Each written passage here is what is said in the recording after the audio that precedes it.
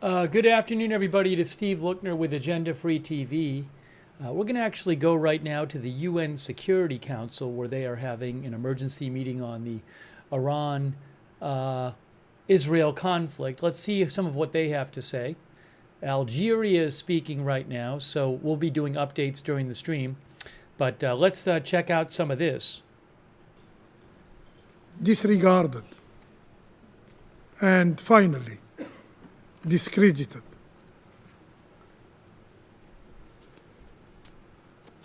Future generation will remember not only what we said, but what we did or what we failed to do. We, the Security Council members, especially the elected one. Madam President,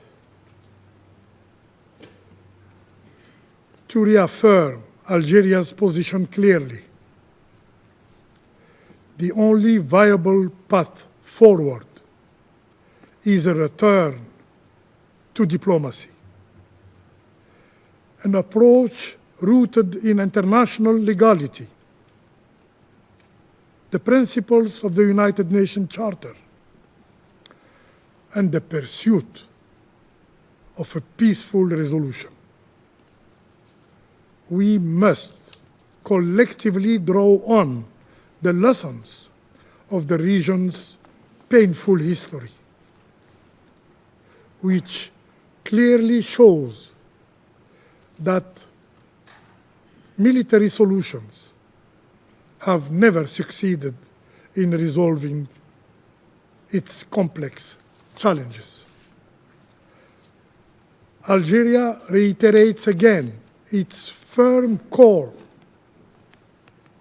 for an immediate ceasefire, a return to the negotiating table, and a sincere commitment by all concerned parties to finding a peaceful and negotiated solution to the Iranian nuclear issue,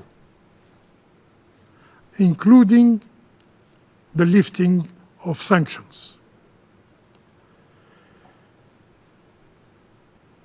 Should I remind what the Charter clearly states? I quote, "All members shall settle their international dispute by peaceful means." End of quote. I thank you. I thank the representative of Algeria for his statement. I shall now make a statement in my capacity as representative of Guyana. I thank you, Secretary General. All right, so we'll go back. We're going to go back to the UN Security Council. We're keeping an eye on it, and we'll definitely go back there.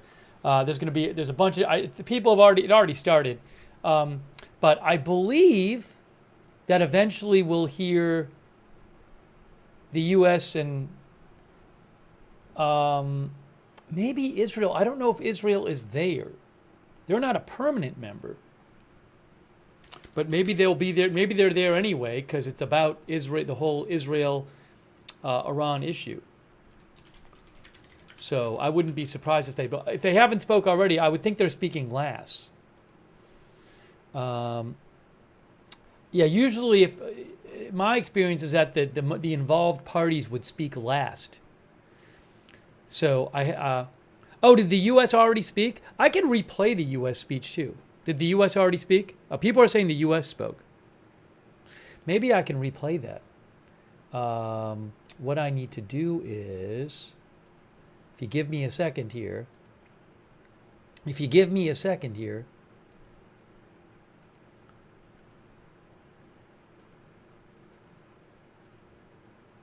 oh, I see Russia. I see France. Oh, hold on. What's concerned parties there's Iran to step and Israel. back and Iran and return to Israel are right diplomacy there. and dialogue. We just saw We Iran call and on Israel. influential states to encourage the parties in this direction. Resist the temptation Have to Iran fan and the Israel flames not of spoken conflict, yet? given the potentially grave humanitarian and security impacts, as well Maybe as they'll the speak attendant now, effects Iran and Israel, on after global this. trade, including oil prices and food security. Second, we urge the members of this Council to urgently address the grave threat posed by this conflict to international peace and security, to uphold their obligations Okay. under the UN Charter, and I take think we might be decisive hearing action from Iran and to Israel end the soon. hostilities. We must ensure that the parties avoid being trapped in a retaliatory tit-for-tat loop of violence that undermines regional and global peace and security.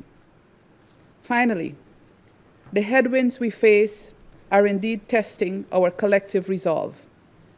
Guyana reiterates its call for all parties to abide by the principles of the United Nations Charter and to respect and uphold international humanitarian law, particularly the principles of distinction, proportionality, and precaution, and ensure the protection of civilians and civilian objects.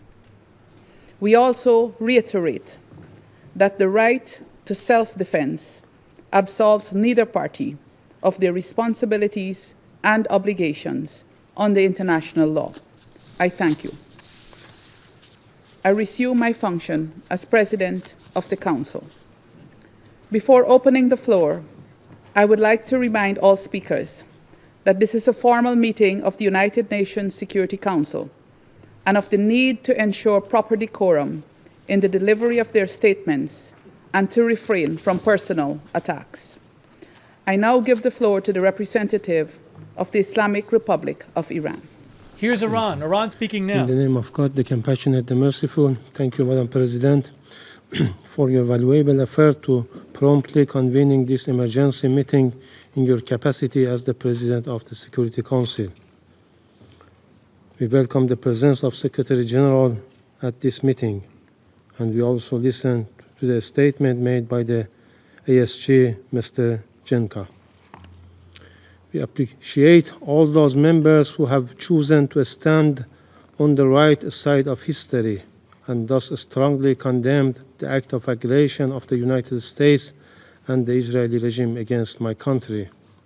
Madam President, I address this Council today for the third time since the brutal aggression against my country, first by the Israeli regime on June 13th and now by the United States. I speak with utmost urgency and grave concern on behalf of our people, a peace-loving nation of nearly 100 million people. Today, another stain was recorded in the political history of the United States. After the illegitimate Israeli regime failed to do the worst dirty work, Trump was forced in the early hours of Sunday, June 22, to personally carry out the most sordid part of this vile agenda. Once again, the internationally wanted war criminal Netanyahu succeeded in hijacking U.S. foreign policy, dragging the United States into yet another costly, baseless war. America has once more recklessly chosen to sacrifice its own security merely to safeguard Netanyahu. Once again, the world has witnessed the blatant corruption of the U.S. political system and its leaders. As an independent, peace-seeking nation, the Islamic Republic of Iran had repeatedly warned the warmongering U.S. regime to refrain from stumbling into this quagmire. Even though Iran reserves its full and legitimate right under international law to defend itself against this blatant U.S. aggression and its Israeli proxy, the timing, nature, and scale of Iran's proportionate response will be decided by its armed forces. Throughout history, the resilient and united Iranian nation has withstood deeper wounded and faced more vicious enemies, and this time too. It will show its dignity, strength, and greatness to the world. Over the past 10 days, the Israeli barbaric assault, the international bodies, including the UN Security Council and the International Atomic Energy Agency, have been provided with all the necessary information and warning. Yet, they have proven once again that the so-called 8 decades-long quest to prevent war and aggression is hollow and powerless in practice. Madam President, history will not forget these tragic days.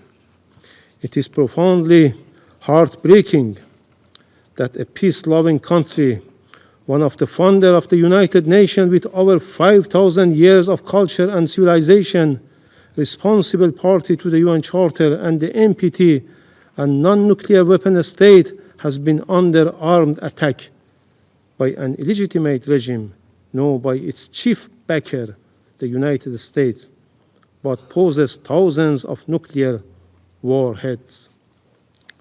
The United States, a permanent member of this council, the depositary of the NPT, and the only state that has ever used nuclear weapons, murdering millions in 2 cities, has now once again resorted to illegal force, waged a war against my country under a fabricated and absurd pretext, preventing Iran from acquiring nuclear weapons. What a bitter and tragic irony.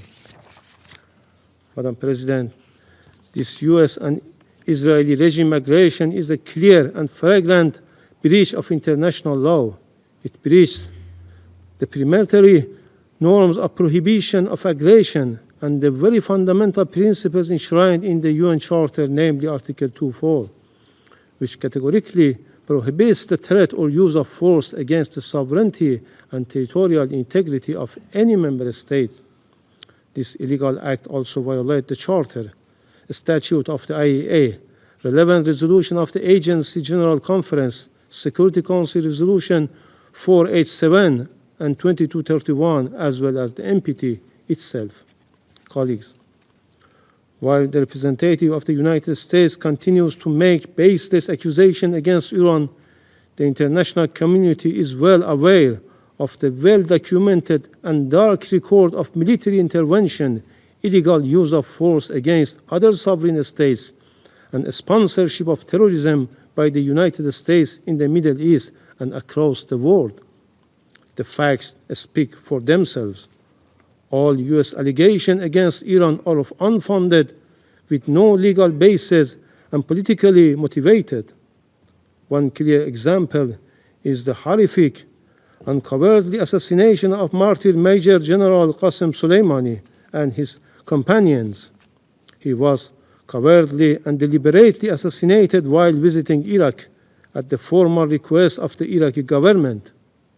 This crime, carried out by the United States forces on direct order of the then President of the United States, who yesterday again claims the responsibility for such a heinous crime.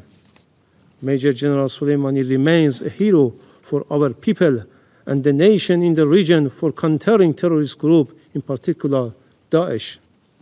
Madam President, from its illegal invasion of Iraq and Afghanistan to its catastrophic intervention to Libya, the United States had ignored the UN Charter, shattered entire societies, and destabilized the region for decades. The people of these countries continue to pay the price for these reckless policies. Madam President, Israeli attack on June 13 and the US aerial strike on June 21 did not occur in vacuum. They are a direct result of the illegal and politically motivated actions of the United States and its European partners, the United Kingdom, France, and Germany, as well as biased conduct of the IAEA Director General. Undoubtedly, the United States, the UK, and France, 3 permanent members of this council, along with the Israeli regime and the IAEA General Director, will bear full responsibility for the death of innocent civilians in Iran, especially women and children, and for destruction of vital civilian infrastructure. Madam President, Iran was preparing for the next round of diplomatic engagement with the United States on June 15, only for Israel to strike Iran 2 days before those talks could take place. In fact, Israel decided to destroy diplomacy.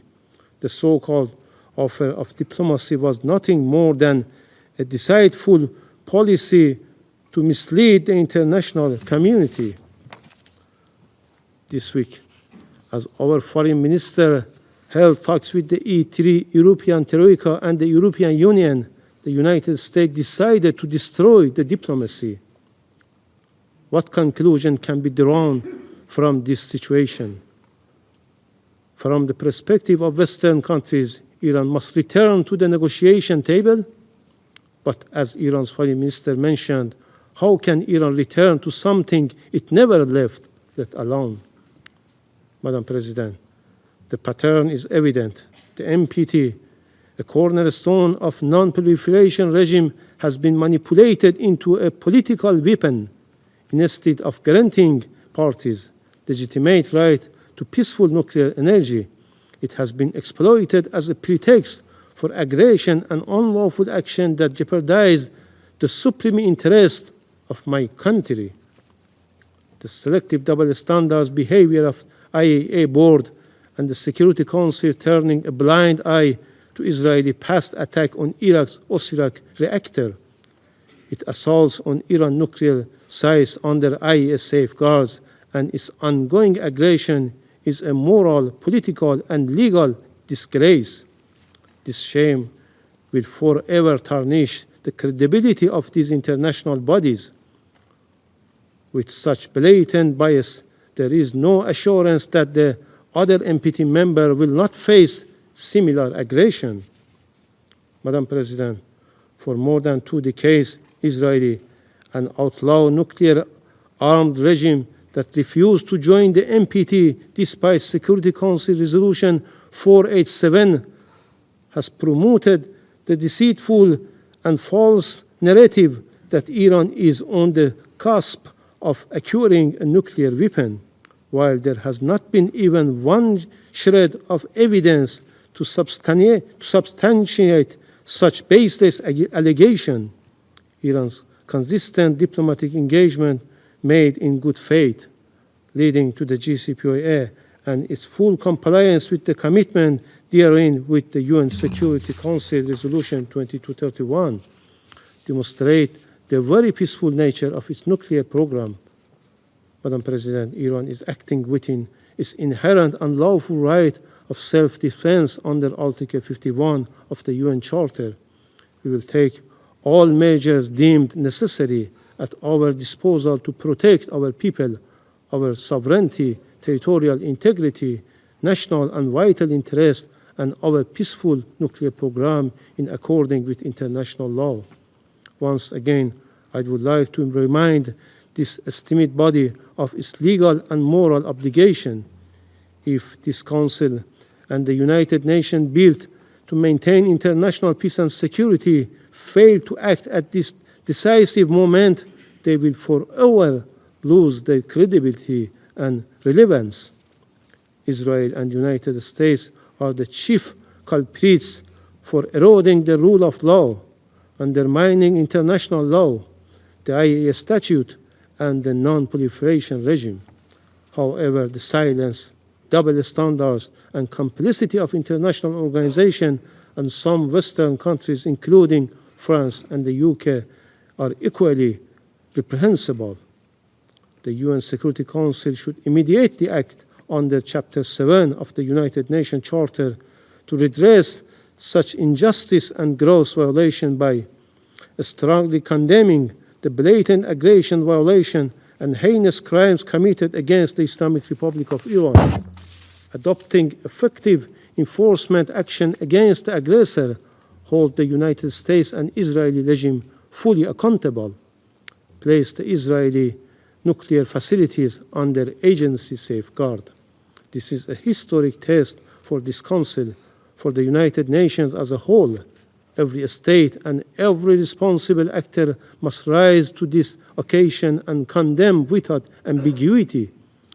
These blatant crimes, failure to do so will lead to the gradual decline of the very aspiration of the non-proliferation regime and normalize a dangerous precedent when might our rights, right, and where the fundamental principles of the UN Charter are trampled without consequences. Madam President, distinguished colleagues, we stand at the crossroads. Let us be the moment we put an end to impunity, the moment we uphold the principles on which this Council was founded. This Council must act decisively. Silence will be complicity in these crimes. If this Council fails to act and condemn this blatant aggression, the stain of complicity will forever remain on its conscience as it does with Gaza. I thank you. I thank the representative of the Islamic Republic of Iran for his statement, and I give the floor to the representative of Israel. Thank you, Madam President. First, I would like to thank the Secretary General, ASG Yancha, Director General Grossi, for your remarks. Madam President, last night, history changed. The United States of America struck Iran's nuclear sites at Fordow, Natanz, and Isfahan. The United States, the leader of the free world, removed the greatest existential threat facing the free world. Just like our Operation Rising Lion, this was not a war of choice. This action was a necessity. It was a righteous act for the United States, for Israel, for the Middle East, and for the world. So the entire world should say on record today, here and now, thank you. Thank you to the United States for removing the greatest threat to global security. Thank you, President Trump, for acting when so many hesitated. Thank you for protecting the free world with strength and with moral clarity. Now, some come here to denounce the United States and Israel. So let me ask you, where were you? Where were you when Iran raced toward the bomb? Where were you when it enriched uranium far beyond the point of civilian usage? When it buried entire fortress beneath mountain to prepare for our extermination? Where were you when Iran turned negotiation into theater and deceit into strategy? You were silent. You were complicit. You were afraid. You were bystanders. Months ago, I sat before this council and called for a coalition of the courageous. I called for a coalition with the moral clarity and strength to confront the greatest threat our world has seen since the Second World War. Last night, the leader of the free world acted with that courage. The United States acted, not just for itself, but for every nation that values freedom over radicalism, for every nation whose children deserve to grow up without the shadow of a nuclear disaster hanging over their heads. Now, the world must follow suit. Madam President, we have heard many calls for diplomacy today in this chamber. We have heard the Secretary General calls for de-escalation. You cannot ignore that diplomacy was tried over and over. The United States led that effort. Many nations here in this room engaged in diplomacy with determination and good faith. But the regime in Tehran had other plans. It used the negotiating table as camouflage, a delay tactic, a way to buy time while building missiles and enriching uranium. Iran negotiated agreements it never intended to keep. It made commitments it never honored. It answered deadlines with defiance and met oversight with obstruction. The free world gave it every chance. We all, We gave it months, we gave it years, we gave it every possible off-ramp. Iran would not move. So it had to be moved. The regime goals was never peaceful energy. Its goal was death and destruction. Its nuclear program was not a diplomatic puzzle. It was a loaded gun pointed at the heart of the international system and the stability of the world. To those who now fake concern and cry escalation, we say, this is what the last line of defense looks like, when every other line has failed. Make no mistake, the cost of inaction would have been catastrophic. A nuclear Iran would have been a death sentence just as much for you as it would have been for us. Madam President, while Iran fired rockets at synagogues, mosques, schools, and homes, the United States acted with precision, as does Israel. Israel's targets are not cities. They were not civilians. They were not homes or schools. They are ballistic missile launchers and nuclear sites. This is a moral difference between us and them. They seek chaos, we seek order. They build weapons to destroy the world, we build partnerships to protect it. As you all know, we have already gained air superiority across Iranian skies. We have acted with purpose. We have acted with restraint. And we will act with the moral clarity that has always defined our people. Iran's reach extends far beyond our borders. It arms militias in Iraq. It commands terror in Lebanon. It funds Houthis in Yemen. It plots murder in Europe. And it threatens every capital in the West with its growing arsenal of ballistic missiles. You cannot sit this one out. You cannot condemn the firefighters while the arsonist tries to light more fires. You cannot protect peace by appeasing evil. Colleagues, Israel did not seek this moment. But when that moment came, we did not flinch. We know what happens when the world turns a blind eye to threats too terrible to imagine. This time, we acted. And this time, we were not alone. Let the record show, when the world stood at the edge of a nuclear disaster, America stepped forward. When time ran out, America showed courage. And when the moment came to confront the forces of extinction, America led. Now it is time for the rest of the world to guarantee that the threat of a nuclear Iran never returns. Thank you, Madam President. I thank the representative of Israel for his statement, and I give the floor to the representative of Kuwait. شكرا السيدة الرئيسة. بداية اسمحي لي أن أتقدم. All right, so we just heard from Israel and Iran, and I want to mention that President Trump just posted on his Truth Social, thanks to the chat for mentioning when this happened. Hang on one second here. And you can see that President Trump's post says, President Trump's post says, it's not politically correct to use the term regime change, but if the current Iranian regime is unable to make Iran great again, why wouldn't there be a regime change? MEGA. I mean, you could read that as him saying he's supporting regime change.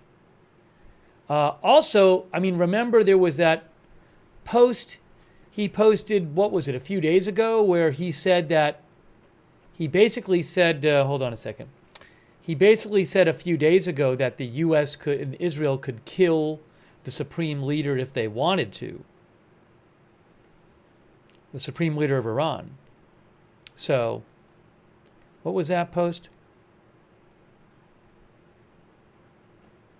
Trying to find it here. You have to go back and find it.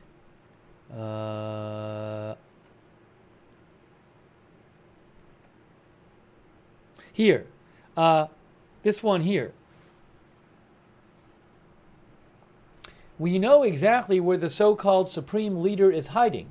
He is an easy target but is safe there. We are not going to take him out, at least not for now. At least not for now. But we don't want missiles shot at civilians or American soldiers. Our patience is wearing thin. Thank you for your attention to this matter. So he says we know where the supreme leader is hiding. We're not going to take him out, at least for now. Our patience is wearing thin. And then today he says, he posts a post which seems to be supportive of regime change, saying it's not politically correct to use the term regime change, but if the current Iranian regime is unable to make Iran great again, why wouldn't there be a regime change? MEGA.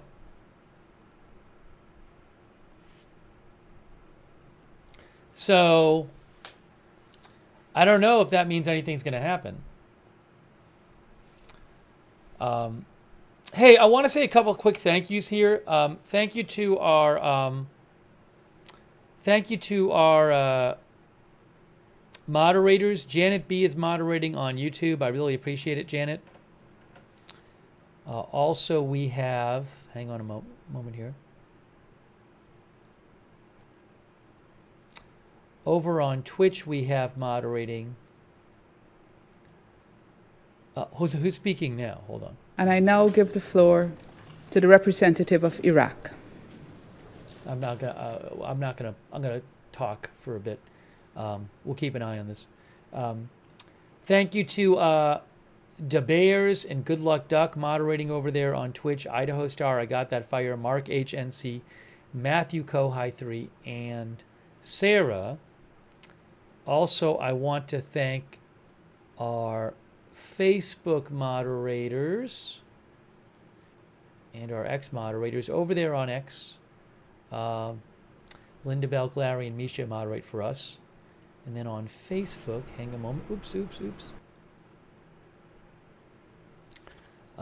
Margaret Riley, Paul Anderson, Kay Lowry Body, Christina Neal moderate for us over there. Also, I owe a couple thank yous here. Thanks so much to Thomas Pedersen from Sweden for all your support, Thomas Pedersen. I really appreciate that. Thank you. Also, Lori Parker. Thanks for your support, Lori Parker.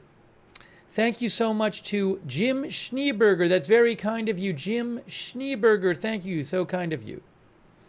Leor Engelstein. Thank you, Leor Engelstein. Thank you. Also, Retro Dad. Retro Dad says, we tried a regime change in Iraq. How well did that work out? Thanks to WHBP for your support. Angel Mendez, NCR Ranger 805, the Silver Swifty, TP for the gift memberships. Thank you. Vandalay Breaks on IG. Thank you. Dalton Ray, Squid Boy, Becky Kukler, Sebastian Ponce, Kimberly, Lincoln Atlanta, TP again. More memberships from TP. That's really nice of you, TP. Thank you. Diane Rutherford, thanks for the gift membership. Also, Elka Booth, Roxy, Sarah, Tisha S., Sergios, Karas, Debbie James, Julie in the High Desert, Zach Hudson, Sneepin, Orts Gaming, and Amir Safdari. Thank you. And also over there on Twitch, thank you to Groovy T4C. Loose, I'll say loose. Dark Crypto, Fool's Forest, More Cowbell, PD7, Arizona Toaster, Lady Jarrell, Code Constructor. Thank you for your support. Okay, so we'll keep an eye on the UN. We saw Israel and Iran speak at the UN.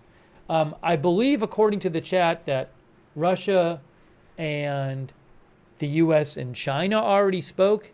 If we want to later, we could go back and look at that.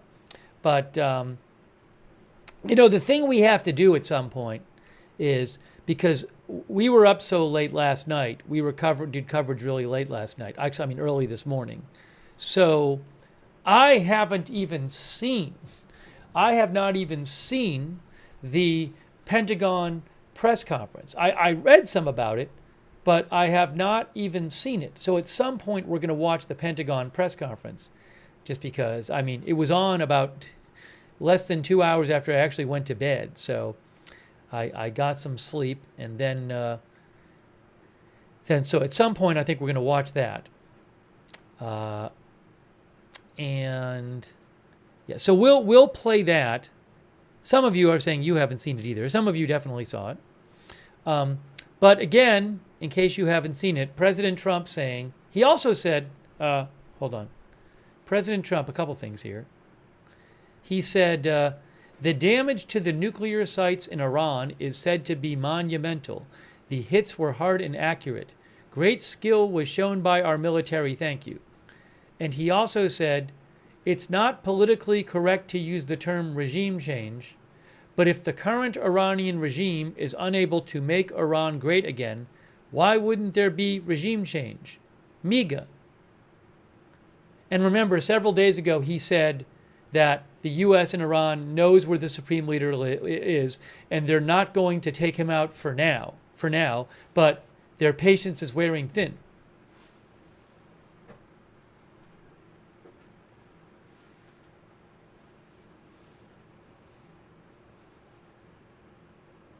Okay, so we're obviously waiting to see how Iran responds to the U.S. bombing, responds to the U.S.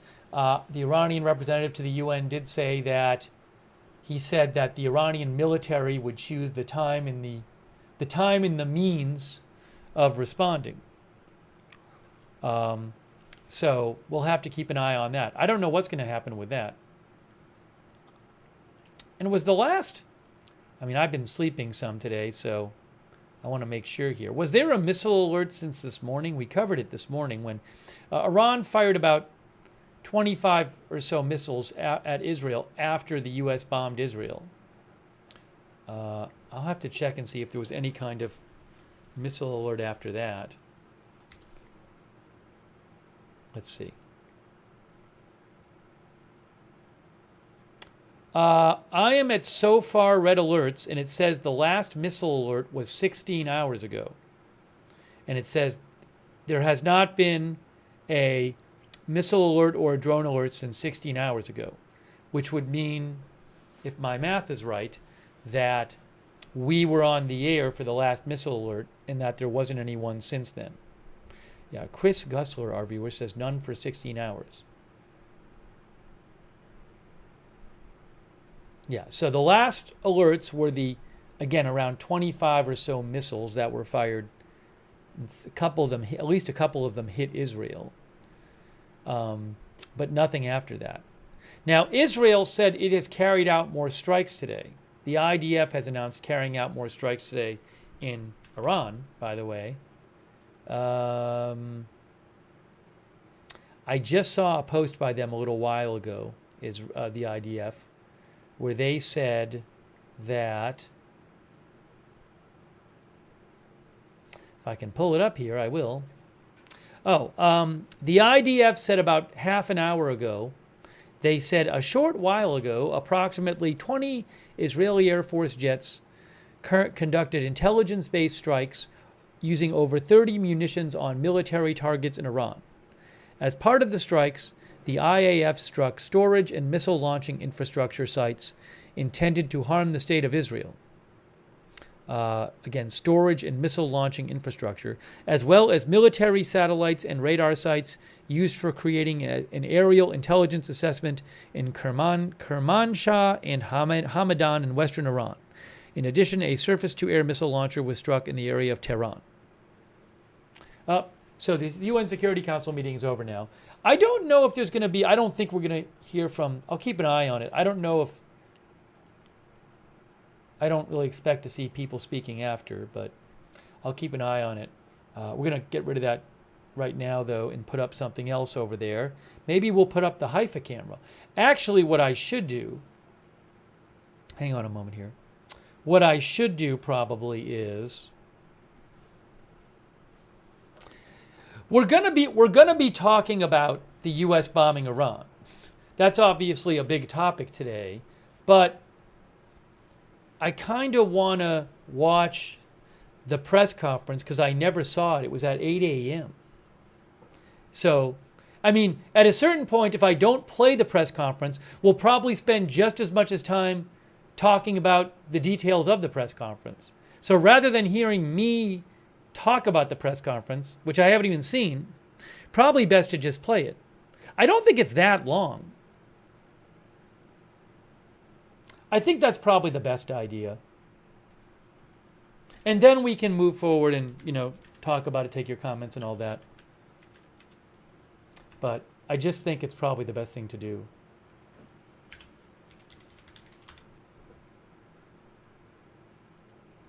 I have it right here. Oops.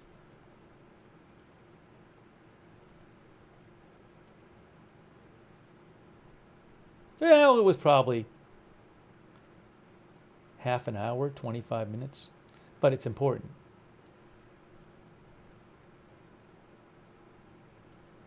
I think it's the thing to do. Also, during the press conference, if there's any huge news, I'll just cut in to the. I'll be checking the news also during the press conference. So if there's like a missile alert or something, I'll just cut into the press conference. What I'm going to do right now is let's do it this way. I have a question for you guys. My question is,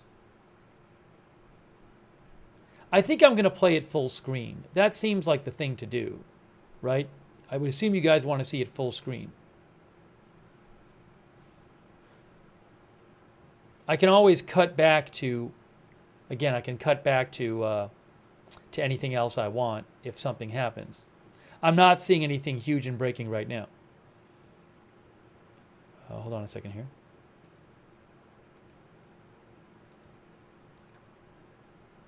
By the way, a quick thanks to TP. TP has given a bunch of people gift memberships. Thank you, TP. I appreciate that. Make sure you thank TP if you got a membership. Also, PZ Papa Zulu.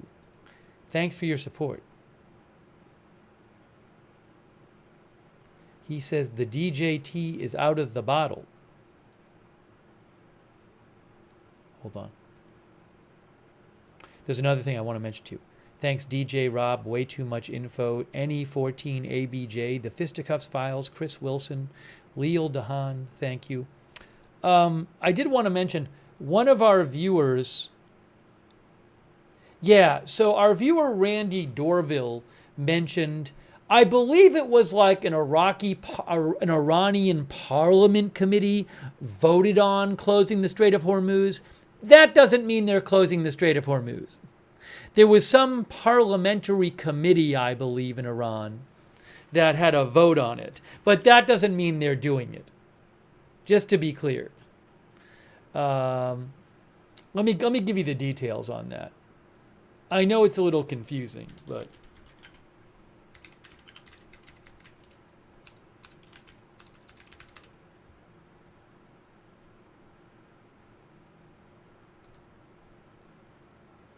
Yeah, it was in Iran.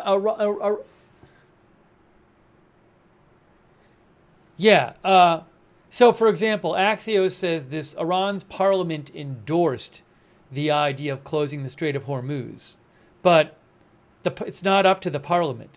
Yeah, the Axios says that the regime authority, I assume the supreme leader, they're the one, the authority of the regime. Up to the supreme leader. So let's just assume it's the supreme leader. But the regime authority, they get to decide whether Iran closes the Strait of Hormuz, not the parliament. So the parliament voting that they should do it doesn't practically make it happen. I understand. Thanks, Randy, for sending it in. There was an article in a paper that was misleadingly headlined "Iran orders closure of Strait of Hormuz," and it's just a poor headline. It doesn't really describe accurately what happened. Let's see here.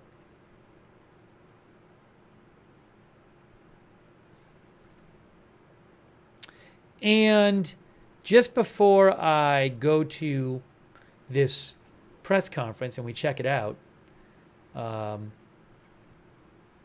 Oh, what is this? Hold on.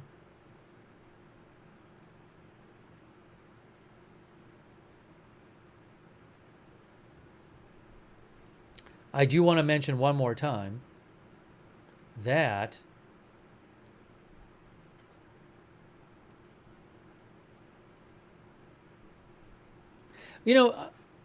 we may be getting, we heard from people speaking at the UN.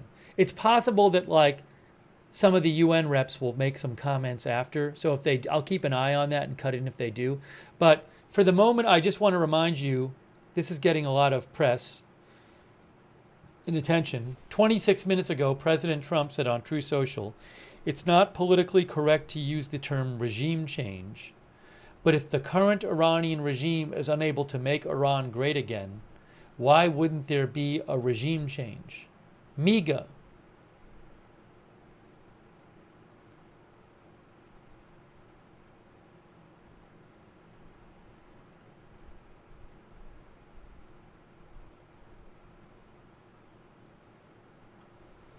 Maybe we'll do a quick poll.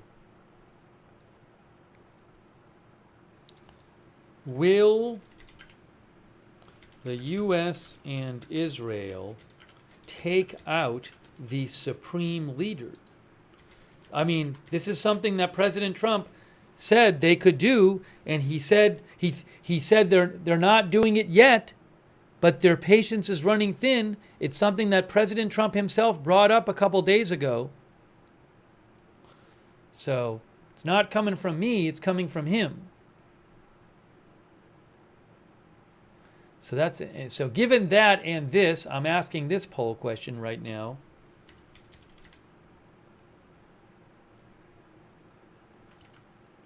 Oopsie.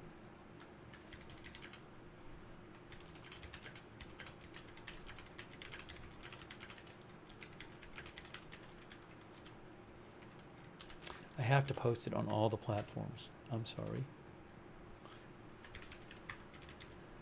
Okay, I posted it there. One more to go.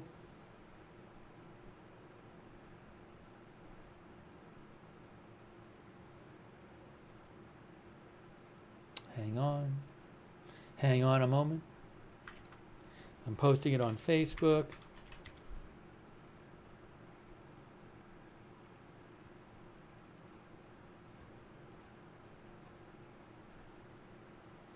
Okay, our YouTube viewers say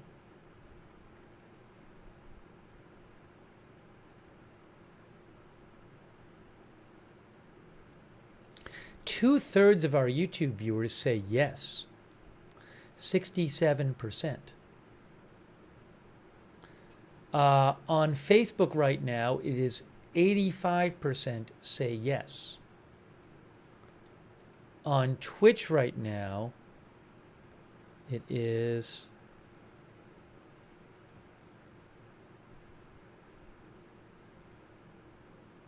is Twitch being based? 56% on Twitch, 67% on YouTube.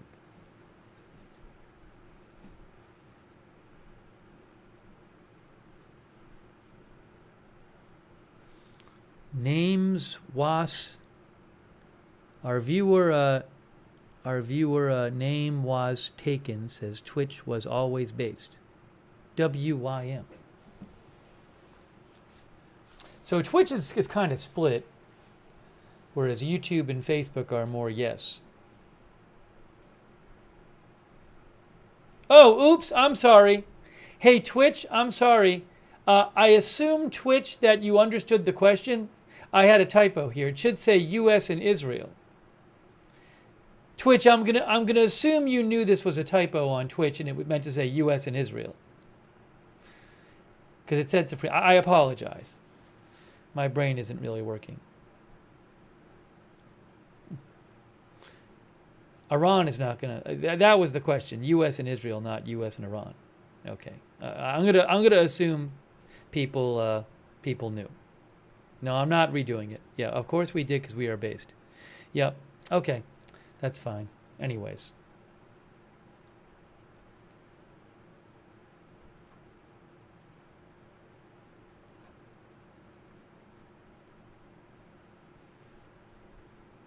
All right. Facebook, it was 86% yes. Thanks for voting in our poll.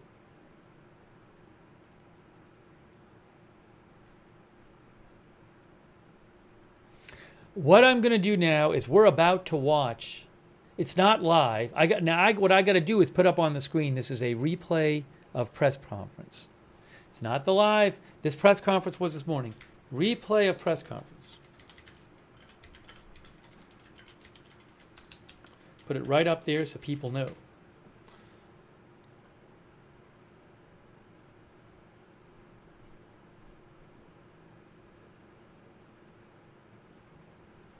Okay, and let me just do a quick check here.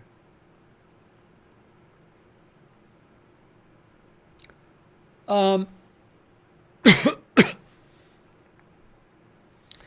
just saw a report. New York Times says Iran's Fordow site said to look severely damaged, not destroyed. Hey, this is before we begin.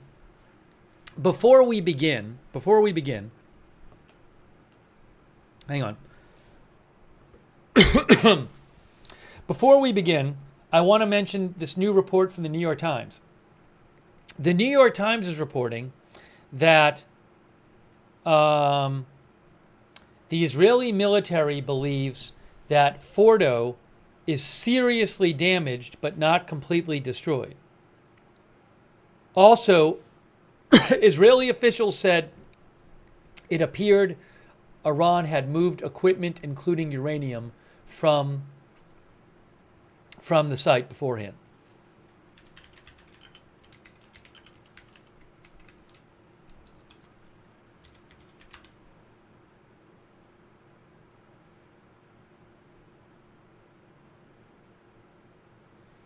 Also, yeah, this is and earlier today the New York Times was reporting. I believe that a U.S. official said that.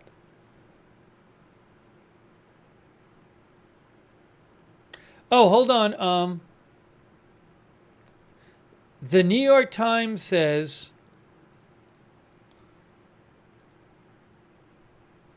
the New York Times is also reporting that American officials have detected signs that Iran-backed militias are preparing to attack U.S. bases in Iraq and possibly Syria, but the groups have held off so far. All right, so that's another report.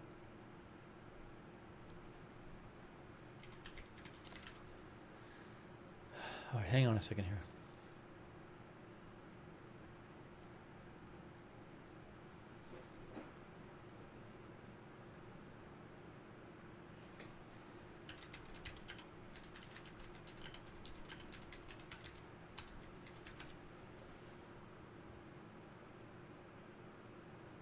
I wonder if the U.S. would go back and strike Fordow again.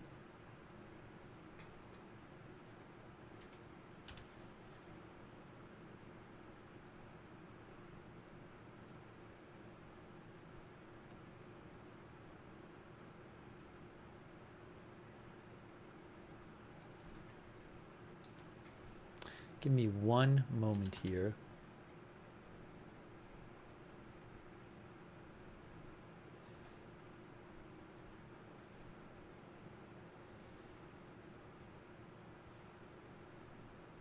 So just to repeat, the New York Times says that the Israeli military believes the site at Fordow has sustained serious damage but has not been completely destroyed. And also a U.S. official said the same thing. Okay?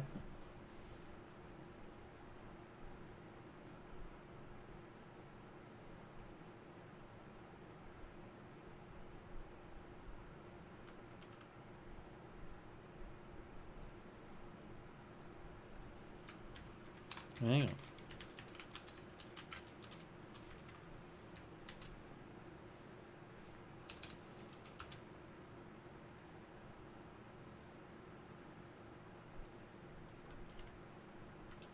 Just passing that along.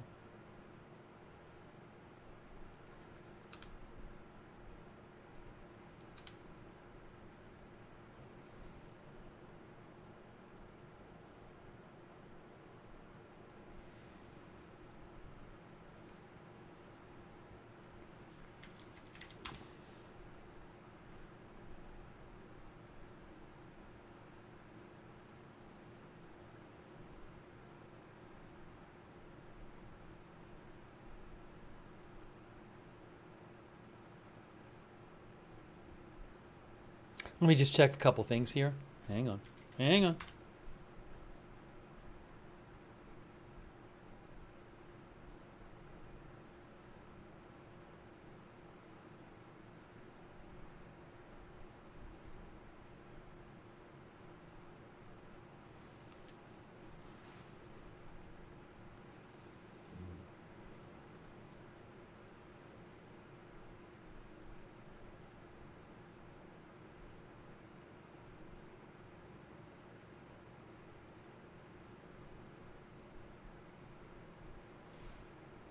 Just give me one more moment here. Thanks. There's something I want to try to grab for you. If you give me a sec.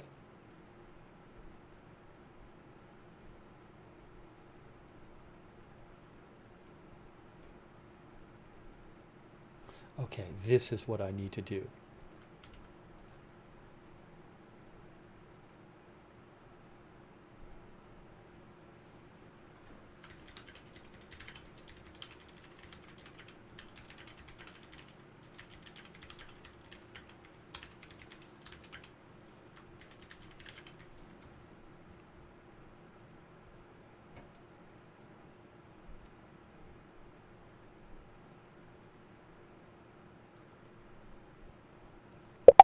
Okay, thanks. Sorry about that. All right, we're going to talk more about this. We're going to talk about more about everything. In a second, I want to show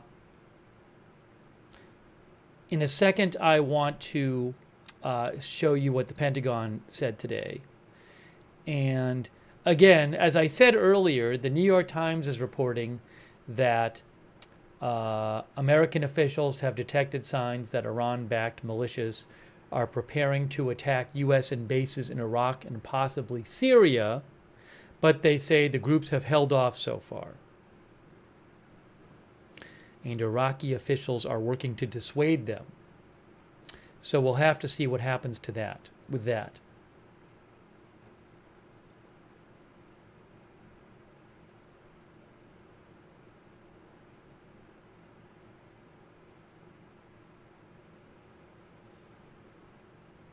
Also, I'm seeing AFP had reported that Khamenei advisor says Iran's enriched uranium remains despite the attacks. Hang on a moment here.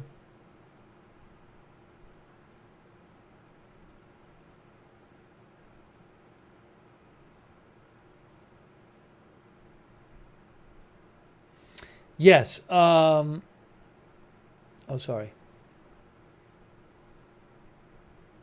Well, I can't find that quote there. Ooh, hold on.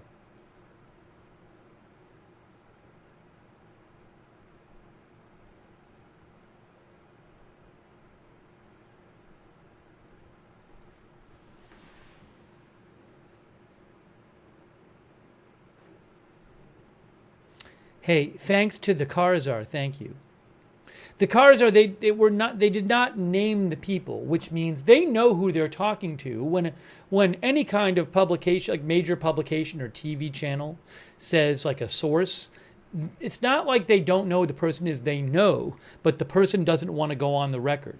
So for that particular piece of reporting, they said it was.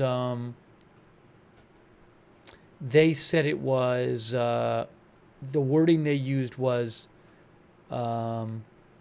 American military and intelligence officials. So whether it's the Times or Fox News or whoever, when they say officials say, they know who they're talking to, but the person doesn't want to have their name attached to it. So, but it's not like they don't know who they don't just pick up the phone and someone says, I'm an official, I'm not going to give you my name. But here's a story for you. They're not going to run that story because they don't really know who they're talking to. Thank you so much, the Karzar. I appreciate all your support. And James Oakes.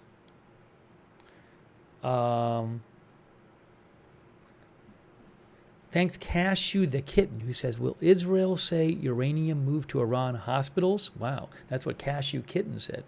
Thank you. Thanks also, Ed Weeby. All right. And Horvath Rubin,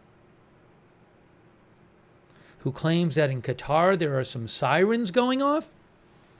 I'll have to look and see if I see anything about it. I'll do some checking. I haven't seen that reported, but I'll look and see. Give me a moment.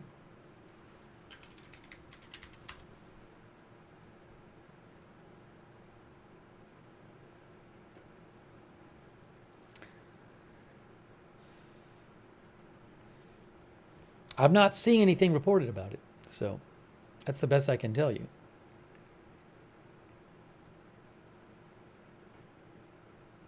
Thanks also to TazDevil90. Hey, that's so kind of you, TazDevil90. Thank you. Harper Ann, James Oakes. Thank you too. NCC, Sufiane S, Chud,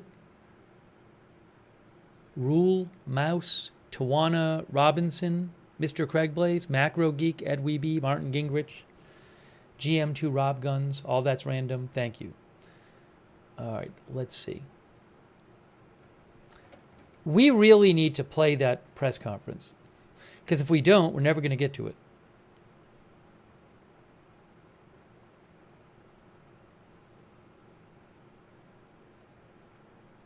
Check one last thing here before I play it. But we're going to bring you the latest updates.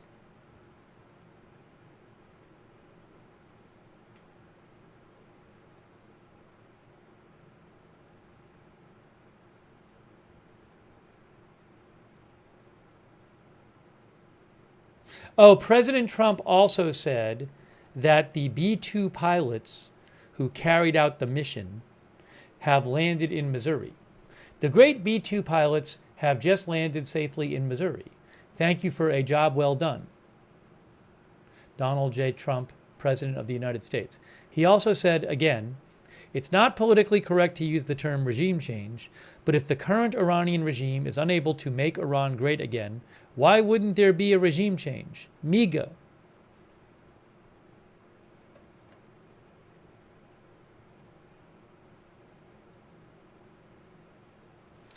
Thanks, Ghost of Lviv and the Karzar and Harper Ann and James Oakes, by the way. All right, it's time for us to watch that press conference. It's time. It is time. Oh, Fifth Nail said there's a video posted of the B-2 bomber. Well, let me check that as well.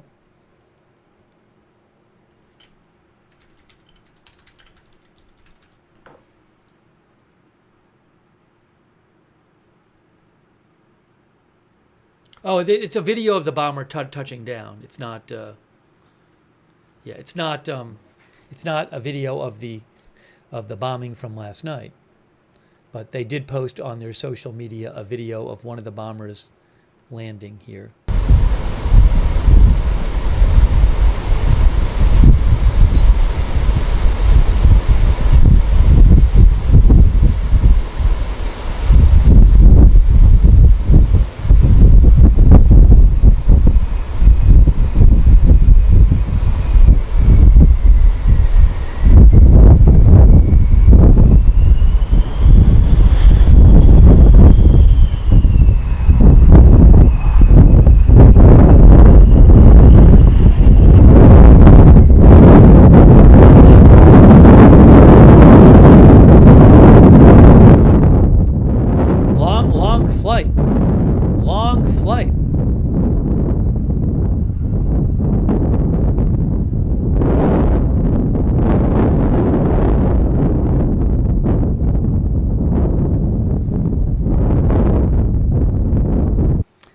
Thanks, Violet Stevens, for the Facebook stars, by the way. I appreciate that, Violet. Thank you.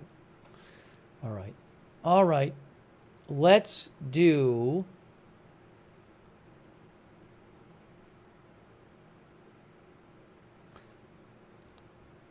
Let's go to the press conference. Let's play the press conference. It's that time. I have not seen it yet.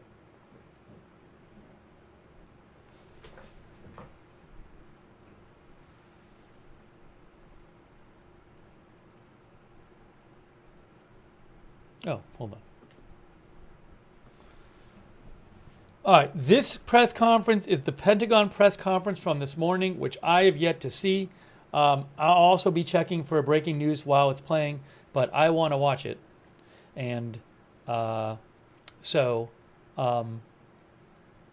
maybe some of you haven't seen it as well. Some of you said they hadn't. All right, here we go. Let's watch this press conference from this morning. I got to turn the volume on, though.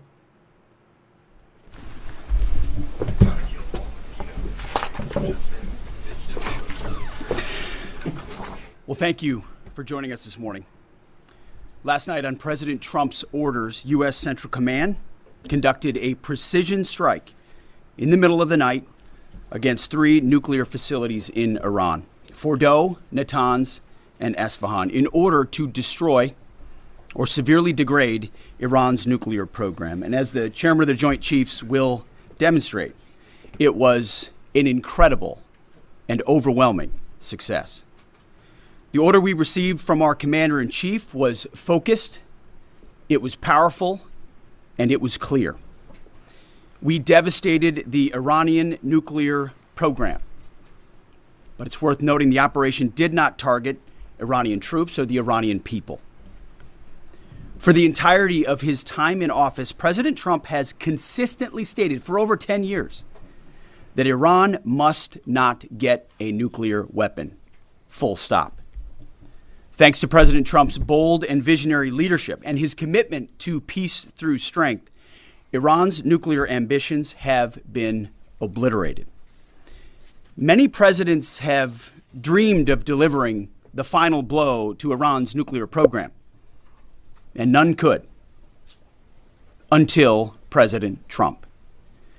The operation President Trump planned was bold and it was brilliant, showing the world that American deterrence is back. When this president speaks, the world should listen. And the U.S. military, we can back it up. The most powerful military the world has ever known. No other country on planet Earth could have conducted the operation that the chairman is going to outline this morning. Not even close. Just like Soleimani found out in the first term, Iran found out when POTUS says 60 days that he seeks peace and negotiation, he means 60 days of peace and negotiation. Otherwise, that nuclear program, that nuclear capability will not exist. He meant it. This is not the previous administration. The President Trump said no nukes. He seeks peace, and Iran should take that path.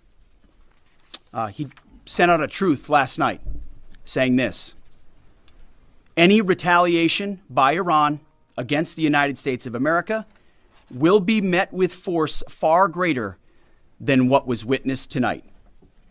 Signed, the President of the United States, Donald J. Trump. Iran would be smart to heed those words.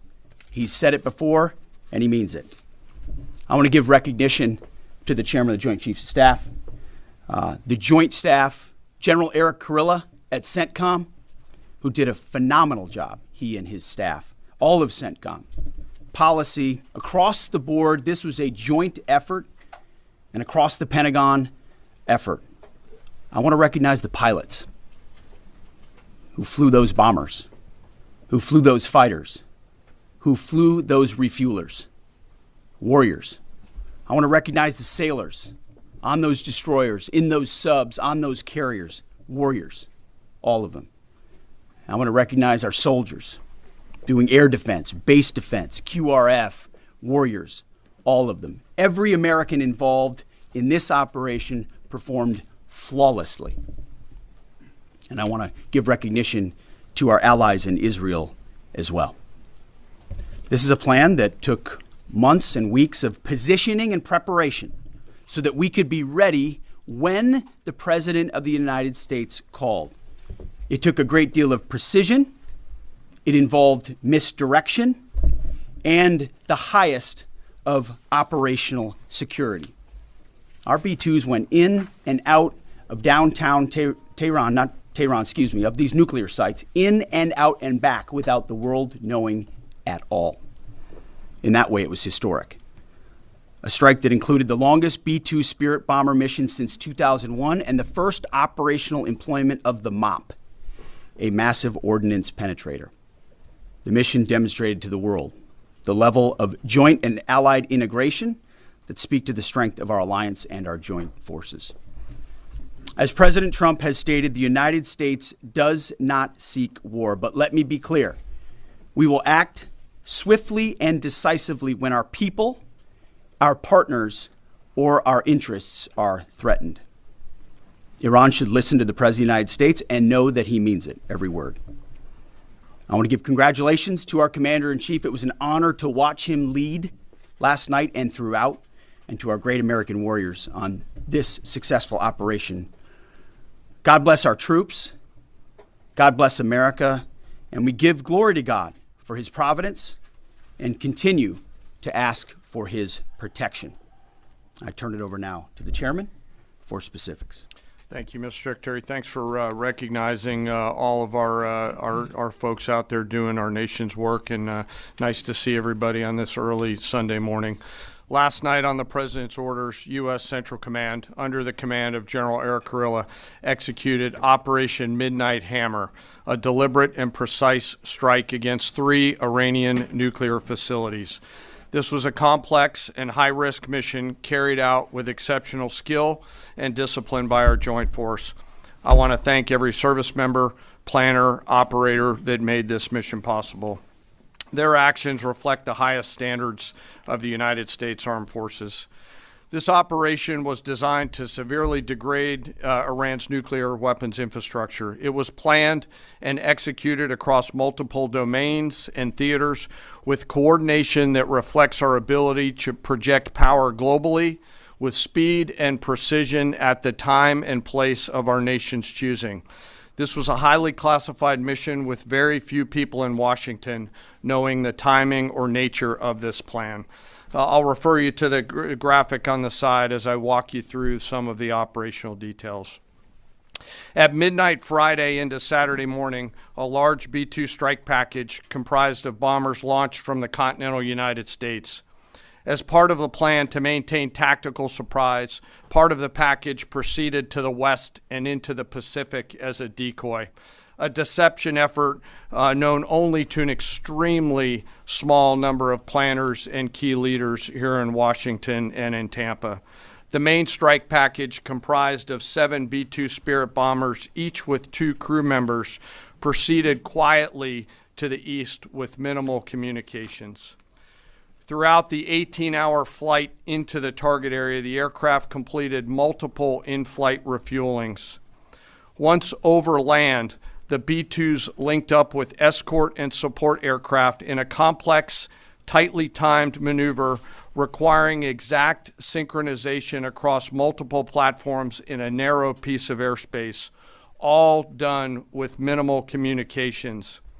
This type of integration is exactly what our joint force does better than anyone else in the world. At approximately 5 p.m. Eastern Standard Time last night, and just prior to the strike package entering Iran, a U.S. submarine in the Central Command area of responsibility launched more than 24 Tomahawk land attack cruise missiles against key surface infrastructure targets at Isfahan. As the Operation Midnight Hammer strike package entered Iranian airspace, the U.S. employed several deception tactics, including decoys, as the 4th and 5th generation aircraft pushed out in front of the strike package at high altitude and high speed, sweeping in front of the package for enemy fighters and surface-to-air missile threats. The strike package was supported by U.S. Strategic Command, U.S. Transportation Command, U.S. Cyber Command, U.S. Space Command, U.S. Space Force, and U.S. European Command. As the strike package approached Fordow and Natanz, the U.S. protection package employed high-speed suppression weapons to ensure safe passage of the strike package, with fighter assets employing preemptive suppressing fires against any potential Iranian surface-to-air threats. We are currently unaware of any shots fired at the U.S. strike package on the way in. At approximately 6:40 p.m. Eastern Standard Time, 2:10 a.m. Iran time, the lead B-2 dropped 2 GBU-57 massive ordnance penetrator weapons on the first of several aim points at Fordow.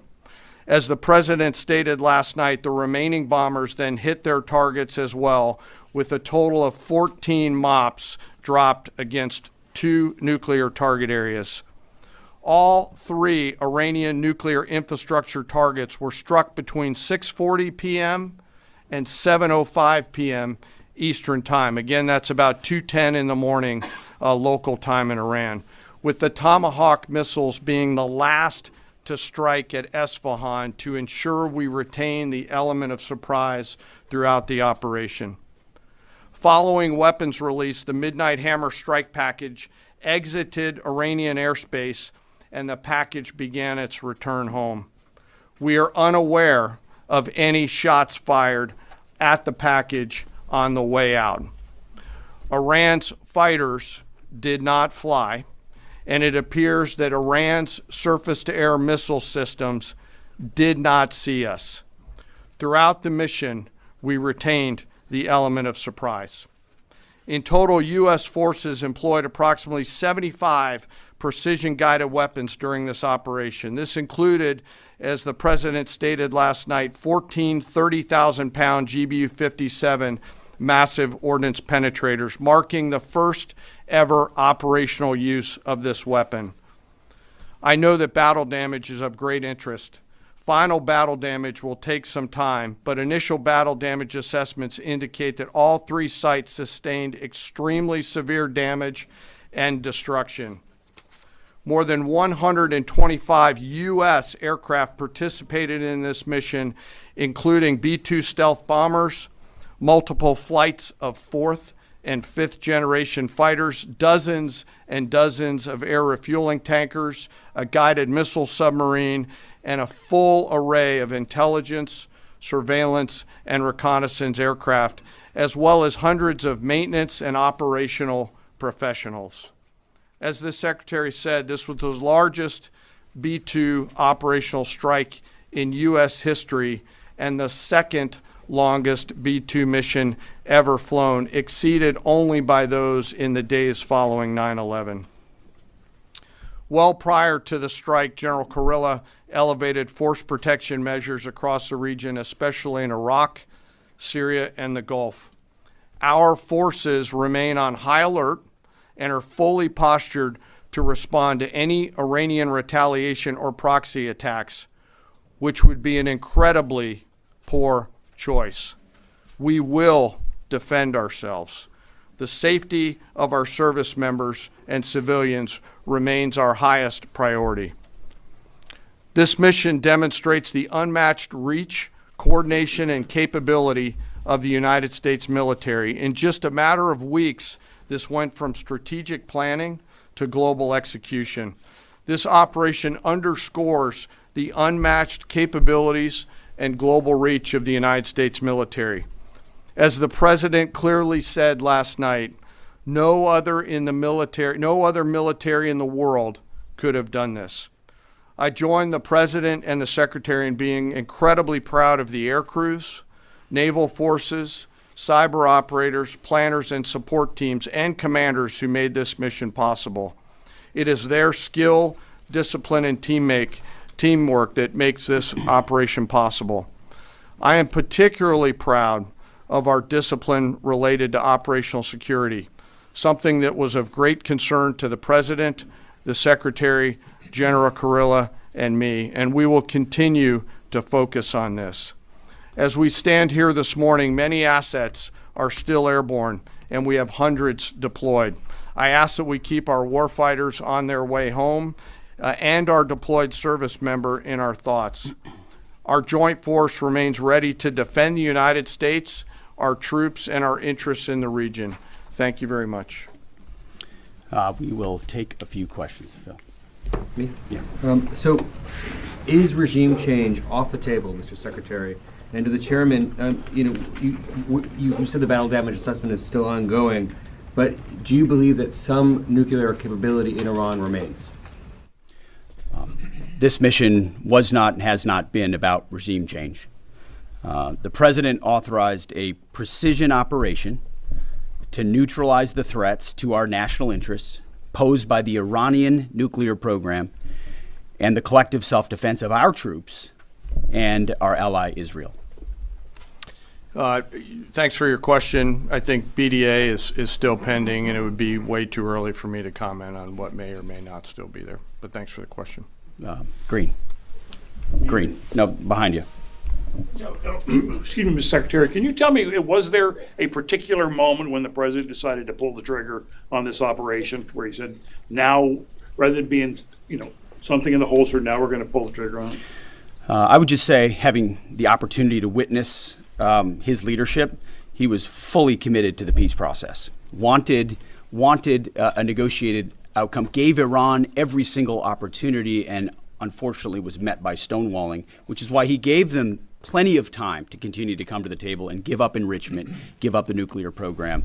But there was I won't say the particular moment, there was certainly a moment in time where he realized that it had to be a certain action taken in order to minimize the threat to us and our troops. Yeah. General, you say that General Kurilla increased force protection in Iraq, Syria, and Gulf, in those areas. Were they given any advance warning the attacks were coming? And also, Mr. Secretary, when were congressional leaders notified? How long before the attacks took place? Sure. To your first question, the risk has clearly been rising over the last few weeks in the region. Based on that, and not a particular awareness of this operation, we've made smart decisions to minimize the risk to U.S. forces in the region. So they were given no advance warning? No, sir. And congressional? They were notified after the planes were safely out. Well, we complied with the notification requirements of the War Powers Act. After the attacks, they were notified? They were immediately thereafter. Yes. Thank you, Secretary. Two quick questions. Do you believe you completely destroyed Iranian nuclear program? And how about Iranian ballistic missiles? Your ally as Israel always saying that is biggest threat. And second question is very important. What will be your next step if Iran or militias under Iranian influence in the region attack U.S. interests or allies in the region?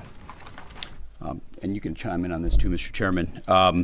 The battle damage assessment is ongoing, but our initial assessment, as the chairman said, is that all of our precision munitions struck where we wanted them to strike and had the desired effect. Which means especially in Fordow, which was the primary target here, we believe we achieved destruction of capabilities there. Ultimately, wherever it may be, whether it's in Iraq or Syria or bases in the Gulf, as the president said, it would be, as the chairman said, it would be a very bad idea for Iran or its proxies to attempt to attack American forces. Yes. Thank you, Mr. Secretary. Regarding retaliations, Iran and North Korea are cooperating on nuclear and missile development. Do you think there is a possibility that Iran, North Korea, and the other forces, such as China, will join forces to retaliate against the United States? Well, unfortunately, because of the policies under the previous administration, we drove those countries together, and ultimately that creates a challenging environment. For this particular operation, the focus is on Iran and Iranian nuclear capabilities. That's our focus here, is to not just say that they can't have, but President Trump has said from over 20 years, frankly, Iran cannot have a nuclear weapon. And ultimately, he decided this is the moment, given their stonewalling, when direct military action had to be taken to prevent that from happening. Yes.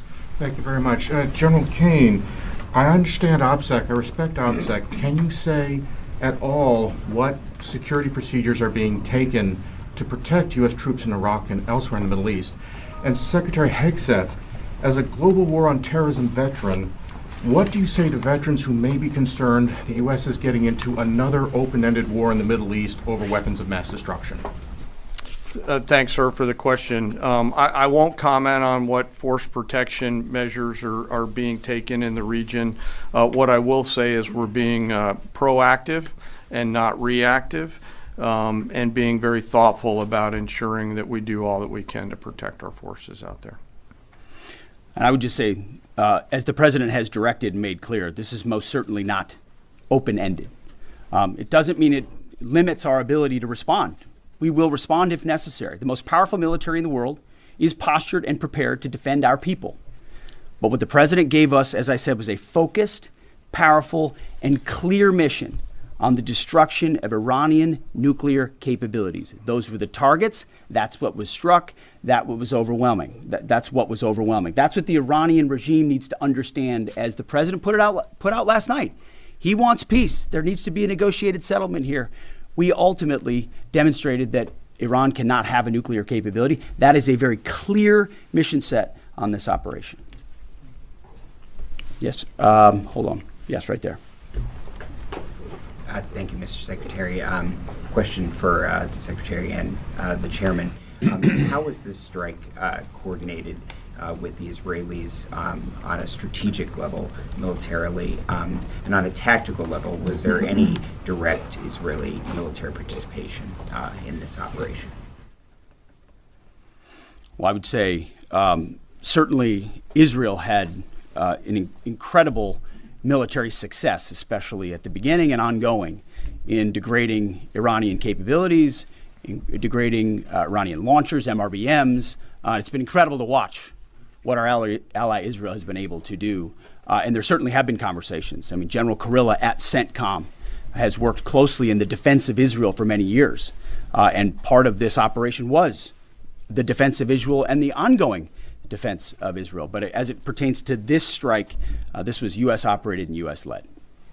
We took advantage of some of the preparatory work that's been done over the past week and a half in terms of axis of approach. I won't get into the particulars, but as the Secretary said, it was a U.S. strike. We made sure we were not in the same piece of airspace and sky. Aside from that, that was the extent of it. We'll take a couple more. Yeah, right there. Question to the Secretary first. Are you concerned whatsoever now about the reaction from U.S. allies given the strike, particularly those in the Gulf? And to the Chairman, if I may, I understand you don't want to speak to specific assets and force protection measures, but do you anticipate at least having to bring in any further assets from other theaters to aid in force protection over the coming days? We certainly understand the challenges of allies in the region, and we have been respectful and in working in collaboration with them as it pertains to basing and sensitivities there. Ultimately, they've got a lot of assets and people in those locations also where American troops are co-located. So that's a consideration of ours. We've been in close consultation with them, and we appreciate the support that we have got. Thanks for the question on sort of the global picture. And as you know, that's one of my jobs, is to look globally at the entire range of challenges. We are always carefully considering our force posture around the world and then offering options to the Secretary and to the President. I won't comment on any future things, but the American people should know that we carefully consider those moves around the world and try to modulate as needed our force structure in the region. Absolutely. Yeah, right here. Thank you. What communications are being sent to the Iranians right now, and is there any possibility of diplomacy now or in the coming days? I can only confirm that there are both public and private messages being directly delivered to the Iranians in multiple channels, giving them every opportunity to come to the table. They understand precisely what the American position is, precisely what steps they can take to allow for peace, and we hope they do so. Yes. The President may not want an open-ended conflict. The Iranians may disagree. Are you prepared for a protracted war? Well, anything can happen in conflict, we acknowledge that, but the scope of this was intentionally limited. That's the message that we're sending. With the capabilities of the American military, nearly unlimited. So Iran, in that sense, has a choice. But we've made it very clear to them, this is nuclear sites, this is nuclear capabilities, this is the line that the president set, and we set that back. Now is the time to come forward for peace. But I think one of the takeaways from this as well is the unprecedented level of ongoing cooperation. I can't speak highly enough of the chairman and his staff and General Kurilla in CENTCOM, what they've done to look around the corner, to pre-position, to understand how an operation like this comes together. The scope and scale of what occurred last night would take the breath away of almost any American if you had an opportunity to watch it in real time. And I think Tehran is certainly calculating the reality that planes flew from the middle of America in Missouri overnight, completely undetected over 3 of their most highly sensitive sites, and we were able to destroy nuclear capabilities. And our boys in those bombers are on their way home right now. We believe that'll have a clear psychological impact on how they view the future, and we certainly hope they take the path of negotiated peace. But I could not be more proud of how this building operated, of the precision, the sensitivity, and the professionalism of the troops involved in this effort. I will take one more. We'll take one more question. Yes, right there. Thank you, Mr. Secretary. Concerning the justification for these strikes, in March, the Office of the Director of National Intelligence released their threat assessment, concluding, quote, Iran is not building a nuclear weapon, and Khamenei has not authorized the nuclear programs he suspended in 2003, unquote. So what new intelligence does the U.S. have since then that the Iranians have changed their position on nuclear weapons? And does this new intelligence come from U.S. sources and methods, or are we getting this information from other countries? Well, I would just simply say that the president's made it very clear. He's looked at all of this, all of the intelligence, all of the information, and come to the conclusion that the Iranian nuclear program is a threat, and was willing to take this precision operation to neutralize that threat in order to advance American national interests, reduce the Iranian nuclear program, and obviously collective self-defense of ourselves and our allies. So he looked at all of it, understood the nature of the threat, and took bold action I think the American people would expect in a commander-in-chief. That's all we've got. Thank you very much. Appreciate it, Mr. Chairman. Thank you. All right, so that was the press conference. So we have seen that. I want to mention a couple of updates here for you guys. Just in the last few minutes, Iranian state media claimed that Iran had shot down an Israeli drone. About it was about a week ago, Iran did shoot down an Israeli drone. I believe it was a Hermes drone, which is the wingspan is like 45 feet wide. It's a pretty sizable drone. So just a few minutes ago, Iranian state media, Tasnim, was it, who said this? Let's see. Maybe it was a different one. I was just looking at it. Yes, Iranian state media said, minutes ago, a Hermes 900 armed drone of the Israeli Air Force was shot down over the skies of Markazi province by the country's integrated air defense network before being shot down by the IRGC's indigenous air defense systems. I know that some of that might be a bit of a bad translation, but they're claiming they shot down an Israeli drone. Now, I don't know if they did. I would assume if they did, really, you will soon see pictures of it. So I just wanted to let you know that was going on. I will keep you updated if I hear anything more on that. Another thing that I saw is the State Department issued a worldwide caution. The U.S. State Department issued a worldwide caution, which I'll show you in a second. But you know what I'm going to do first before I show you that? I'm going to get the Haifa cam on the screen. We got to get another cam up. Hang on, let's do that. We do this. There's Haifa. Leave the sound off for now. Let's get this up on the screen. There's Haifa, look, right there. So we'll get that up for you. And what I'm going to do is I'm going to just have it say Haifa. If you give me a second, I can do that.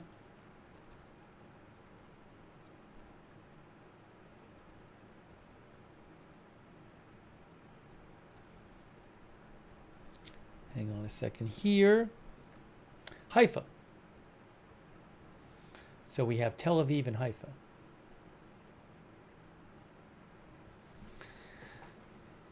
Okay, hey, look, worldwide caution.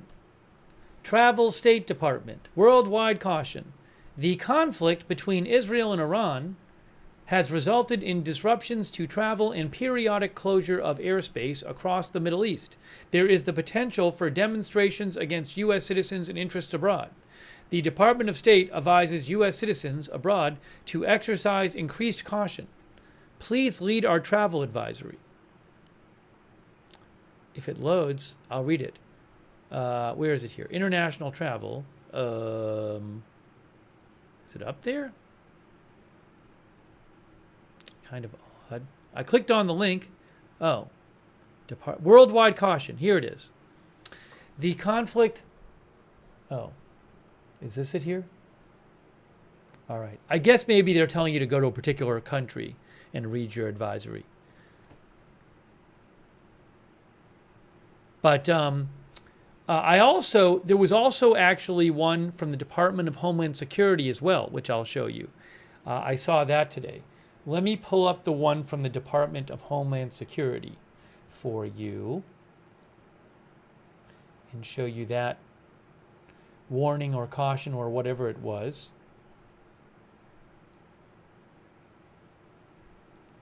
Right here. National Terrorism Advisory System Bulletin. Hey, look. The Department of Homeland Security National Terrorism Advisory System Bulletin.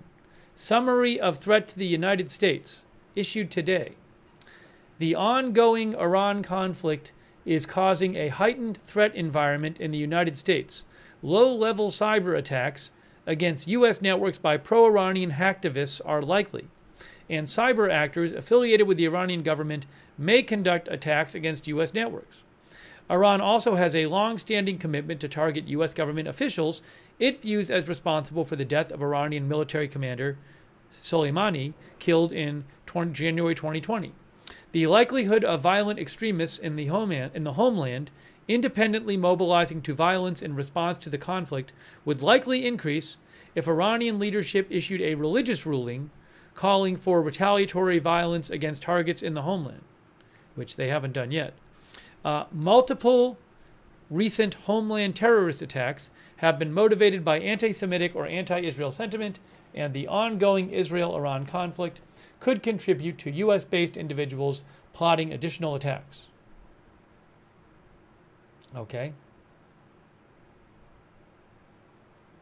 Now, I believe it was said that there's no specific new threat. I believe that was said today. Let me just check something here. There's no specific threat this is based on.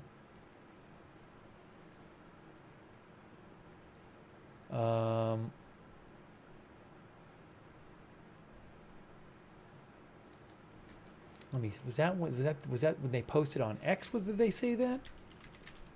Where did I see that? I'm almost positive I saw it.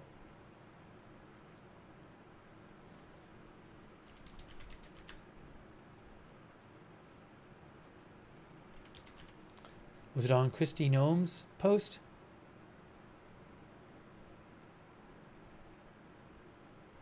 I can't find it. I can't find it. Anyways, so I could have swore I read that, but don't hold me to it. Because I can't find it right now. Anyways, but you can go to the Department of Homeland Security website and you can check out their, I assume it's over there, what is it called again?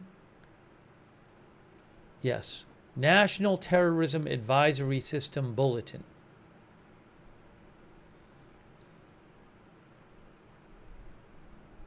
I'll post a link to this for you. I'm going to post a link in the chat, and you can look at it yourself. There, I just posted the link for you. All right, I want to take some comments here from you guys.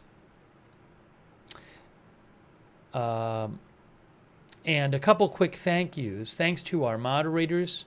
We have moderating right now Janet B. over there on YouTube. Thank you. Linda Belk, Misha, Larry on X. Over there on Twitch, we have modding. Big Ball of Yarn, Cerrero, LB Prairie Dawn, Idaho Star, I Got That Fire, Mark HNC, Matthew Kohai 3, McBritches, Sarah, Papa Bear, and Surly Dev. Thank you so much. Kay Lowry Body over there on Facebook is moderating. Thank you, Christina Neal. Also, thanks for subscribing on Facebook. Robert Rial II, Diane Allworth, Lou Knight, Kay, Ivelyn Berry Speedell, Sharon Davis Hughes. Was it Shannon, Erin Van Ness, and Margaret Riley, who's also moderating. Thank you, Margaret. And hold on a moment here.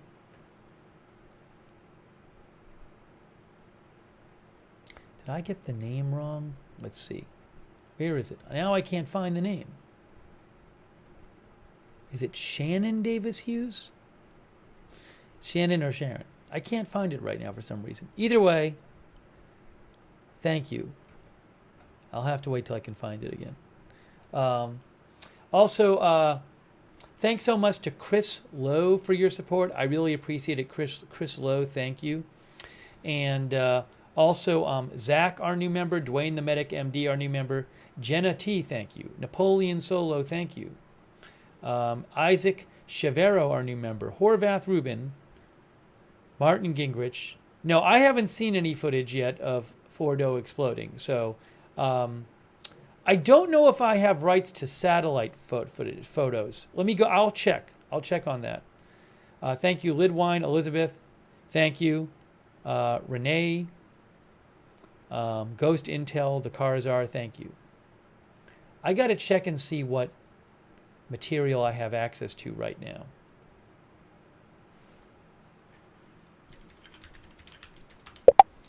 So let me check a couple things here.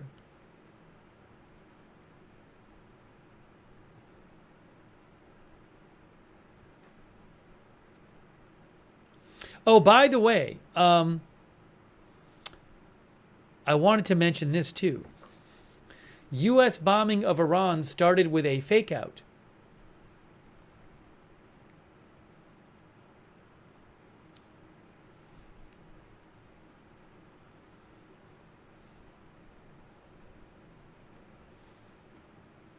Was there an attack in Jordan on there has not been any kind of attack on U.S. forces anywhere at this point. That has not happened.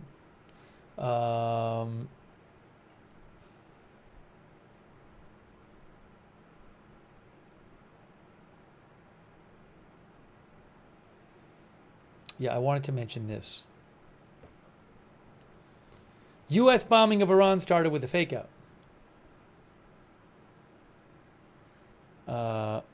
And Reuters says that as Operation Midnight Hammer got underway on Saturday, a group of B-2 bombers took off from their base in Missouri and were noticed heading out toward the Pacific island of Guam, in what experts saw as a possible pre-positioning for any U.S. decision to strike Iran.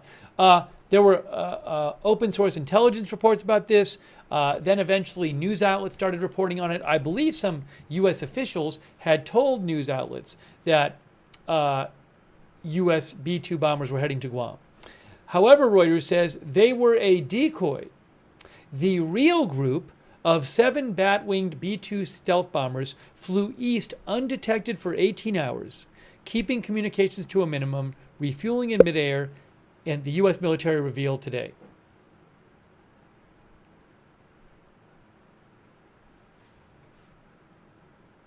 They were a fake out.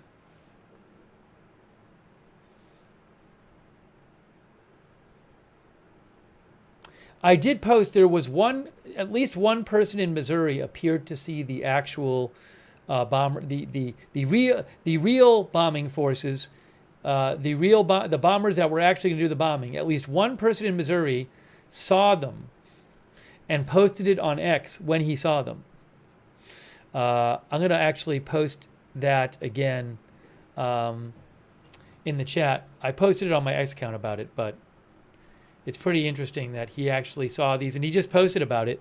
And I think no one was really paying him much attention when he posted it. But now people look back and are like, wow, he actually saw it. Where is it here if I can find it? I think Evan Hill had posted about this.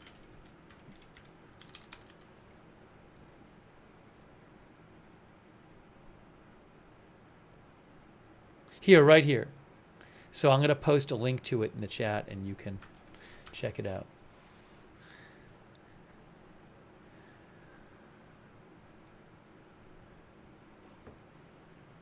I mean, I will say this, though, given what happened. So remember, President Trump said, we're going to give it, you know, he said, I'm going to decide within 2 weeks, but he certainly seemed to not be giving any signs that this was coming soon and said he wanted to pursue diplomacy.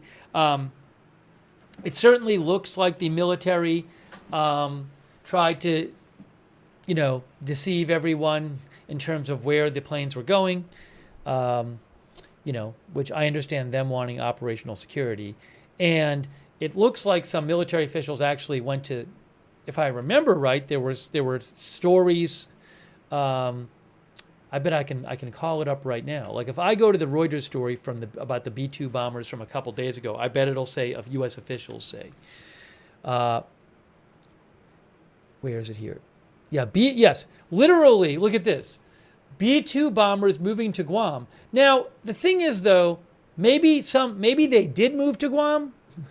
So I don't know what happened here because they're not being deceptive. Well, they're not lying.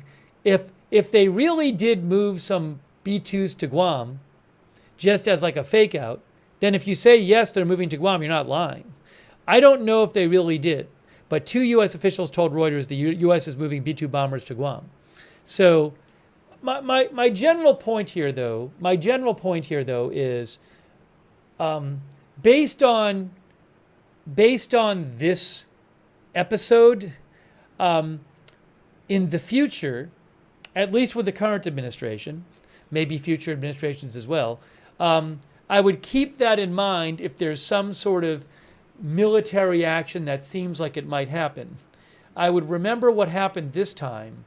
And you might think to yourself, wow, I can't really rely on what they're saying at all. You know?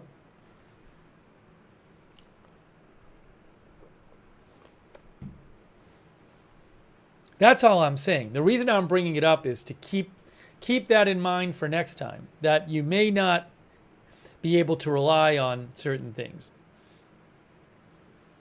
Dingier Pillow says, didn't fool me.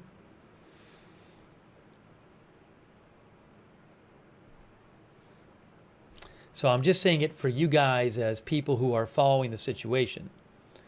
By the way, thanks to Paul Anderson for moderating as well.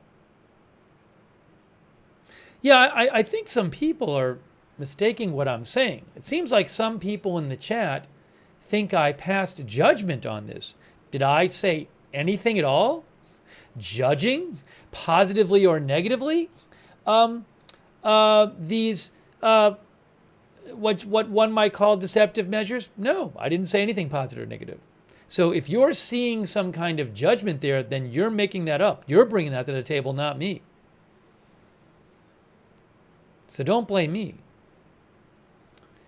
I think some people are so used to hearing everything being judgmental that they read judgment into everything, even when it's not judgmental.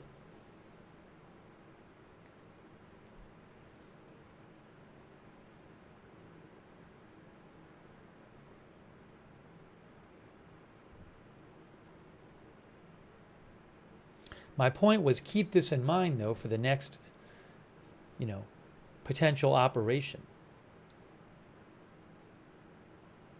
Oh, I don't know if a good question is whether the U.S. might go back and strike some of those targets again at some point. I mentioned this before, but the New York Times was reporting that the damage was not, that Fordow had not been destroyed. Hang on a moment here. Oh, hang on one moment. One moment.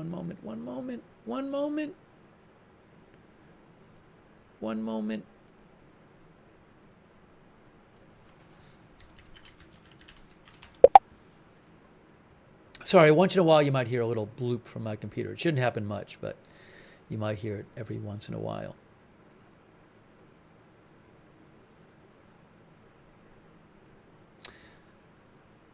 I'm going to post a link to it. I don't have the rights to it right now. I don't think.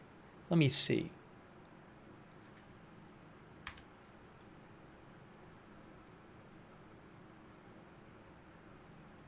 Hang on. Oh, hold on. Oh, I do have one. Or do I not? No. That's from the day before. At some point, I think I'll be getting a photo of the satellite photo of Fordow. The after. Or maybe I have it. I mean, I can find it but online, but you have to have the right to use it. And I don't know that I have the right to use at this point. But if you give me a second, let me just take a second and look. It might be somewhere I can grab it. Oh, I got it. I got it right now. It just came out. I just got it from Reuters right now. Satellite images indicate severe damage to Fordow, but doubts remain. Oh, and we got the photos. Oh, this is fantastic. I'm going to show you the photos right now. Just came out. Wonderful. All right, let me show you some photos of the holes in the ground at Fordow.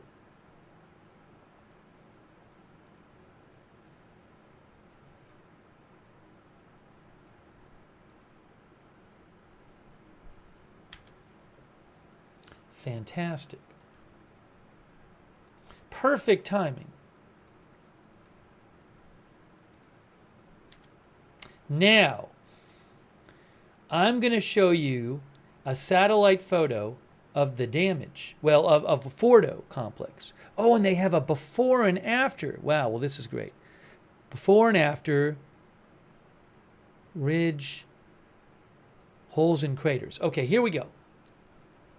So this is photos from the article. Look at this from, I guess these are via Maxar, but they're from Reuters and Maxar. I got before and after photos for you. Whoa.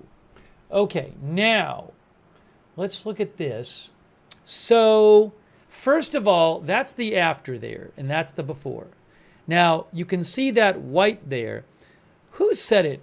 Somebody I follow, I don't know if it was Aurora Intel, said they thought this was like dust from the explosion, from the bomb hits.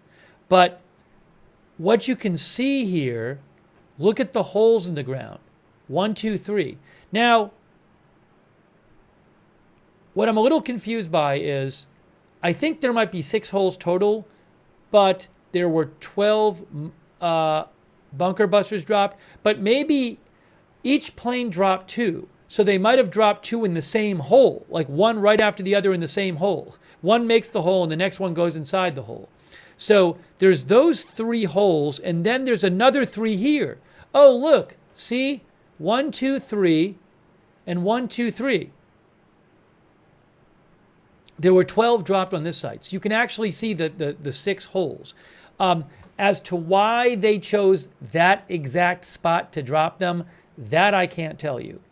But you can clearly see the 3 and 3, which I'm going to assume, because I don't know a better explanation, that each plane dropped 2. I believe in the press conference they said each plane dropped 2 in the same location. Hold on a second here. Hold on.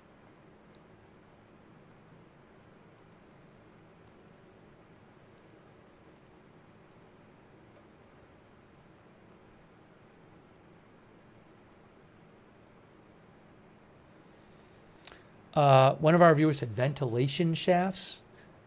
Did they say ventilation? Oh, interest in ventilation shafts per Fox?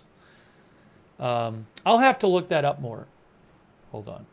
I want to show you these photos up, but wait a second here.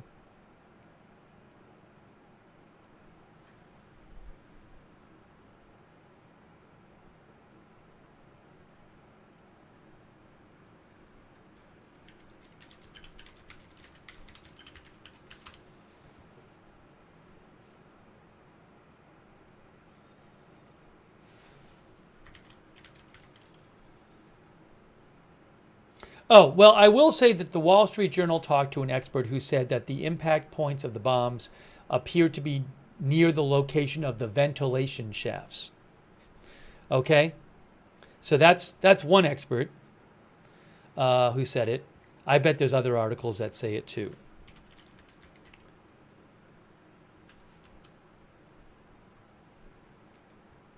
But that's one expert who said something about it.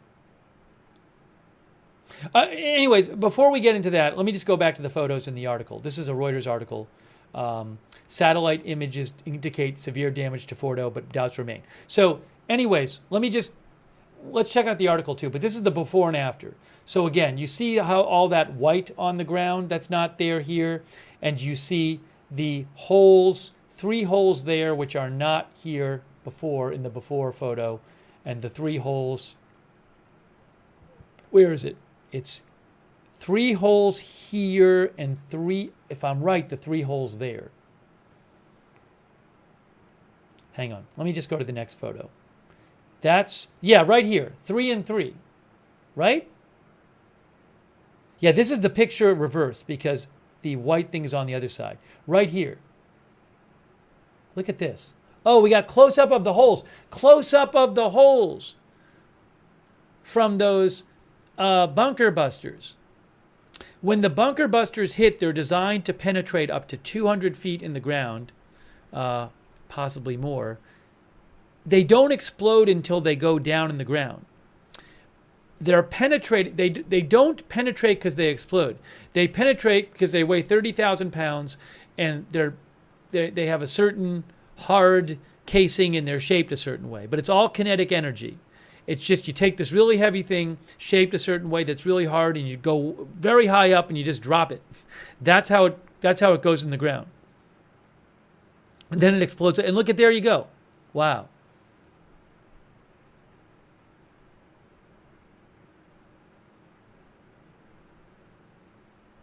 So those are the 2 groups of holes. Wow.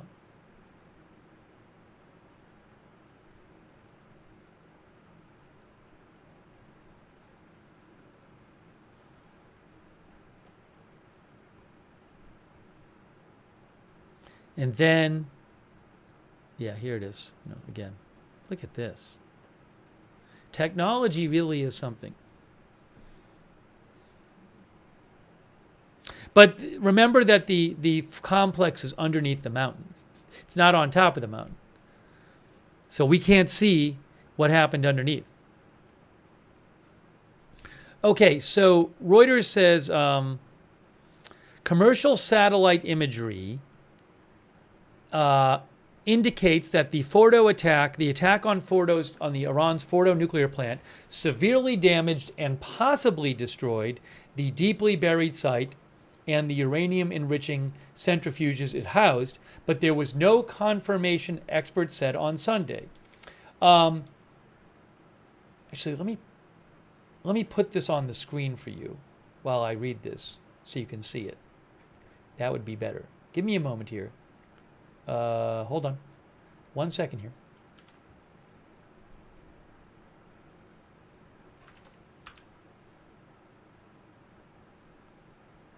All right, so here, while I'm mentioning some of this article from Reuters, you can see on your screen the holes. There they are.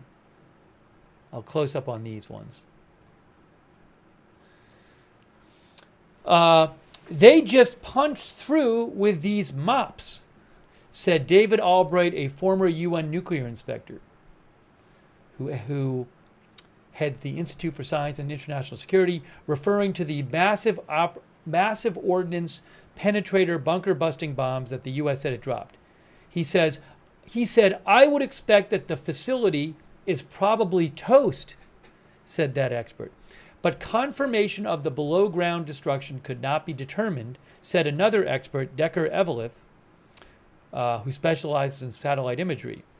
The hull containing the centrifuges is too deeply buried for us to evaluate the level of damage based on the satellite imagery, he said. To defend against attacks such as the one conducted by the U.S. Early today, Iran buried much of its nuclear program in fortified sites deep underground, including into the side of a mountain at Fordow. Think of the effort and expense to build this facility there. Satellite images show 6 holes, as I mentioned, where bunker-busting bombs appear to have penetrated the mountain, and then ground that looks disturbed and covered in dust. So again, there's holes 1 through 3, and holes 4 through 6 are down here.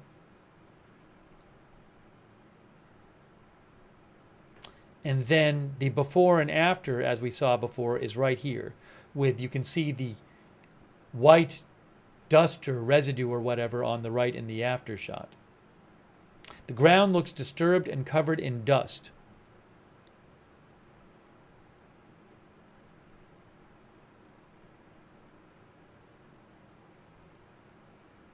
So I'm trying to get this here. You can see that building there. There's the after, and then the before is here.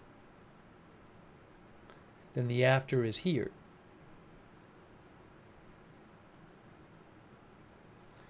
The U.S. and Israel have said they intend to halt Tehran's nuclear program, but a failure to completely destroy its facilities and equipment could mean Iran could more easily restart the weapons program that U.S. intelligence and the UN International Atomic Energy Agency said it shuttered in 2003. Although there's questions as to how active it was currently. Several experts also cautioned that here's this. There we go. Several experts also cautioned that Iran likely moved a stockpile of near weapons-grade, highly enriched uranium out of Fordow before the strike early Sunday morning and could be hiding it and other nuclear components in locations unknown to Israel, the U.S., and UN nuclear inspectors. They noted satellite imagery from Maxar Technologies showing unusual activity at Fordow on Thursday and Friday, with a long line of vehicles waiting outside an entrance to the facility. Now, I think I have a photo of that too. The satellite of the vehicles waiting outside the facility. Hold on. Where was that? I was just looking at it before. I know I have it. If you give me a moment, I will try to dig it up for you.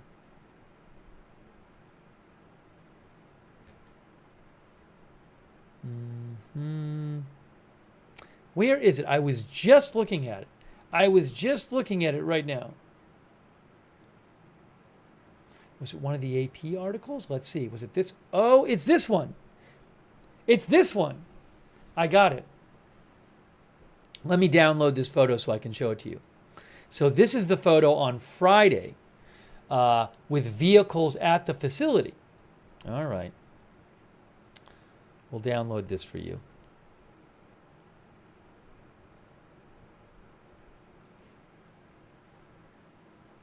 I'm getting it up on the screen for you right now.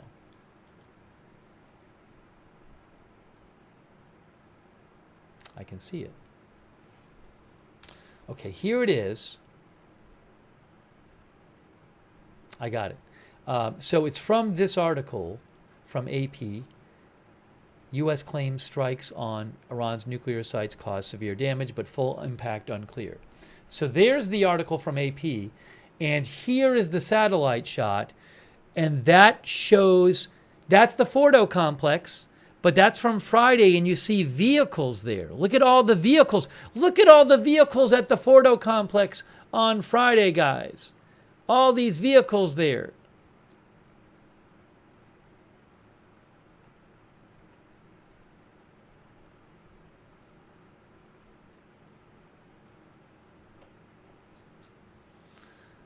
Okay? So Reuters, again, in the Reuters, this is an AP photo from AP, Maxar, but it's AP. Reuters says that several experts cautioned that Iran likely moved a stockpile of near-weapons-grade, highly enriched uranium out of Fordow before the strike early Sunday morning and could be hiding it in other nuclear components in locations unknown to Israel, the U.S., and UN nuclear inspectors. They noted satellite imagery from Maxar Technologies showing unusual activity at Fordow on Thursday and Friday. This picture is from Friday, with a long line of vehicles waiting outside an entrance of the facility. A senior Iranian source told Reuters on Sunday most of the near weapons-grade 60% highly enriched uranium had been moved to an undisclosed location before the U.S. attack. Is that true? I don't know. But it is interesting to see this this picture of all the vehicles there. Now, I don't know. I don't look at their satellite footage every day, but the article says several experts say that this was unusual activity going on at Fordow with these vehicles here. Oh, now Jay Pav says Israeli drones watched the whole thing, I'm sure. Yeah, that would certainly would not surprise me, Jay Pav, if Israel was keeping an eye on the whole thing. Michael Mazzarella thinks we know where these trucks went, we tracked them.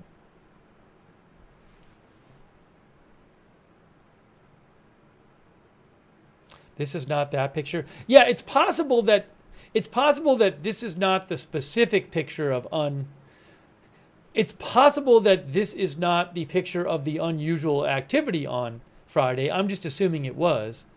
But the picture caption on AP shows vehicles at the facility. Anyways, so that is true. Technically, it's possible that there's a picture with a bigger line of vehicles or something. Fair enough. Jeffrey Lewis, who's a nuclear weapons expert, said, I don't think you can with great confidence do anything but set back their nuclear program by maybe a few years, he said. There's almost certainly facilities we don't know about. I'm going to read that again. Jeffrey Lewis, who's with the Middlebury Institute of International Studies at Monterey, who I follow, and he's a nuclear weapons expert. He says, I don't think you can with great confidence do anything but set back their nuclear program by maybe a few years. He says there's almost certainly facilities we don't know about. Arizona Senator Mark Kelly, a Democrat, expressed the same concern. He said, my big fear right now is they take this entire, it's not exactly the same concern. He said, my big fear right now is they take this entire program underground, not physically underground, but under the radar. When we tried to stop it, there's a possibility this could accelerate it. That's a number of experts have said that they thought that was a risk of this whole thing. That Iran would be more motivated to pursue a bomb, and that they would not allow any inspectors in and basically just do it all in secret.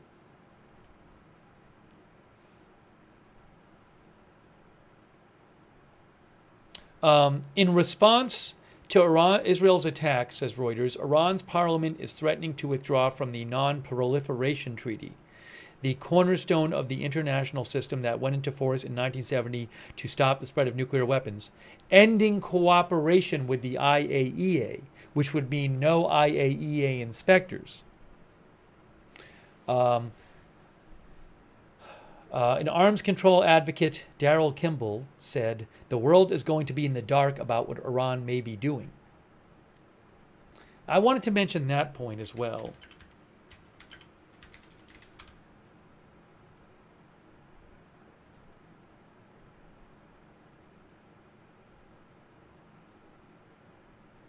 Hold on a second here.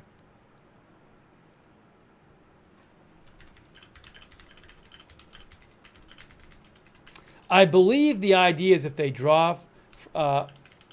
withdraw from the Non-Proliferation Treaty, you won't have inspections like you did before. Yeah, the inspections from the IAEA, I believe, come from their being a signatory to the NPT.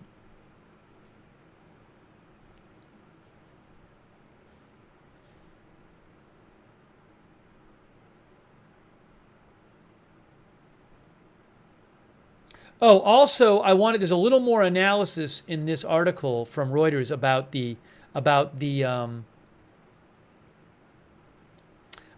damage at the site, at Fordow. Remember, Fordow is where 12 bunker busters were dropped, and it looks like each two of them left a hole, because there's 3 holes here and 3 holes here. This is a picture from that Reuters article.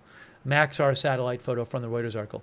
So Reuters spoke to 4 experts who reviewed Maxar Technologies' satellite imagery of Fordow, showing 6 neatly spaced holes in 2 groups in the mountain ridge beneath which the hall containing the centrifuges is believed to be located. Okay? An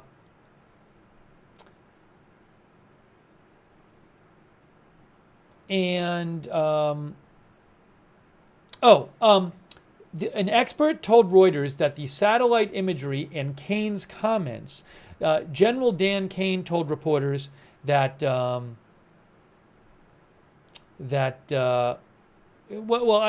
doesn't. I believe he said that 6 different bombers dropped 2 on this site, 2 bunker busters. The expert told Reuters that Maxar imagery and Kane's comments indicated that the B-2s dropped an initial load of 6 on Fordow, followed by a double tap of 6 more in the exact same spots. Okay, I'd have to listen to his comments again, but that expert said to Reuters he thought what happened is they dropped 6 initially and then another 6 in the exact same spots. Okay.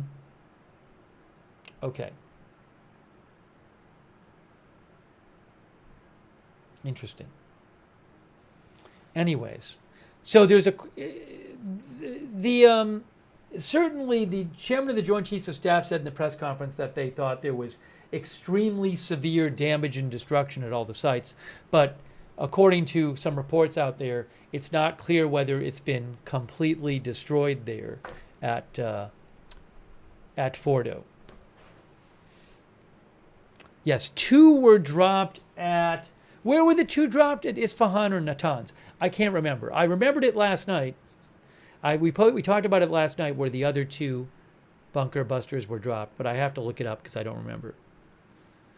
Where was it? Somebody in the chat remembers. Natanz.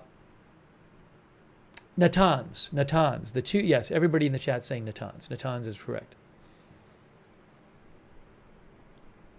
Okay.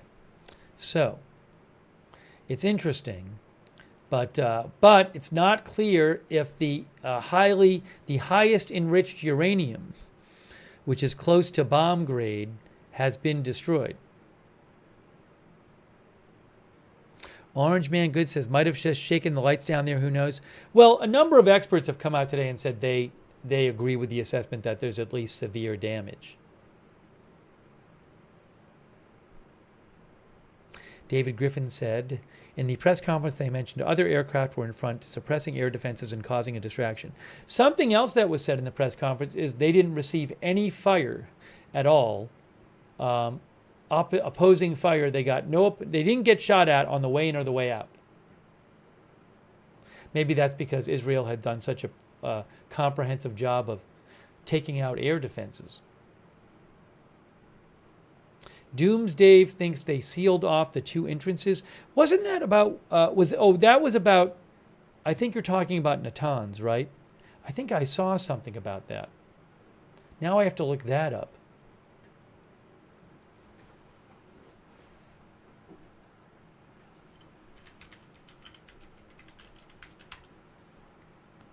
Yes, Beth Haiku, no casualties for the American forces reported.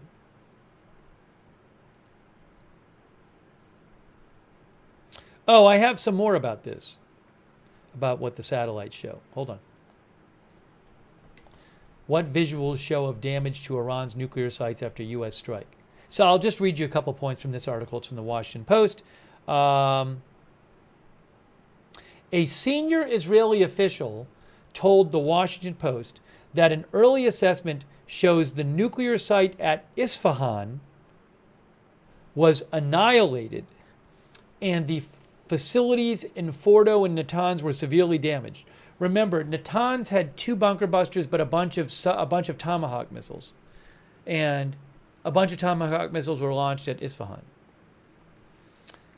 Blast's analysts cautioned against drawing conclusions too quickly, as underground impacts depend on a variety of factors, including depth of detonation and surrounding geology. Between 1:45 and 2:30 a.m. local time, satellites used for spotting fires in severe weather around the world appear to have detected significant heat-related events close to the Fordow site. The heat signatures were captured in a location that was used for air defense at the site. So it's possible that the air defense was taken out right beforehand. Some air defense there.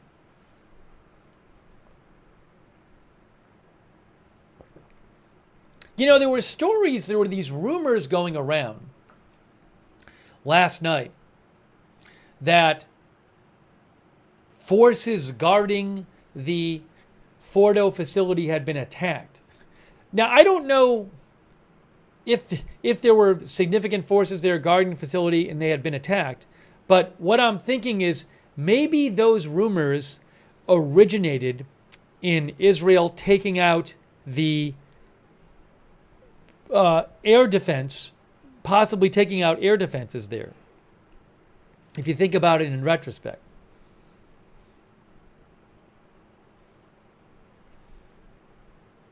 Satellite images, we told you this, taken Sunday morning, show 2 clusters of 3 entry points along the ridge above the Fordow facility, according to experts. I have some other analysis here. Hold on, let me just pull this picture up again.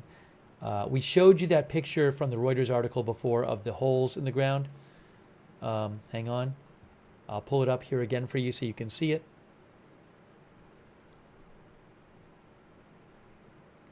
Right here, with the 3 holes here and the 3 holes down here.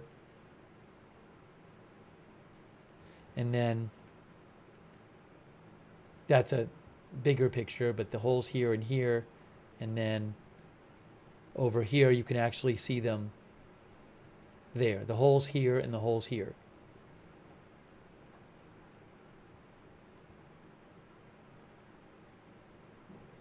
All right, so regarding those, the Washington Post says satellite images show 2 clusters of 3 entry points along the ridge above the Fordow facility. The analyst said the strikes appear to have targeted the 250-meter-long Cascade Hall, the main part of the facility where the centrifuges are located, which was built into the mountain and later covered. Clustering several munitions around a single point of impact is a common targeting method for destroying bunkers and well-hardened structures, said Wes Bryant, who formerly worked in the Pentagon. Again, he said clustering several munitions around a single point of impact is a common targeting method for destroying bunkers and well-hardened structures.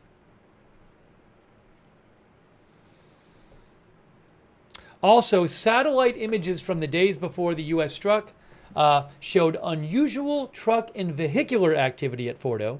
On Thursday, there were 16 cargo trucks along the access road leading to the underground military complex. Was that like the day after President Trump said on... remember President Trump said on his X account, like, Tehran should evacuate, and then he announced he was coming. Then they said he's coming back to. He's leaving the G7 a day early. You know what I wonder? Yeah, Fumez says he gave them time. Is there a world in which Iran moved stuff from Fordow after President Trump posted and it was announced he was coming back early, that they wouldn't have moved otherwise? You see what I'm saying? And President Trump talked publicly saying, well, I'm giving diplomacy a chance, but if not, we're going to move. So now I mean, maybe President Trump had reasons to want it put out there that he was considering it. But there is a potential negative of putting out that you're considering it, which is it's possible that they might move stuff. So now Honeybee thinks that Iran had intelligence. Maybe Iran would have known about this anyway. So I don't know. But again, Thursday there were 16 cargo trucks along the access road leading to the underground military complex. Images the next day show that most of the trucks had moved a little more than a half-mile northwest, further from the facility, according to the analysts. Other trucks and bulldozers were positioned near the site's entrance, including one truck directly next to it. One expert who the Washington Post talked to, Spencer Faragasso, said the Iranians may have backfilled the tunnels as a precautionary measure to prevent the spread of hazardous material. That's interesting. Jeffrey Lewis, who's an expert on nuclear weapons, says they probably shut things down at Fordow and removed what they could and then sealed it up, he said. Now the tunnel entrances near where the trucks were seen appear to be filled with dirt, either from the shockwave of the bombing or from previous Iranian activity. A coating of gray-blue ash made of debris from the facility lays across the sand. The ash is right here. There's the before, and there's the after. So it's a really interesting question, what they did in the couple days before. Now, one of our viewers said, don't you think that Israel and the U.S. would follow the trucks? Well, certainly they may have done that, although I don't know if the trucks pull into some building, at a certain point, you can only follow so much of a truck from the sky. If it pulls into some building and then they unload it, you have to have intelligence on the ground.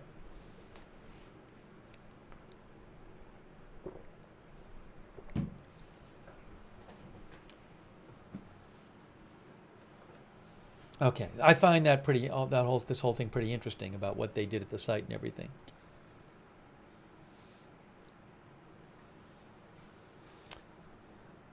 Shlomo thinks it's pulverized concrete from the bunker. Hey, by the way, thanks to Zach Hudson, who recommends people watch Max Afterburner on YouTube's breakdown of the mission. Maybe I'll check it out. Thank you, Zach Hudson. Thank you, Jaquan88. And Shelley from Amsterdam, and Ricardo Jones. Do you think Israel and Iran can never be friends? You know what I think about sometimes? Not that long ago. The 1940s is not that long ago. It's 80 years ago. 80-something years ago. Back in the 1940s, the first part of the 1940s, Germany was ruled by the Nazis. And the U.S. and Japan were such enemies that the U.S. dropped nuclear bombs on Japan. Now, compare that to Germany's relations with the U.S. now and the West now. Germany is seen as a pillar of NATO. Japan is seen as one of U.S.'s strongest allies. And that's, 80-something years? So I think of that as an example of like, wow, if you told somebody during World War II what the German and Japan relations to the U.S., for example, or Germany and U.S. relations to the U.K. would look like in the future, 80 years ahead, they might be like, that sounds insane. That's just crazy talk. But it's a lot different. So I can't, who knows what it'll be like 50 years from now or whatever. But it's a pretty big difference.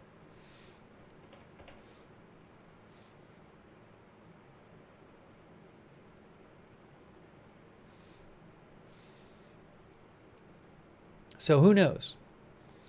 Things can change. Sean Edwards says, what's the next goal for Israel? Regime change? They haven't openly said they're pushing for regime change. Netanyahu has certainly put out there that he would like it, but they're not saying they're pushing for it. Hey, thanks, Ed Weeby and Nino NPC 2023.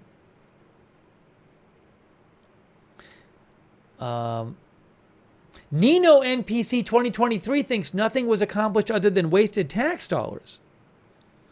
Rule says I was missing a hole at Fordow. What was I missing? I was showing the 2 groups of 3 holes, wasn't I?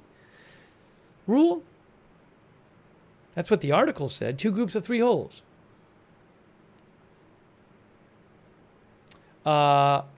Frank Power Dog, thanks for the gift memberships. Also, the Fisticuffs Files. Thank you. All That's Random, thank you. I appreciate it. And Mushlevin. And Terry Bryant and Zach, thank you. And Great Loner. Great Loner says, always bet on the USMIC. Also, Shells80, thanks for your support. Fun Size Smurf on Twitch, Jay Drabble. Big Dog Gaming, Jay Stubbles. Lady Jarrell, 2001. 33 Prince of World AB+. Zenbound. Justin D. Winters. Groovy 14C. Loose, thank you. Thank you for your support on Twitch. You know, I don't even know. Some people are talking about, you know, when will we see a retaliation from Israel, from Iran against the U.S.? Also, is Iran going to fire any more missiles at Israel? There have not been any alerts. There's been no drone alerts or missile alerts in Israel for 18 hours. 18 hours, guys. And then before the last missile alert, which was this morning, we covered it, it was over 24 hours since the previous missile alert. So I don't know what to expect with this. Thank you, Nick the Hat. Hatsi Fisathiu. Hatsi Fisathiu. If I'm saying that, I'm probably getting your name wrong, Nick. I'm so sorry. Nick the Hat, thank you. One of our viewers said, stick a fork in them, they're done. They're donezo, said Sharkingly. Haywire thinks Iran is tame as a kitten. Sneepin thinks they'll do something in like 40 minutes. Oh, the Russia-Iran meeting? I think the Russian... You know, I might have that. I believe the Iranian foreign minister said he was going to visit Russia. I might have a statement from the Iranian foreign minister here. Give me a moment.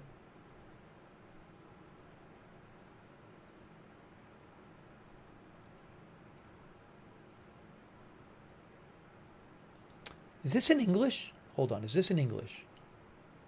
Sole and full responsibility. This would be interesting. I'd like to listen to some of this.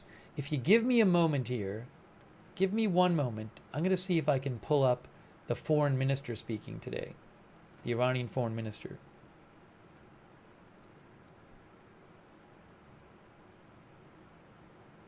So that would have been around...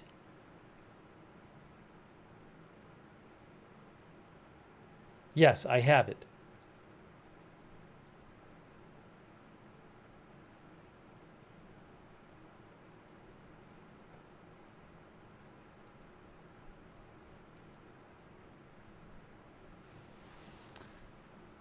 So I'm not necessarily going to play the whole thing. I'm going to play you a little of what the Iranian foreign minister had to say today, because I haven't even watched that yet.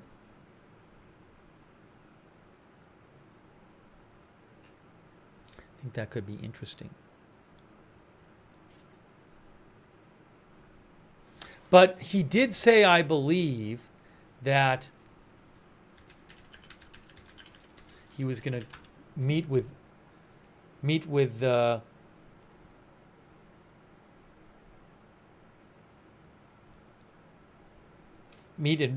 Russia. Where is it here?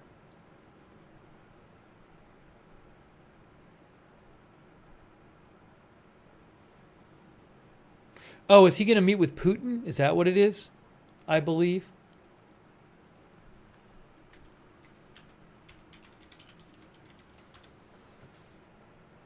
Yes, the Iranian foreign minister will travel to meet with Putin. I am seeing multiple headlines about that. In Russia. In Russia.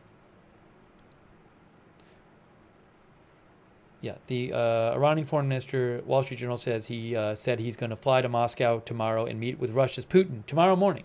So the Iranian foreign minister is going to meet with Putin tomorrow morning. Thanks to Mark from Scotland. I'm pulling up right now. In a second, I'll show you some of what he had to say.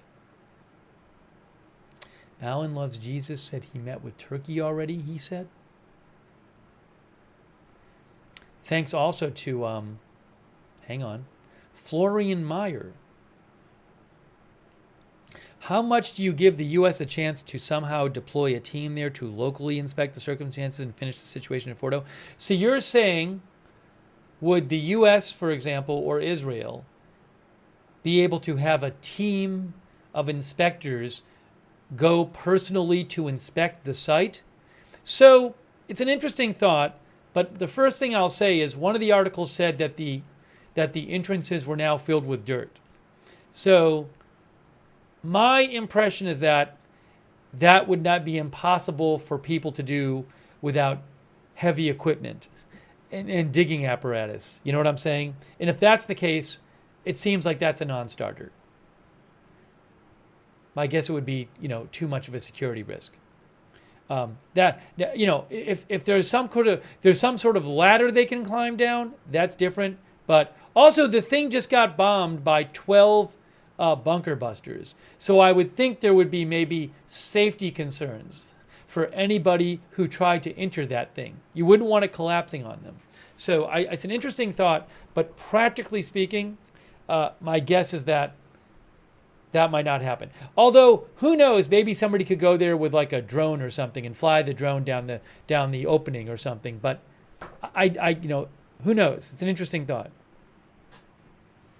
If they could do it without getting detected and without excessive risk to the personnel, I'm guessing it would be considered.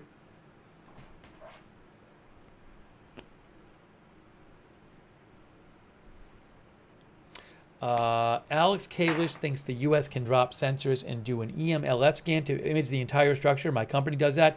Yeah, maybe there are certain things you can do with technology to maybe there's sensors you can drop on it or whatever, or fly overhead. I don't know. It's a good question.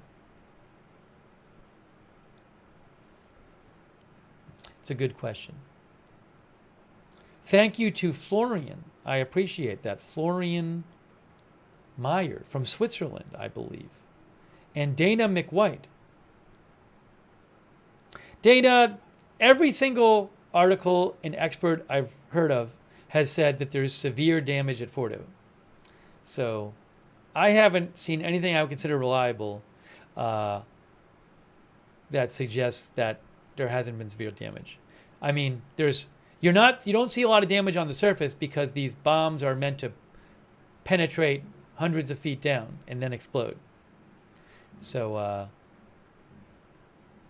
anyways, Dana, if I see something reliable that says the opposite, I will certainly let you know. And I really appreciate your support. Dana thinks Marco Rubio is pleading with China to stop the Iran blockade. That's from Dana. Dana McWhite, thanks for your support.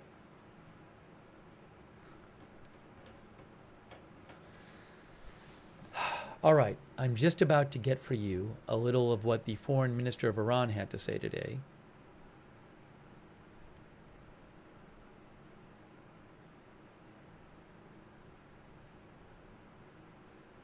In case you missed it, by the way,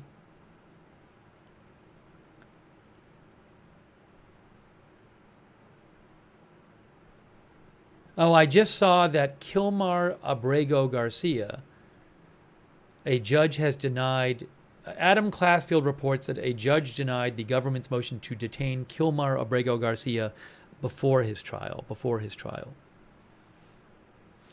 All right, I want to pass that along.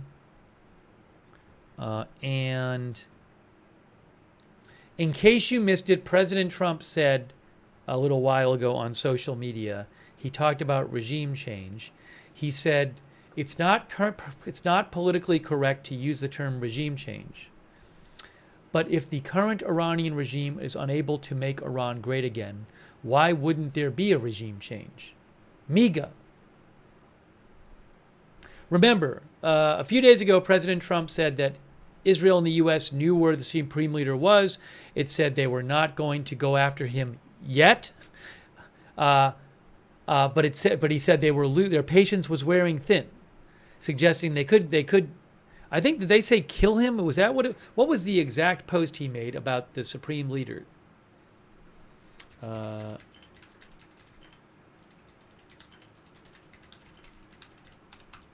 It was,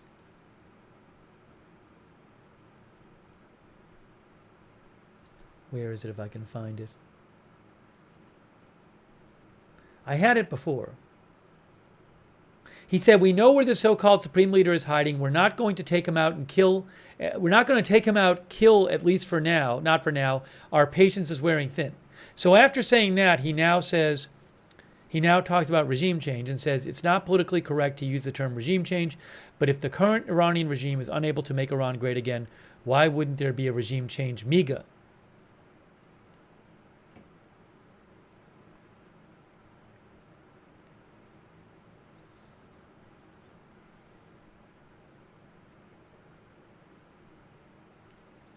All right, hang on a moment here.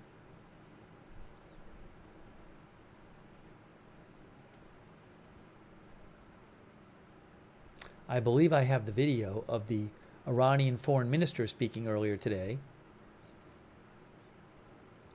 which I might show you some of. It's his press conference. Let me just get you some other. Let me just get you some other updates here.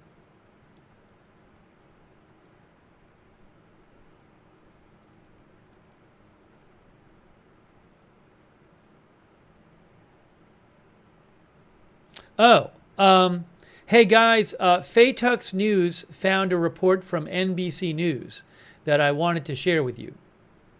All right, hang on a moment here. There's a report from NBC News that I should mention.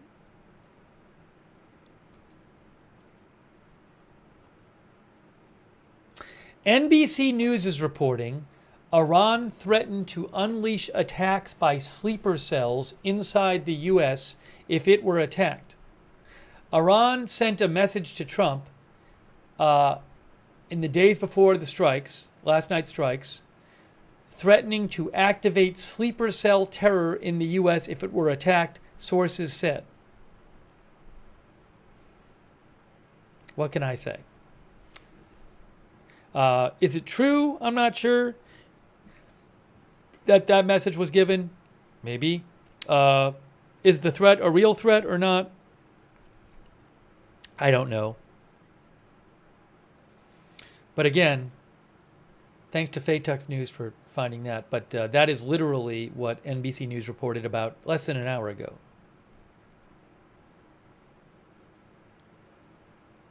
The White House did not respond to multiple requests for comment.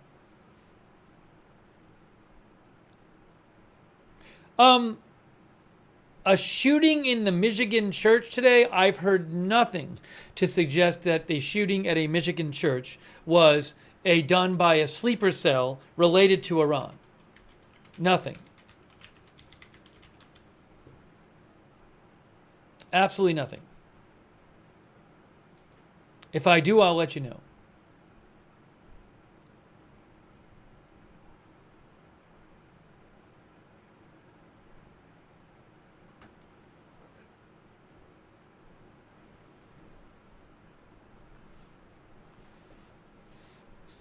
Gabe Owners thinks there's a lot of sleeper agents in the chat.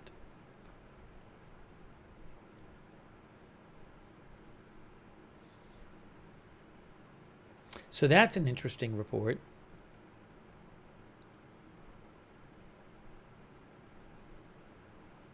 Oh, the New York Times says the Iranian foreign minister has arrived in Moscow, where he's going to be meeting, by the way, with President Putin.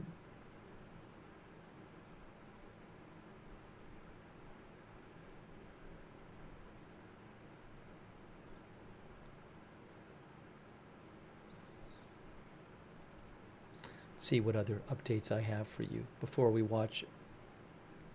Oh, Reuters reports that Israeli airstrikes have hit Parchin, location of a large Iranian military complex southeast of Tehran. I believe Parchin may have been attacked before. Possibly. I'll try to figure that out. But that's being reported now from Parchin, from Reuters. I don't know if Parchin was attacked before, but I'm going back on the news reports, and it seems like possibly it was attacked in the last few days, but I don't know.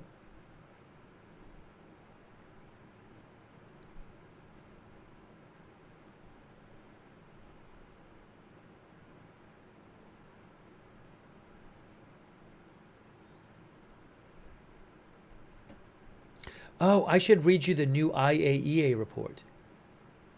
That's what I should read you. Hold on a second. Let me show you that.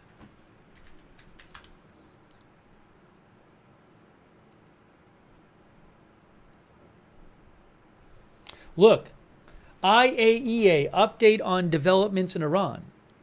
Is this the newest one? Oh, there's a couple from today. Here's the latest IAEA update. Okay, the IAEA, International Atomic Energy Agency, can confirm that the Iranian nuclear sites of Fordow, Natanz, and Isfahan have been hit. Based on analysis of the information available to it, the IAEA assessed there has been extensive additional damage at the sprawling Isfahan site, which had already been struck several times by Israel. Okay? The IAEA had previously reported that several buildings at the Isfahan complex were damaged, some of which may have contained nuclear material. The latest attacks early this morning damaged other buildings in Isfahan. In addition, we have established that entrances to the underground tunnels at the site were impacted at Isfahan. The extent of damage to the Fordow uranium enrichment facility, built deep inside a mountain in central Iran, was not immediately possible to assess in view of its underground location and the penetrating nature of the bombs used.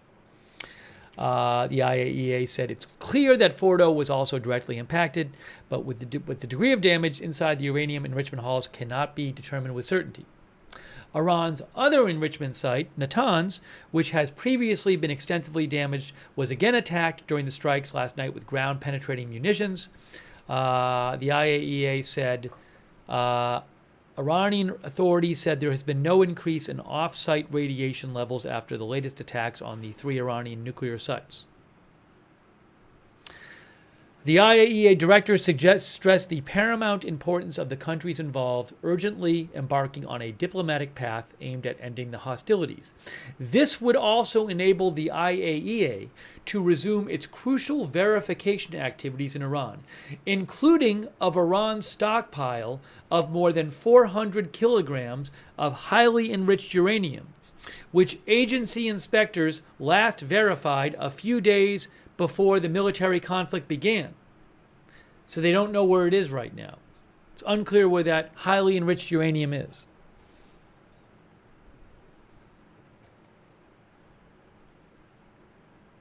Okay.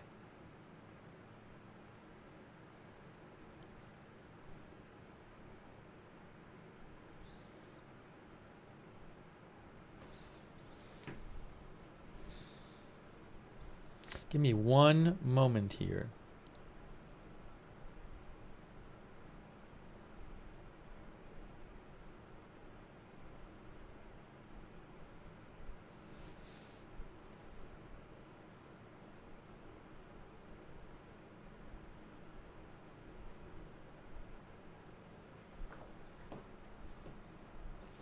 Michael Freedom says Russia and others are going to give Iran nuclear weapons?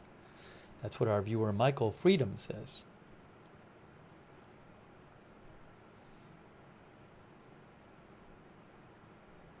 Margarita Vargas thinks the U.S. attacks were another failure for the West.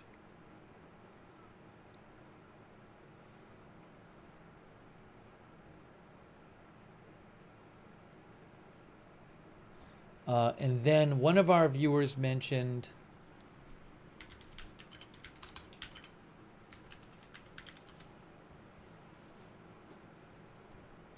find it here.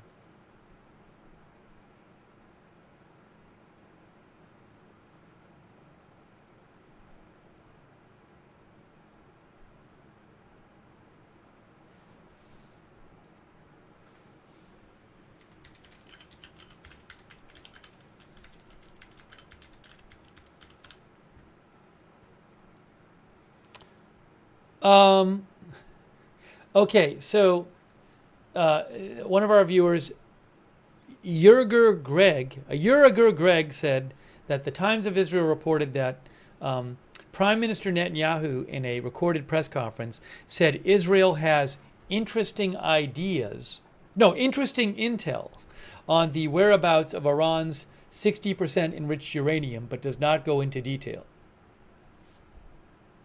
Where is the 60% enriched uranium? Quick thanks, by the way, to PhD Baltachi. Thank you. Also, Miss Curvy. Miss Curvy says, I believe Russia and China will give them money, financial support, rather than weaponry. Thank you, Beetroot, who says, I doubt that the U.S. Israel haven't considered movement of the uranium, you're saying? Enriched uranium? Delaware Sasquatch. No, there are no credible reports right now saying that Iran has done something new in the Strait of Hormuz. I'll keep an eye out. Thank you, Alice B. Thank you, Cartoon Maps. Rose Starbright. Thank you. Why is there no apparent concern about the radiation between the Palm nuclear facilities? Well, as I just read you the IAEA report, which said that they look into this stuff and they monitor this stuff and they're not seeing it. But basically, the idea is that certain facilities would have more material that would be more likely to create radiological pollution outside the scene than other facilities. So we've talked about this on earlier streams, but the biggest danger is seen to be the Bushehr nuclear power plant, which is the only active nuclear power plant in Iran. That is seen as being the biggest potential radiation pollution problem if the facility is bombed.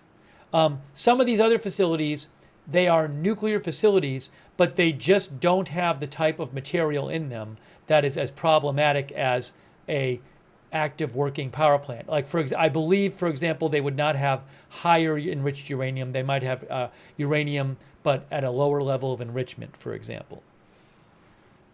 Or none of it. But it just all has to do with what the different facilities have on location.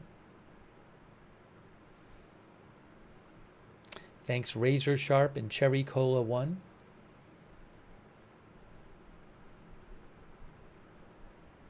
Zach thinks that the U.S. and Israel probably have sensors or better to tell what the damage is at these sites that they've attacked. Thank you, John Oliver. Tom Scott for the gift memberships. Thank you, Tom. Denise P. Jendat. LGM for you, Larry. Brian Coketon. Thank you. And I want to shout out our moderators too. We got to shout out our moderators for helping out in the chat. Beth Mythical is there. Roberts May Queen, thank you. Kay Lowry Body, thank you.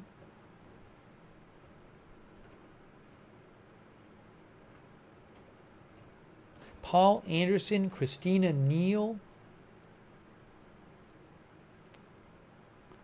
Over on Twitch, Big Ball of Yarn, Good Luck Duck, LB Prairie Dawn, Idaho Star, I Got That Fire, Mark HNC, Matthew Kohai 3, McBritches, Sarah, Surly Dev. Thank you. Also thanks to on Twitch, Sir B. I'll say Sir B. Sir B a lot. Kringleberry. Shells 80, thank you. Linda Belklary, Misha over there on X, thank you.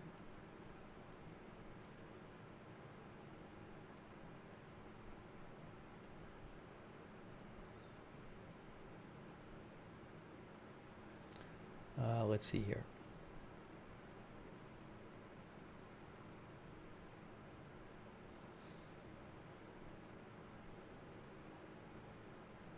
I like to check if I have any updates for you. You never know what's going to happen. I mean, something more is going to happen.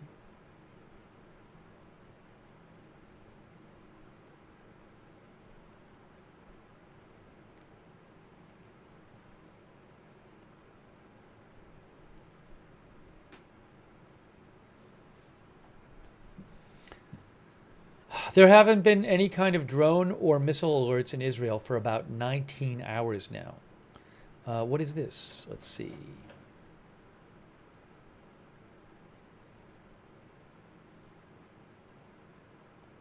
N12 News says, reports of an attack on the Parchin base in the southeast of Tehran.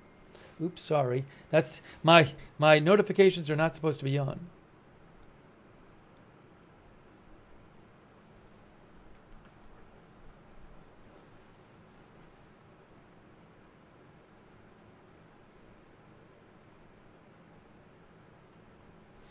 Sophie thinks it's quiet and it will be a few days. That's what Sophie thinks. Panos thinks it feels like the calm before the storm.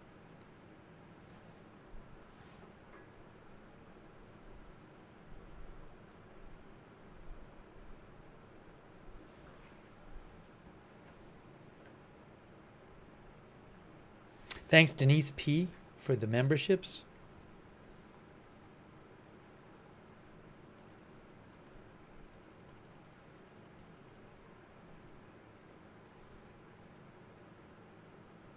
In case you missed it, I mentioned this earlier. The New York Times is reporting that, where is it?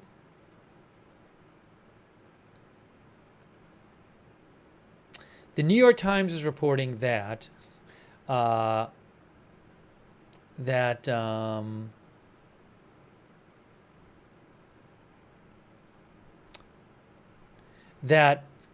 Iran-backed militias are that some American officials say that Iran-backed militias are preparing to attack U.S. bases in Iraq and possibly Syria, but they've held off so far, and Iraqi officials are trying to dissuade them. I don't know if this is true. I have no idea. Maybe it is true. I don't know. Don't know. Hey, shout out to Philip Desautel for your support on Twitch. Not Twitch, on Patreon. Thank you, Philip. And also Julia Parrish, thanks for your support. Julia Parrish.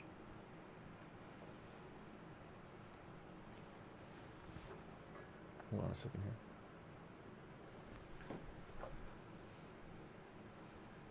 So when will this be moving to the next stage? Do you want to see a little of what? Why don't we check out a little of what the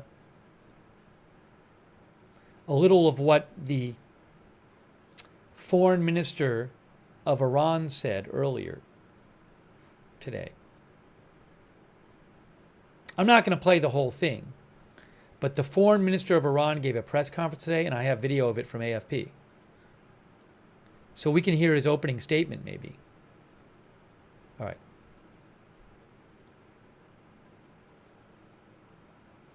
So this is going to be the foreign minister of Iran, right there. And this is, let me put it on the screen. Again, I'm not going to play the whole thing, but maybe he has like a statement right at the start.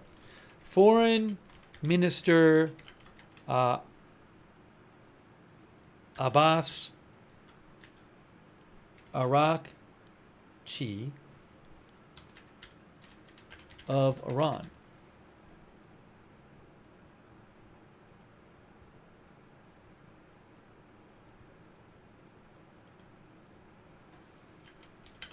Earlier today. So let's just listen a little of what he had to say. Oops, it's not foreign minister, it's foreign minister.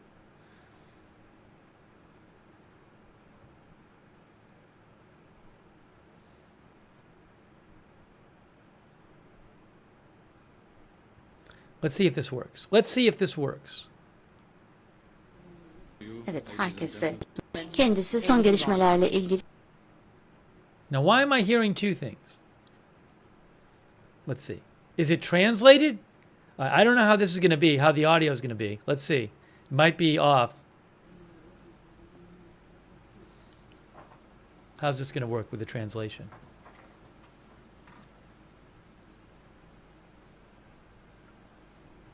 Bismillahirrahmanirrahim. Very good morning to you. Evet, herkese günaydın diyerek sözlerime başlamak istiyorum. Bugün sizlerle birlikte olmaktan çok büyük bir mutluluk duyuyorum. Aslında biz sizleri dün... It's literally he's speaking English and there's a translation on it into, I think, Farsi. But we don't want the Farsi translation. I have another version of this that I think might work.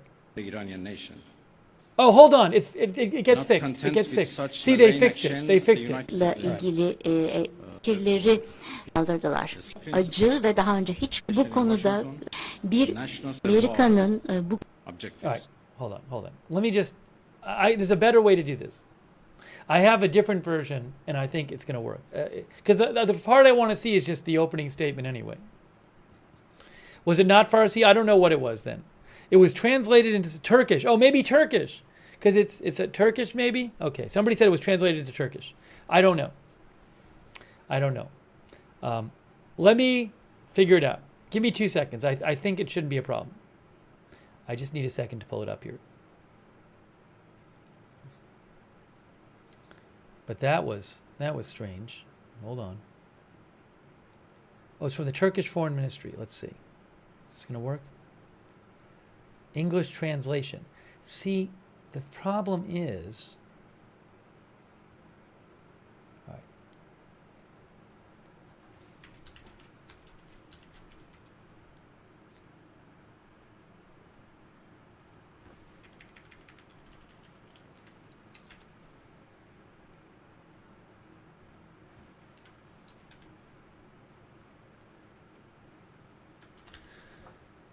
I'm downloading it right now.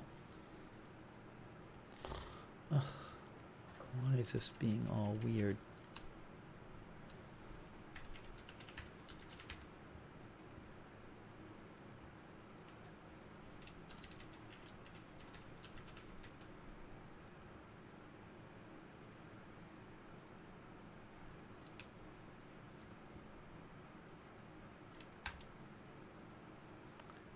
It's possible I can't do it. It's not behaving properly.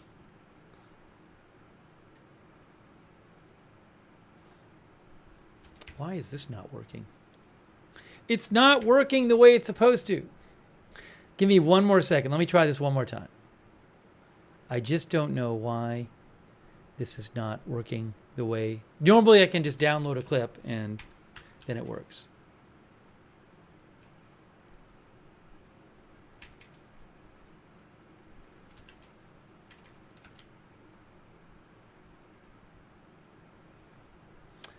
I have one other way I can do it. Let's try it this way. Here it is. I'm going to do it this way.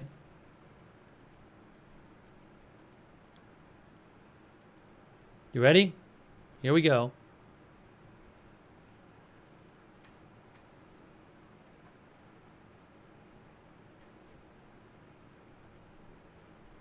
See if it works. Okay. Here. There it is. There it is. Let's play it and see how this goes. Taking place in Istanbul to Oh, here it is.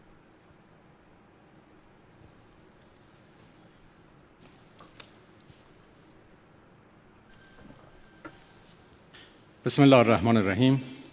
Hang on. Very good morning to you, ladies and gentlemen. I'm so glad to be with you this morning. Actually, we invited you yesterday for a briefing on the latest developments on the ground and, of course, on diplomatic process.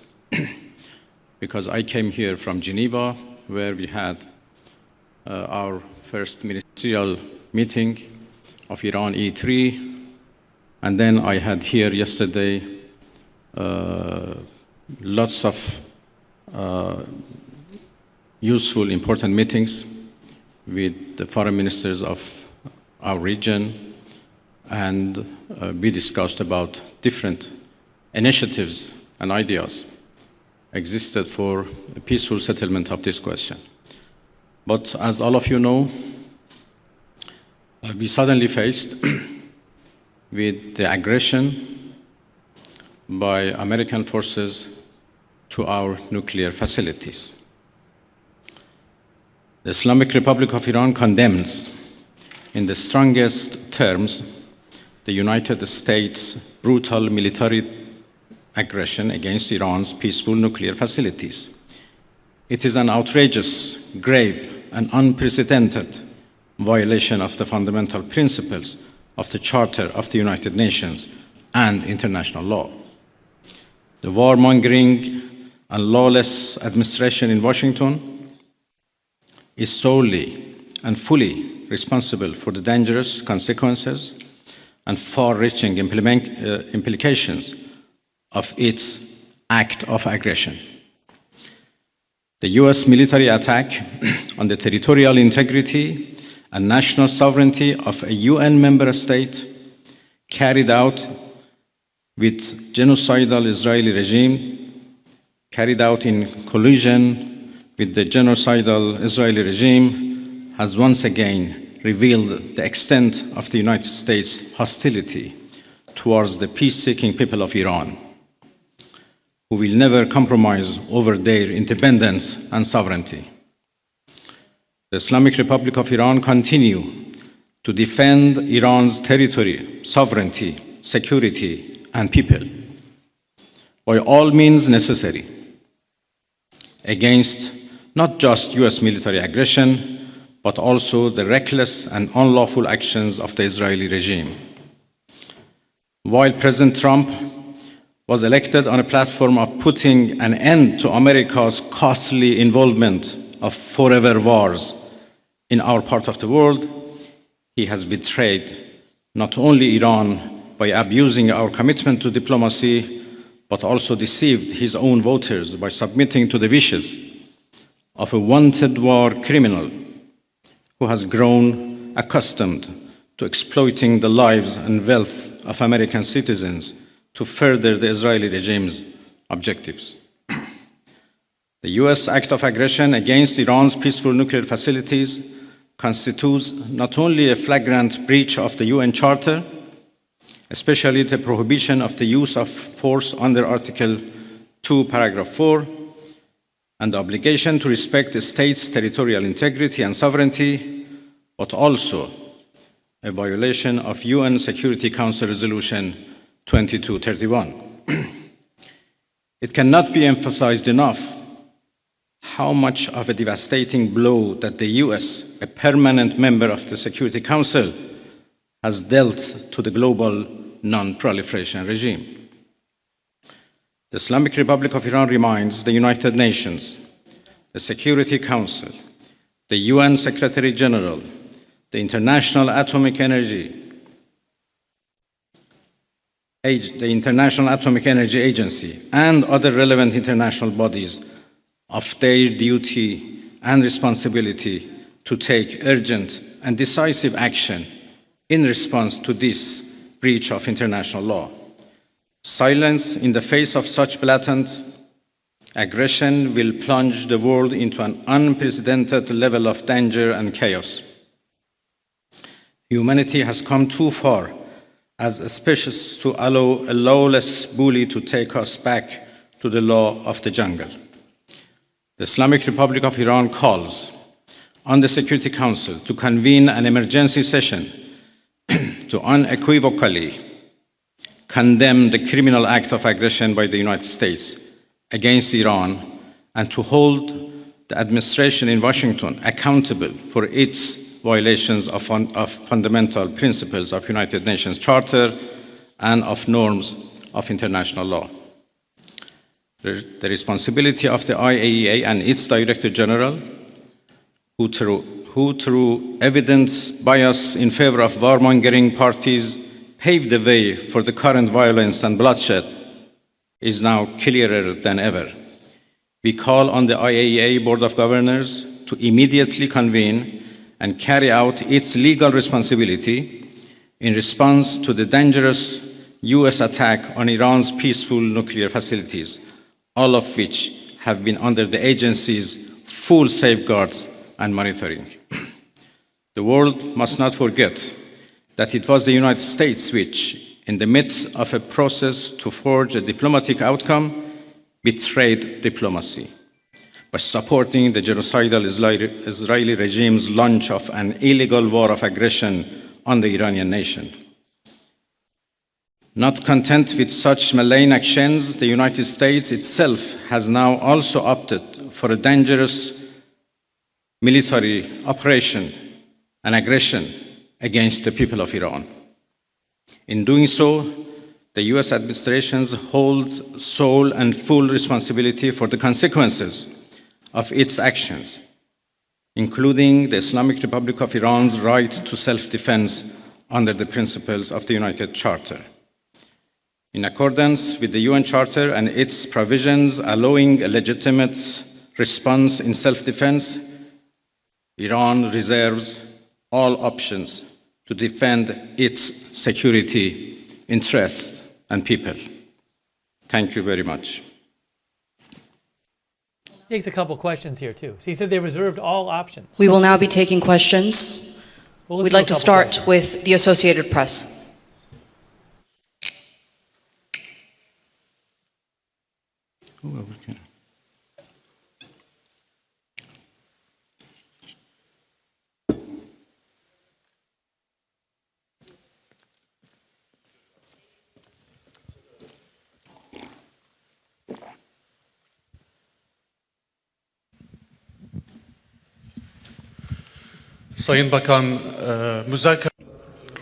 Distinguished Minister, are the doors for negotiation still open?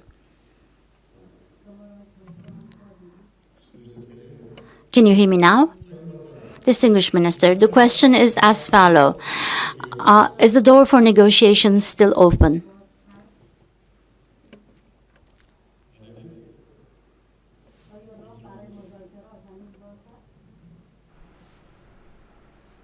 They seem to be having a sound issue at this point in the press conference. Interpreter, please speak. Can you hear me, sir? Can you hear me, sir? In the English channel, can you hear me? Translate real quick for my colleague. He's asking if there are still room for negotiations moving forward. No. It's all right now. You can his translate is okay. Türkçe mi? Sayın Bakan Ahmet Gannam yine televizyon Arabi. Müzakerelere hala kapı açık mı görüyorsunuz? Tahran'la Is the negotiation door still open? Did you contact Tehran? What kind of damage has been incurred on the nuclear facilities? Is there any intermediary country like Turkey, like Saudi Arabia, like Qatar? Are you continuing your such activities of mediation? How do you see the process? Thank you.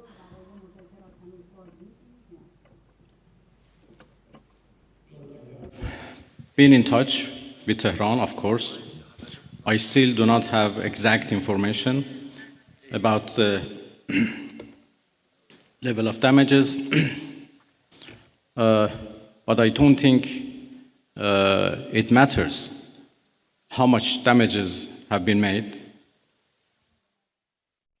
Attacking a nuclear facility by itself is an unforgivable violation of international law and should be condemned.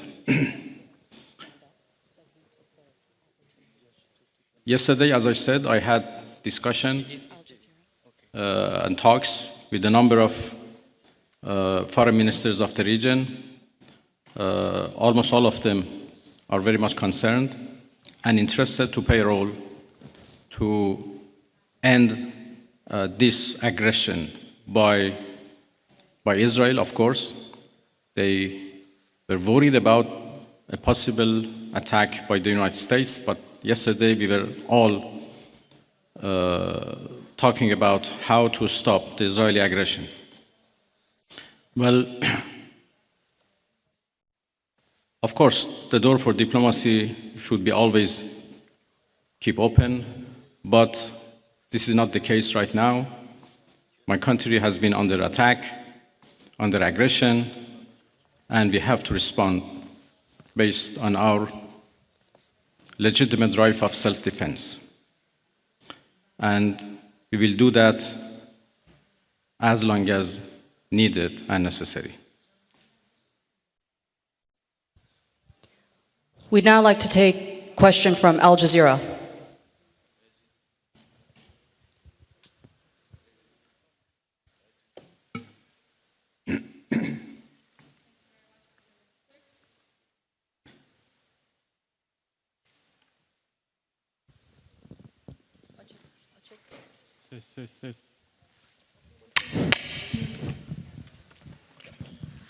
Thank you very much, Minister. So you say that you need to respond right now, but we know that Iranians are known for their talents in negotiations in diplomacy and trade. What would be the conditions after responding for Iran to come back to a negotiation table, maybe with the US as well? And Turkey has been offering that Ankara can mediate for a trilateral between Turkey, US, and Iran. What would be your response to that? Because right now the US is technically involved in this conflict. Thank you. Well, I think it is irrelevant to ask Iran to return to diplomacy, because we were in the middle of diplomacy. We were in the middle of talks with the United States when Israelis blew it up. And again, we were in the middle of talks and negotiation with Europeans, happened only 2 days ago in Geneva, when this time Americans decided to blow it up. So we were in diplomacy, but we were attacked militarily. So it was not Iran, but the US who betrayed diplomacy. They betrayed negotiations. When at the middle of negotiations with us, they gave green light to Israelis, if not instructed them to attack Iran's nuclear facilities. I think they have proved that they are not men of diplomacy, and they only understand the language of threat and force. And this is very unfortunate. The United States showed that they have no respect to United Nations Charter. They have no respect to international law. They have no respect to any international law regarding, managing the world and facing challenges of the world. There is no red line that they have not crossed. And the last one, and the most dangerous one, happened only last night, when they crossed a very big red line by attacking nuclear facilities. I don't know how much room is left for diplomacy. We are now calculating the damages. And as I said, the damages are not only for our nuclear facilities. The damages are for the United Nations Charter. It was not only Iran's facilities which was bombed, it was also the United Nations Charter. It was also Non-Proliferation Regime and NPT, which was bombed last night by Americans. and it was the rule of law and international law which was bombed. So now we have to see how much room is left for diplomacy, and we will decide. I'd like to hand over to TRT World.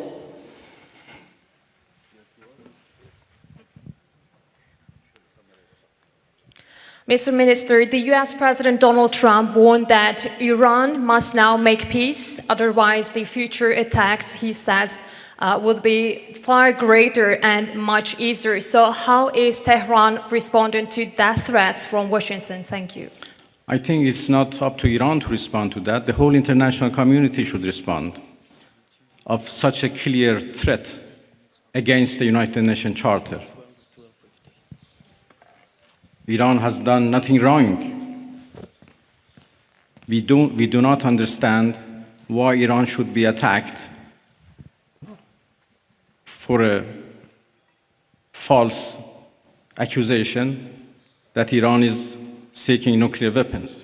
It's now more than 20 years that we are trying to prove that our peaceful nuclear program is in fact peaceful and would remain peaceful.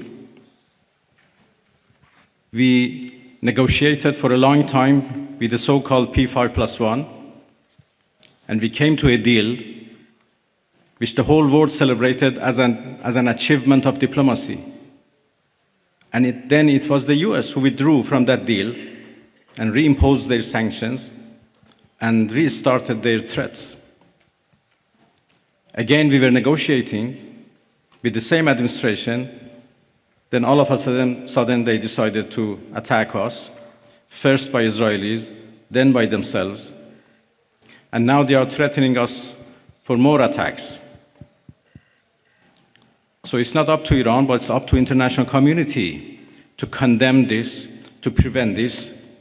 Otherwise, there would be nothing left for the international law, for the security at the world level. The Security Council should play its role, should play its responsibility to condemn and prevent these kind of threats. We will certainly defend our interest. We will certainly defend our territorial integrity, our sovereignty, and our people.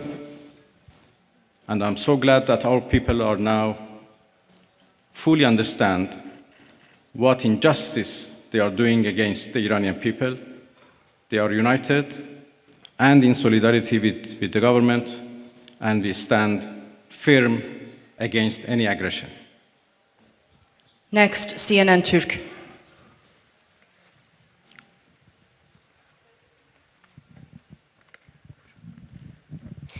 Mr. Minister, how do you assess the West's stance on Israel massacres? No one seems to mention Israel's allegedly illegal nuclear weapons. The German Chancellor even said Israel is doing the dirty work for us. So what is your response? Thank you. Well, what should I say? You said everything. That Iran is under attack by a nuclear-armed superpower and a nuclear-armed regime. And Iran, as you know, is a non-nuclear-armed country. That should be certainly condemned. If not, the whole non-proliferation regime would be undermined and would be defeated. Iran is a committed member of NPT. But NPT is not able to protect us. So why a country like Iran or other countries who are interested to have a peaceful nuclear energy should rely on NPT for their peaceful activities? It is very unfortunate that Israel is doing, as the German Chancellor called, a dirty job. And by the way, they supported that dirty job. It's a shame. They know that Israel is doing a dirty job, and they support it, and they give it every right to do it, and they call it defending itself.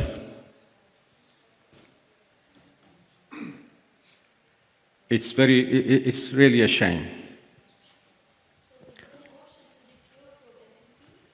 Pardon? Well, I think I'm not in a position to reveal what we are going to do in response to what Americans did last night. I just talked about the fact that NPT failed to protect Iran from and its peaceful nuclear program, and this is a serious challenge. Next, we'd like to take a question from IRIB.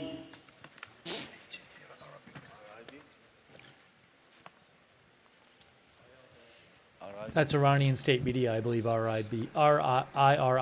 IRIB, if I can get a question from IRIB.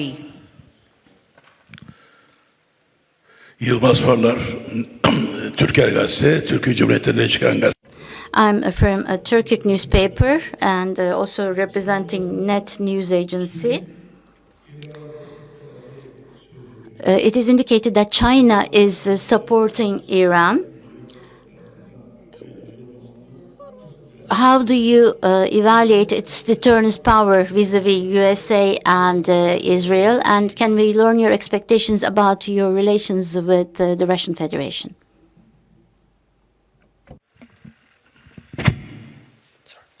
Well, there was a problem with the translation, or I think with the device, it doesn't work properly.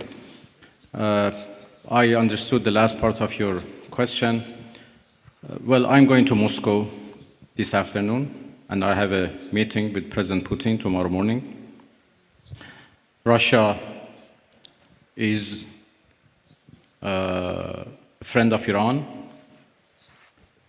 and we enjoy a strategic partnership, and we always consult with each other and coordinate our positions. Russia has been a part and the participants of JCPOA, so they have been always a party to nuclear negotiations. And even in the past 2-3 months that we were negotiating with the United States, we always briefed our Russian friends about the latest about any progress or lack of progress in our talks. Well, I will have serious consultations with the Russian president tomorrow, and we continue to work with each other. Russia is also a permanent member of the Security Council, and we know that they were trying, together with China, to introduce a resolution to the Security Council for the cessation of hostilities. Obviously, now the situation has been changed, and I will have a discussion with them that how it should be proceed. The final question from IRIB, if we can hand over the microphone to the gentleman right there. Thank you.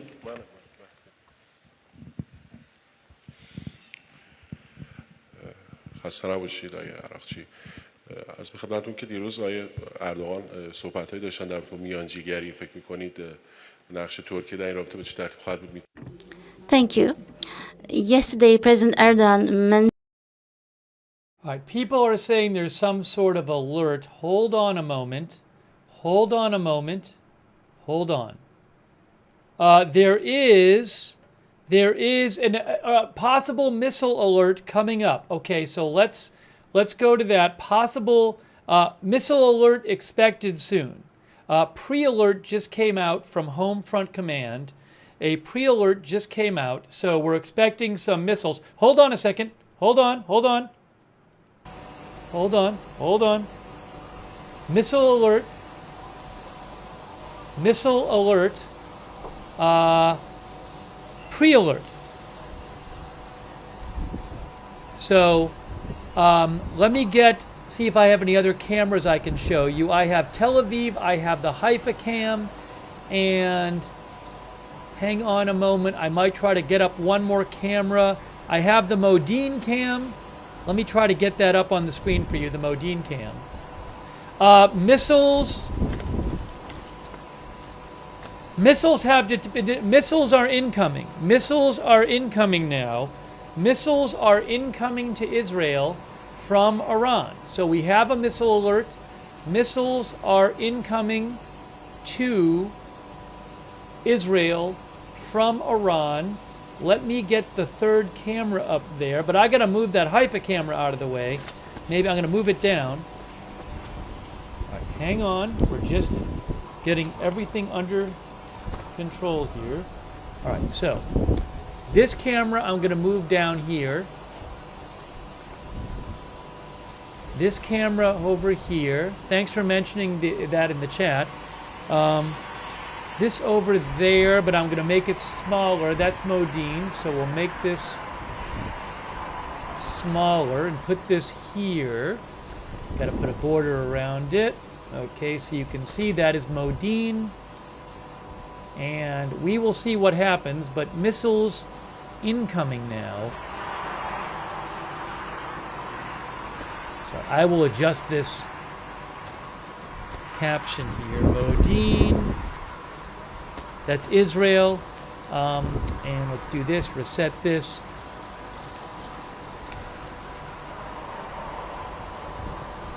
Okay. I have not seen the actual alerts pop up on the so far red alert map, but we have incoming missiles to Israel from Iran.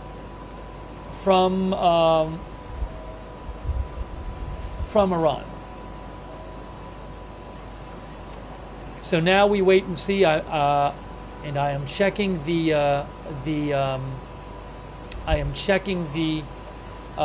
alert so far red alert map, but I don't see any alerts up there yet. So we'll see.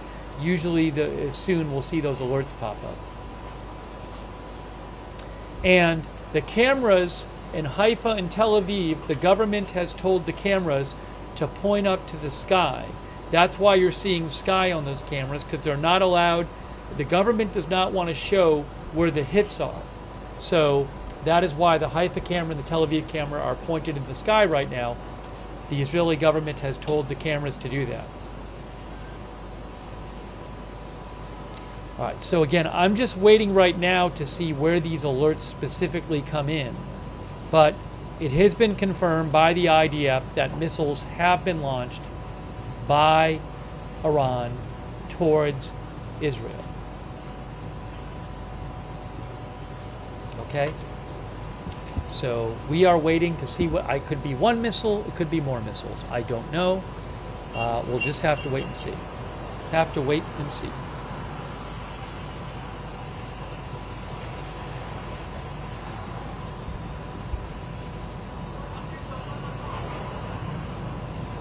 Yes, a CNN crew is going to a bomb shelter. Anderson Cooper is going to a bomb shelter right now, live.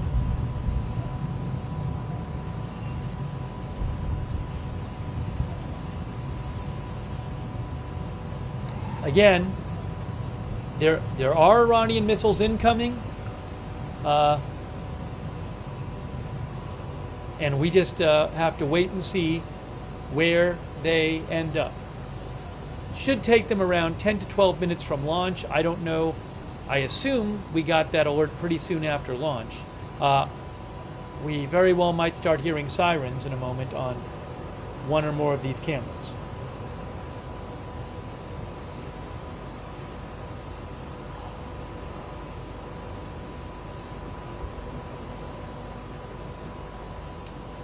I have access to a Jerusalem camera as well, but for the moment I'm going to stick with these.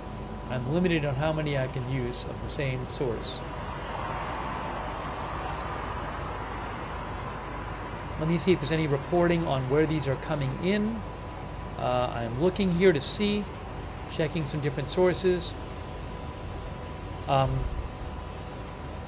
One account I follow, Israel News 24/7, is claiming center and Jerusalem, and also saying probably isolated launches, but I don't know that that's the case. It's news, only single missiles. I've seen a couple of different accounts I follow on Telegram saying these are isolated launches, so not large batches. That's not confirmed, but a couple different news accounts I follow on Telegram, Israeli news accounts, are saying these are believed to be isolated launches, but that might not be the case. We'll just have to wait and see.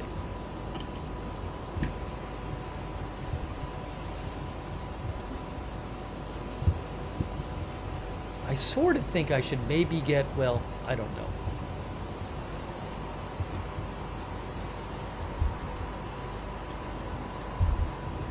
It's kind of guesswork with the cameras.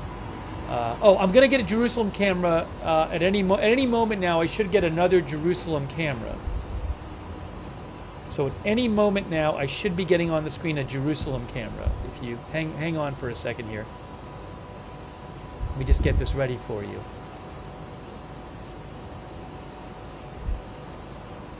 Yes, Jerusalem camera coming up, or I'll have it ready for you.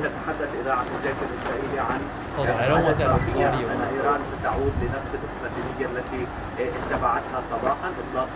Where is that? I see. All right, so I do have access to a Jerusalem camera. Maybe I can throw it up there real quick, but I don't want to make things too crowded on our screen.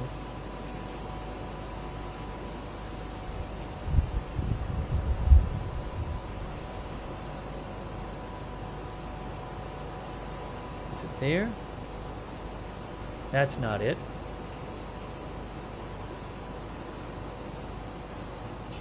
That's not it. Oh, hold on. There. That is not it. There. Oh, hold on. I just saw the alerts right now. Hang on. I just saw alerts. A bunch around Tel Aviv. A bunch around Tel Aviv. A bunch of alerts around Tel Aviv. I am seeing that on the Rocket Alert app, on the SOFAR app. A bunch around Tel Aviv right now. So I just saw that. Sirens right now.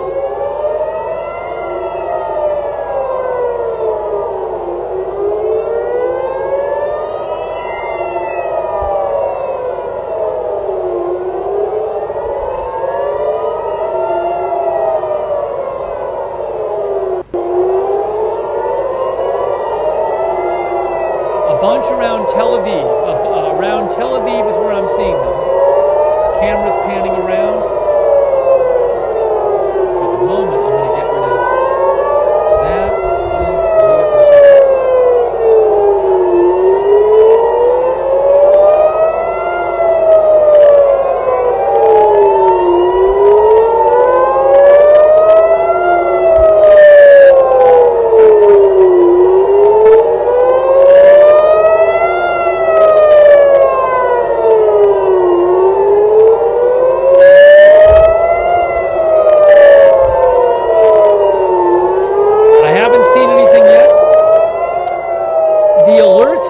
Seeing our Tel Aviv surrounding area.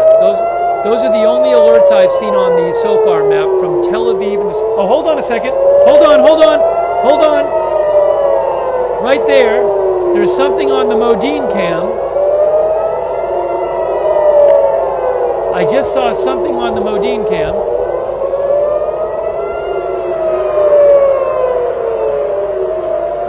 I can't see it anymore on the Modin cam. All right, will we see anything right now? There's clouds. Let's see what... hang on.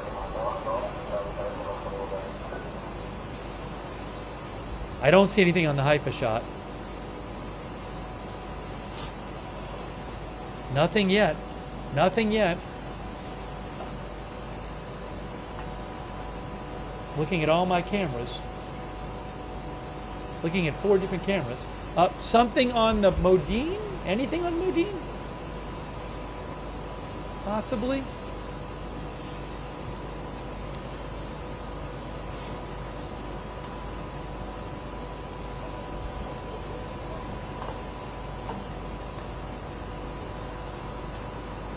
It's possible it was a small launch and whatever was launched was intercepted. That is certainly possible, but we don't know. All of the alerts were the general area around Tel Aviv that I saw on the alert map.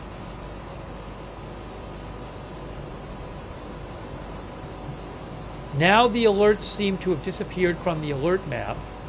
Is it possible that whatever the threat was has been dealt with? I don't know.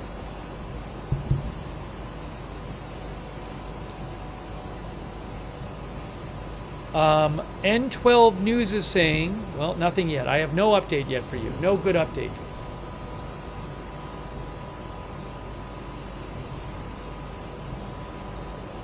There were certainly sirens because you could hear the sirens. Oh, I'm seeing a video of maybe a missile that was above Jerusalem. I think there might have been on the... Yes, there were definitely something in the sky. I think there might have been one earlier on the Modine cam. I might take a second and rewind the Modine cam in a second because I think we might have seen something up there. So, might only been... Maybe they only launched one or a few missiles. But I am seeing a video online, looks like at least one was intercepted.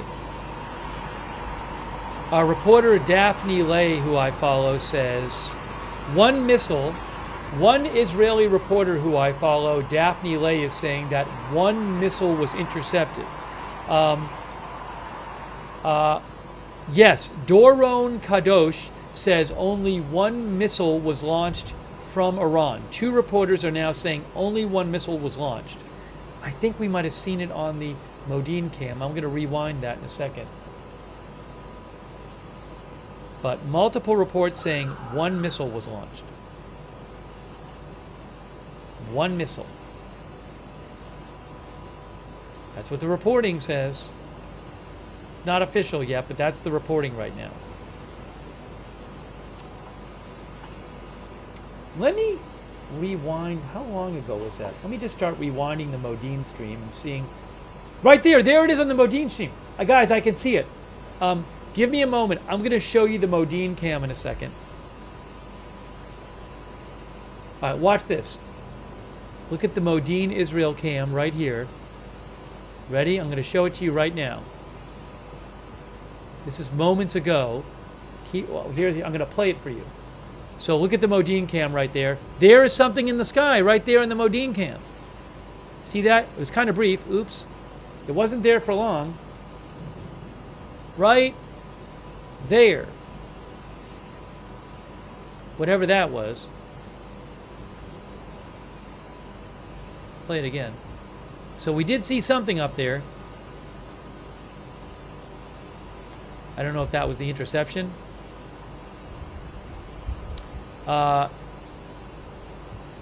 Again, the reports I'm seeing suggest that there was one missile fired. We might have seen it right there in that one shot. Right there. All right, hang on a moment. I'm checking some updates here.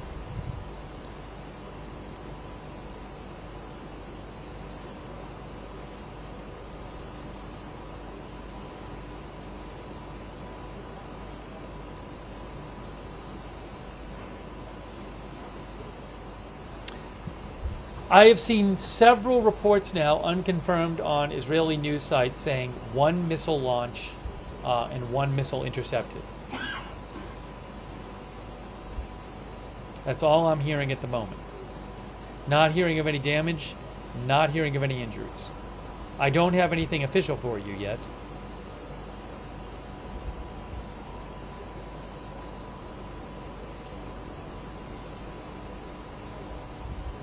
Let me just, this is the first one in like 20 hours or something, or close to that.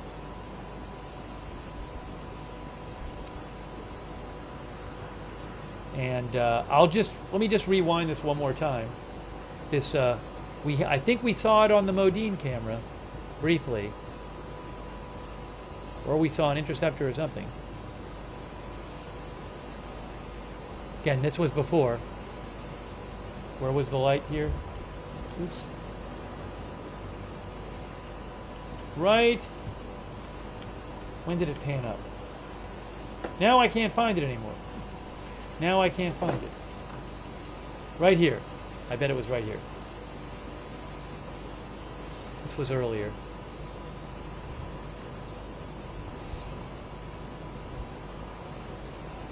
When does it pan up? Oh, it did not pan. Right here. Right there. That thing.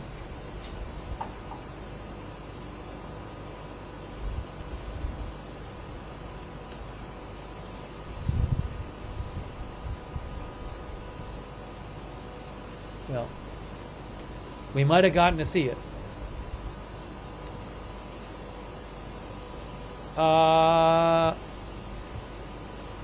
I'm not seeing anything official, but that's every single...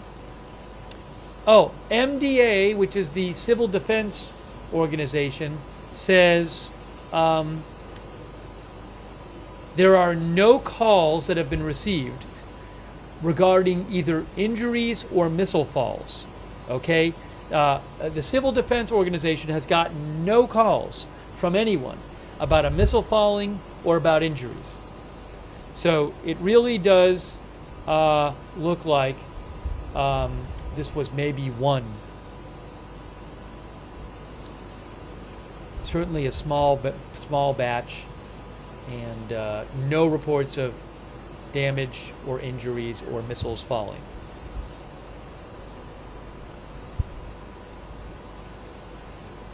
I'm not aware of any new alerts at the moment. But they have not told people, Israel, that they can go back to their... We have not gotten official word that it's okay for people to leave the shelter. Okay? So we're waiting on that. Waiting on that.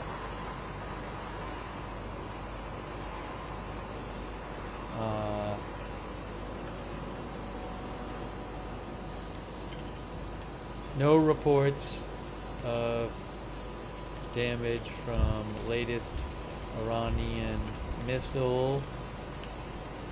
Maybe one.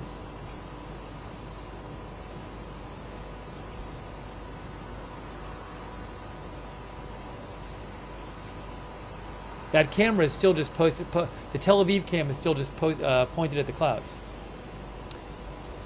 Literally not a single call to MDA talking about any kind of debris coming down or a missile coming down. One of our viewers, Physics, says the last missile.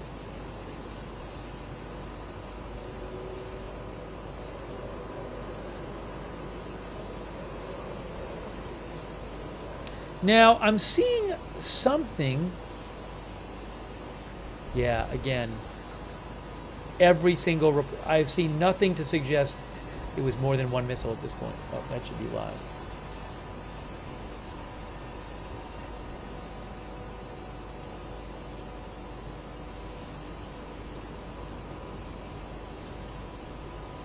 Well, I'm waiting now to hear from... There are videos online which appear to show an interception, by the way.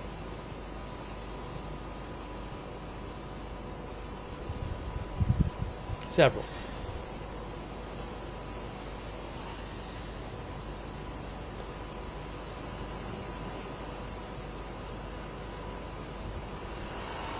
As soon as I hear from the, we have still yet to hear from Home Front Command that it is okay for people to leave their shelters. CNN is live in Israel right now, and Anderson Cooper is in a bomb shelter. He is in a bomb shelter. He is talking on the camera. Home Front Command says the event has ended. The event has ended, according to Home Front Command. People can leave their shelters. The event has ended.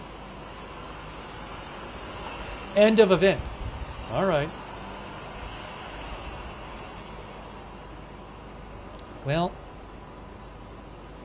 probably that's,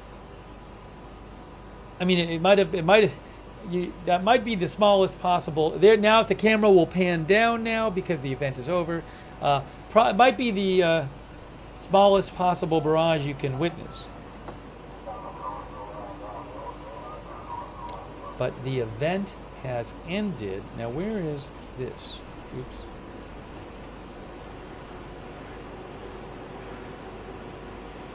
I gotta switch these two.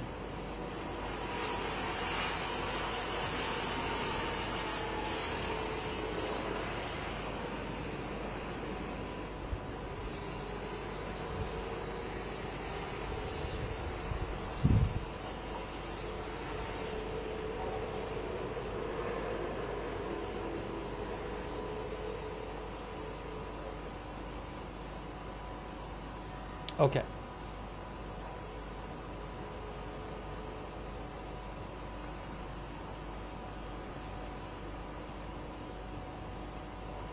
Let me get the Hypercam back up here. I gotta say thank you to some people, by the way. Well, you know what they did? They pointed the camera up again. But I'm not aware that, again, the event has ended. The IDF says, following the situational assessment, the Home Front Command published that it is now permitted to leave your protected spaces in several areas across the country.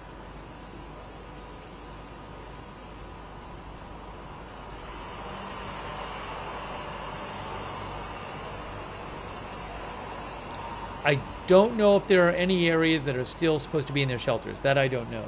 But did they leave some areas under? Let's see. No, the Tel Aviv is included. I mean, the Tel Aviv area, Jerusalem area, those are all in the event has ended thing.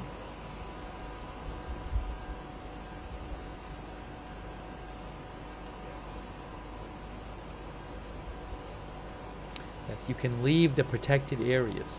Hey, let me say a couple thank yous here, by the way. Thanks so much to Hebrew Jerusalem Prince. Thank you so much. GDS from New Zealand, Losty, Chaos Bite, OU Mike, Low Pro Gaming, Dream Squad HD, thank you.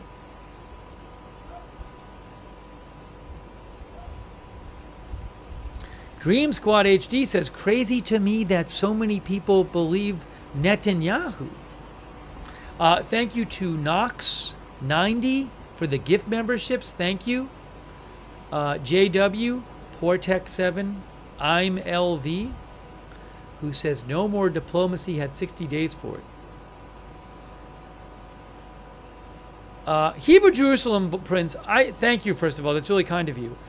I have not seen any kind of report saying that Putin will supply Iran with nuclear weapons. If I saw such a okay, so the New York Post, no, it's not Putin. It is Dmitry Medvedev, who is known for making all kinds of threatening statements. That is what he is notorious for making, I would say, over-the-top threatening statements. That's what he does on social media all the time. Deputy head of Putin's Security Council, but he is known for that. So he said, I guess, something about that, but I don't consider that very credible.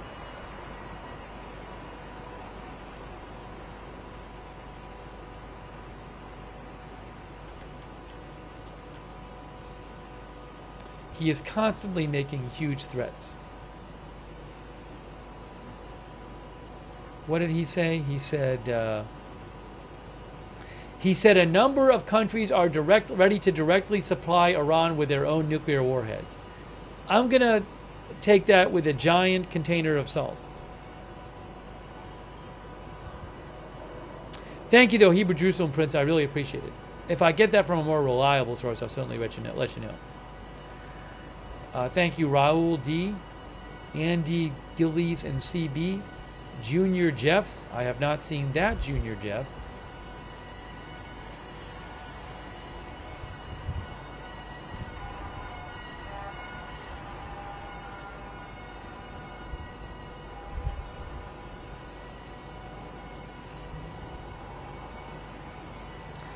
Why? Well, I don't want to mention this, but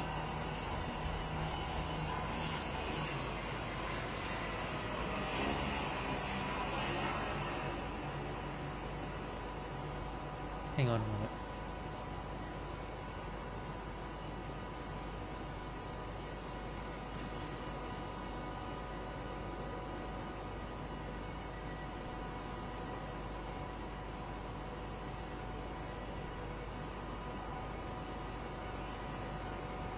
Aerith says Russia defeats themselves.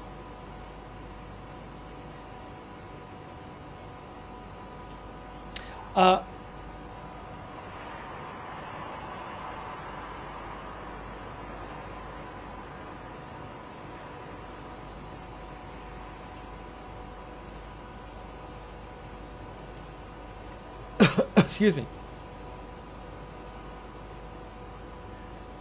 Hey, thanks, David Fisher. That's really kind of you, David. That's very generous of you. Thank you, David Fisher. Also, Ellen Sherman and GDS.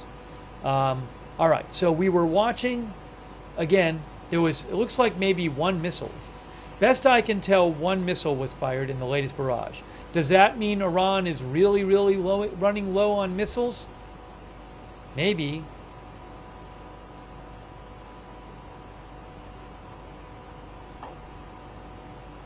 All right, let's go back on the headline too.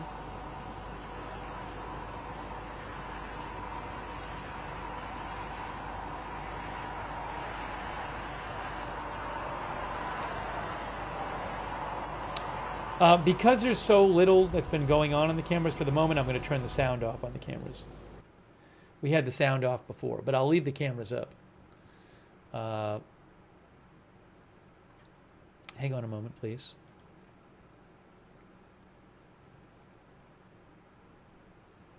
That was the first alert of it was the first drone or missile alert in Israel in 19 hours.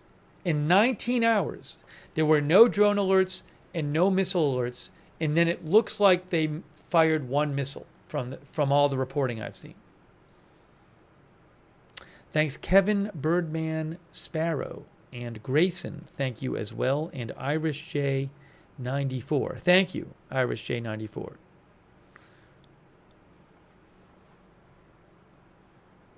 So, Zelos, our viewer, thinks Iran is cooked. Interactive thinks Iran can't fight. Still waiting to see what happens with Iran, any kind of Iranian response to, as the camera is lowering again, Tel Aviv cam, the Iranian response to the U.S. There's been no direct response by Iran to the U.S. at this point. Sandra Neal says, I think people underestimate where this will go. So we watched some of the... I left it on for a while. I thought it was quite interesting seeing the Iranian foreign minister speak. We watched some of that. Yeah, let me just kind of do a quick check here and see if I have any updates for you. Face Smile says, do you think they'll ask for more missiles from Russia to try and restock? I think one issue might be is that Russia's in the middle of this war and it needs and I don't know that they want to be giving out arms because they're fighting in Ukraine. Whether I have not heard, for whatever it's worth, I've read a bunch of articles in various publications about this conflict and follow a lot of people. I have not seen a single publication or analyst mention that there's a significant chance that Iran could be restocked with missiles. Now, I can't tell you why that is. I do think if it was a decent possibility, it would be discussed. not a single article or a single person I follow has raised that possibility. So I can imagine different reasons for it. I mean, with Russia, they're fighting a war against Ukraine, so they're probably saving their ammunition for that. Maybe it would be such a, you say, why can't China do it? Maybe it would be seen as maybe the diplomatic cost to China is not worth any benefit they would get from it, So that's the best I can say is that I would think if it was a live, decent chance, it would be more discussed. And I just don't see it discussed anywhere.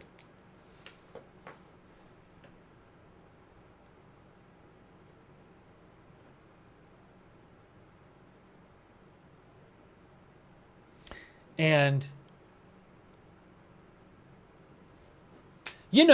and it's a big deal because if a country gives missiles to Iran and then Iran fires them and kills Israeli civilians, well, that's going to probably destroy your relations with Israel.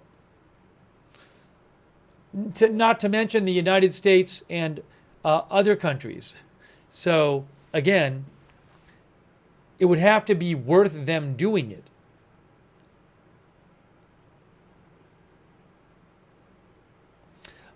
Greg Berry mentioned to me that the Supreme Leader, as he periodically does, posted a threatening message on X saying the Israeli enemy has made a big mistake, committed a big crime, it must be punished, and it is being punished. It is being punished right now, he said, 14 minutes ago. That might be referring to the missile warning with like one missile.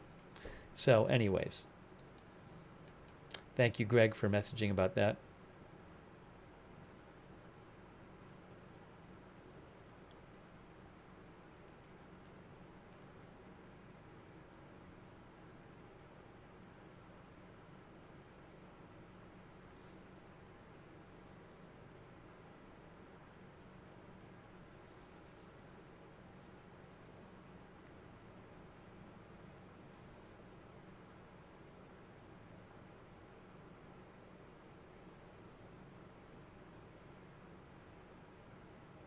Everett Scott says, do you think if Iran attacked USA troops, that would be an attack on NATO and they would respond? According to the attack on one is attacking all. It's an interesting question. I have seen no discussion whatsoever of the possibility that other NATO countries would feel obliged to join the US if, say, an Iranian proxy group attacked the U.S. But I wonder if that's, maybe there's something specific in the NATO articles that explains why that is. It's an interesting question. Again, because I never see it come up, I assume it's not any kind of realistic possibility. But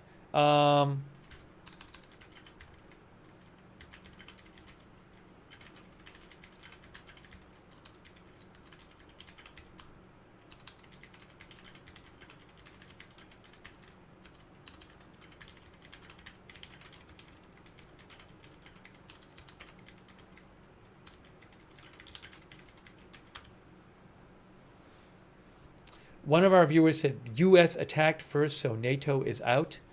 So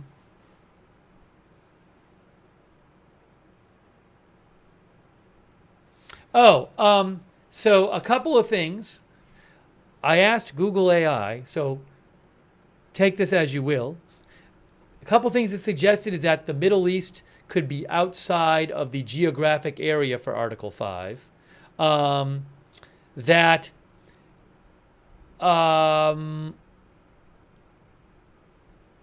Hold on a second here.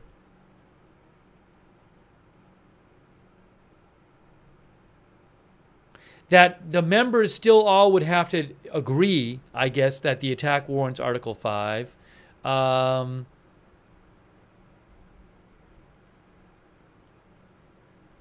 also the obligation, I guess, is to do what is necessary to assist the attacked ally. So countries could also say, well, it's not really necessary to help them. They can defend themselves. And by the way, let me just say a fair point that's raised. U.S. troops get attacked all the time for years.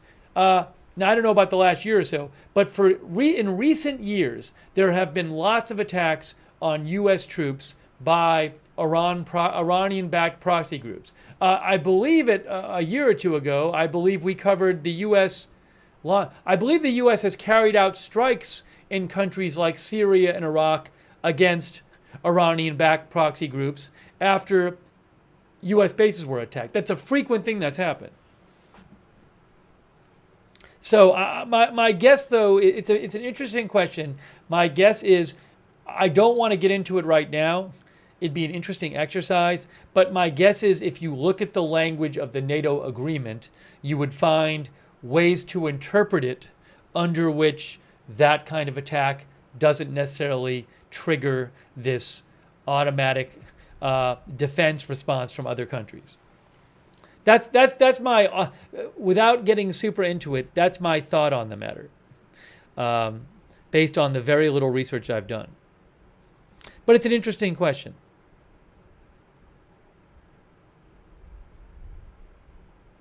Thanks, Vicky48, for your support. And Maria Marcia Cisneros. By the way, do you guys prefer? I shut the camera volume off because there hasn't been a lot going on the cameras. I mean, there's been one alert for there was just a missile that came in. But before that, for 19 hours before that, there were no alerts. And I think it was like 24 hours before that, no missile alerts. So I turned the volume off because I figured it might be distracting. And I don't expect to really hear anything at this point. If you'd prefer it on, I can leave it on. I feel like more people prefer it off when the camera on if there's not something actively going on. So I don't hear a lot of people saying I really, really miss it. So I'll leave it off, but I just wanted to double check with you.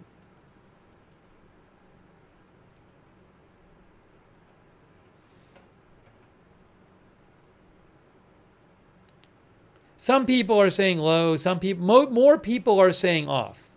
More people are saying off than on. Some people are saying on, but more people are saying off. It's actually pretty mixed. It's pretty mixed.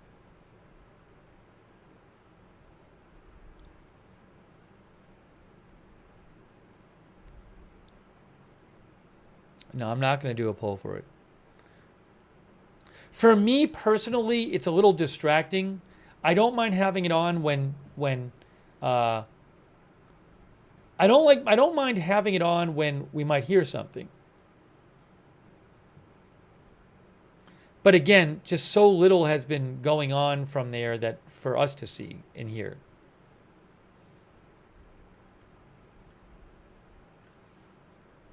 Yes, when there's alerts, when there's alerts, I put it on, no question.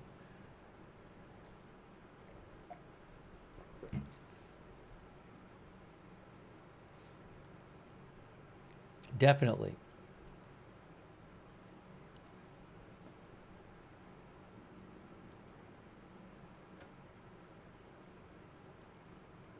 I have an update for you. So the Iranian foreign minister has arrived in Moscow, okay? The Iranian foreign minister has arrived in Moscow. Iranian state media says that they have some quotes from him. Mehr news agency, Iranian state media, they say that that he says that Iran and Russia have worked and consulted together on every issue and coordinated our positions. Now certain conditions prevail in the region that require our positions to be more precise, serious, and closer, he said. He also said the U.S. attack is an attack and aggression that must definitely be condemned. We appreciate Russia's position on Sunday, which condemned this aggression in the strongest possible terms. I probably should we can look at what Russia said in the Security Council. We hope it will be accomplished by practical steps in the Security Council and other international forums. We could take a peek at what Russia said in the Security Council, I think.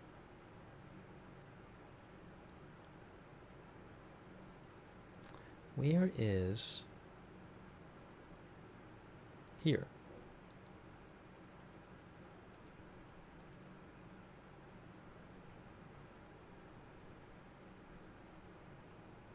Do you guys want to hear a bit of what Russia said in the Security Council today? I wouldn't mind checking it out.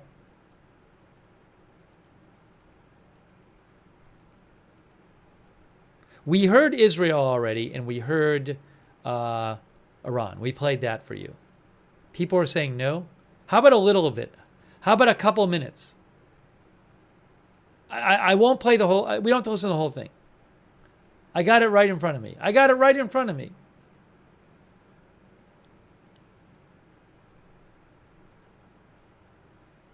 Right here.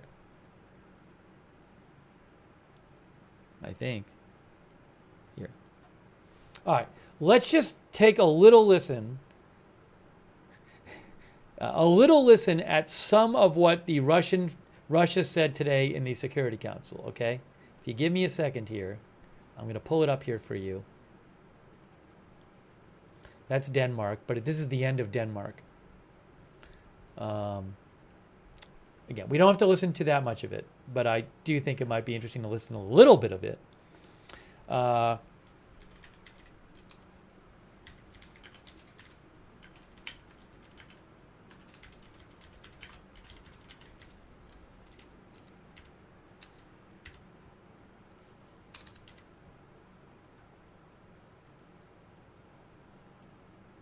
Earlier today, UN Security Council. Now, I think if I hit play, I think she is just finishing up, and in a couple seconds, it'll go to Russia. Including via the Strait of Hormuz. Right. Give it a... Madam President, in closing, now is the time to return to negotiations in order to reach a diplomatic solution. Right, so she's we finishing call on up all here. parties to exercise the utmost restraint and to engage in a diplomatic negotiated solution, which is the only viable path towards lasting peace in the region and beyond. Denmark stands ready to work with all parties to that effect. I thank you. I thank the representative of Denmark for her statement, and I give the floor to the representative of the Russian Federation. Госпожа председатель, признательна Гаянскому председательству за оперативный созыв сегодняшнего заседания Совета Безопасности с крайне опасным развитием ситуации на Ближнем Востоке, которые еще более усугубили ночные удары Соединенных Штатов. Well, there you go. Благодарим генерального секретаря ООН за его вступительное слово, а также so much for that. и создают огромную угрозу ядерной и физической. I thought we had the translation. We had it. I thought we had it before. Well, it's possible that on the recording they don't have it, so we can't watch it right now. I'm sorry. I thought we had it. Fine then.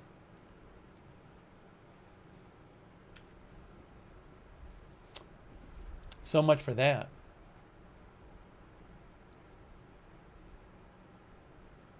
I don't know if it kicked it. I don't think it kicks in. No, for whatever reason.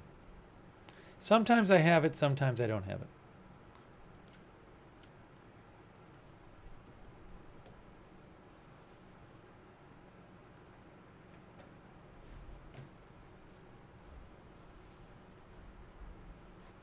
Al Jazeera reports that an Iranian news agency says air defenses were activated in Tehran tonight in a widespread and continuous manner and engaged hostile targets.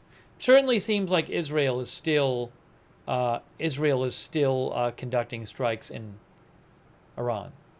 They said they've been doing that today.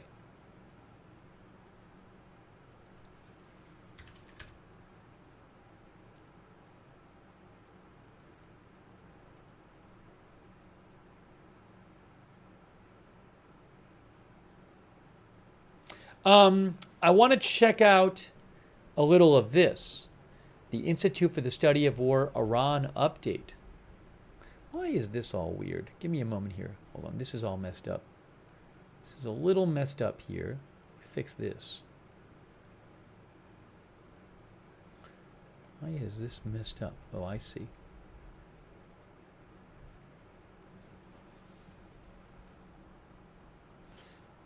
This is from the Institute for the Study of War, which is a site I really like. They do military analysis.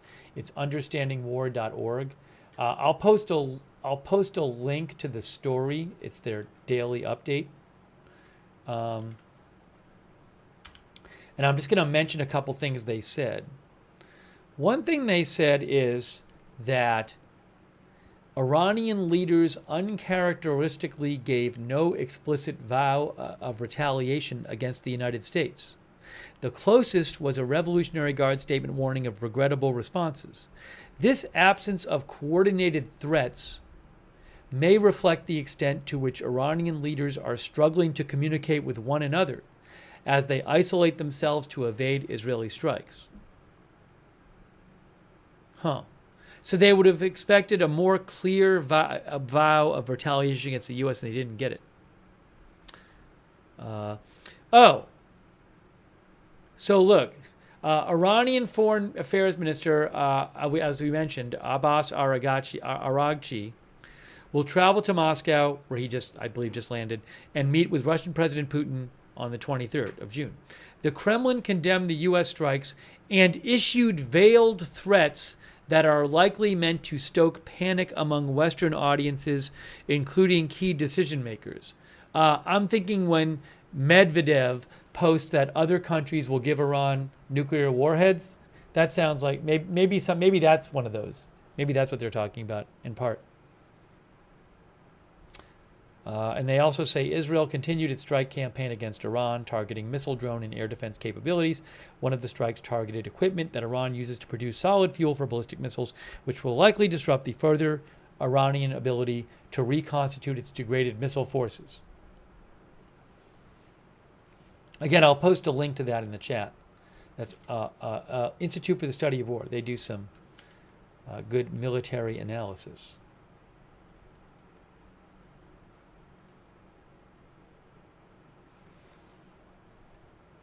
Oh, they talk about the Dmitry Medvedev threats here. They actually talk about the Medvedev threats in their report. I'll show you this right now. Check this out. Russian Security Council chairperson Dmitry Medvedev issued a series of veiled threats against the U.S., but these threats do not represent a significant rhetorical inflection because the Kremlin commonly uses Medvedev to stoke panic and fear among Western decision makers. This is what I was saying about Medvedev. Medvedev responded to the U.S. strike in social media posts, claiming that U.S. President Trump has started a new war. He claimed the U.S. failed to destroy Iran's nuclear capabilities, that Iran will continue to work towards the production of nuclear weapons, and that several unspecified countries are ready to directly supply Iran with nuclear warheads. The Kremlin typically leverages Medvedev to amplify narratives intended to stoke panic and fear among Western decision makers, particularly through nuclear saber rattling. Medvedev's veiled threats thus do not represent a significant rhetorical inflection. CTP-ISW continues to assess that Russia is constrained in its ability to provide direct support to Iran due to its war in Ukraine and has likely resigned itself to providing diplomatic overtures for the time being, showcasing the immediate limitations in the Russo-Iranian strategic relationship. So there you go. J. Rock Brooklyn says, yeah, that's Medvedev.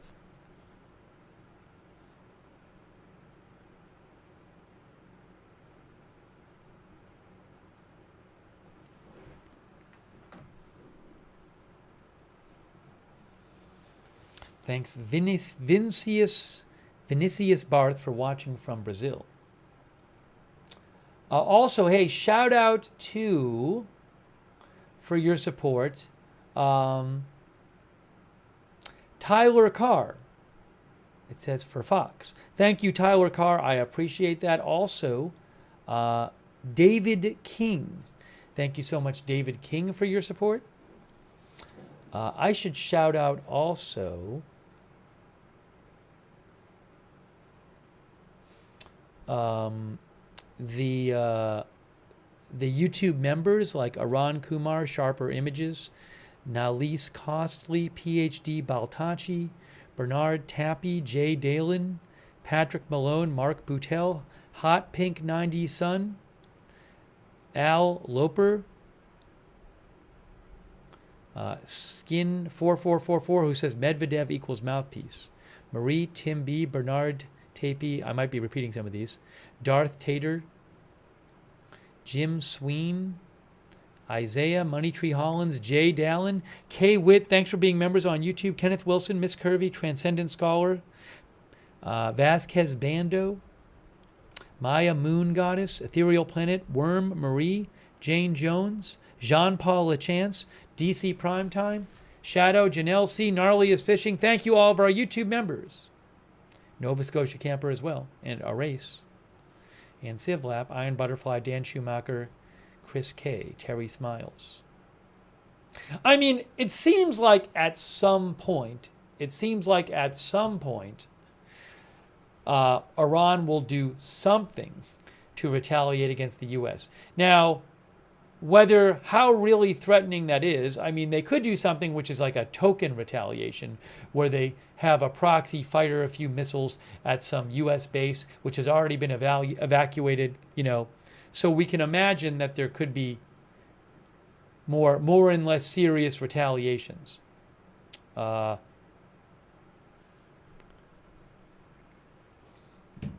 Maybe I can find you some more about that we can discuss.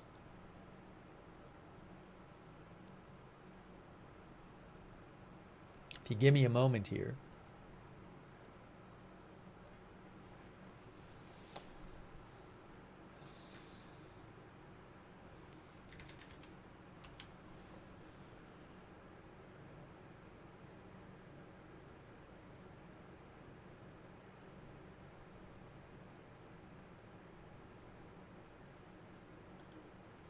Give me a moment here.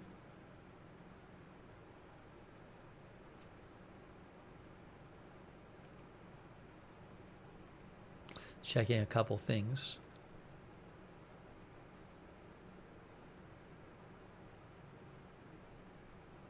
Oh, here's how Iran could retaliate. This is what I was looking for. Let's check out this. Let's check this out. I got something for you.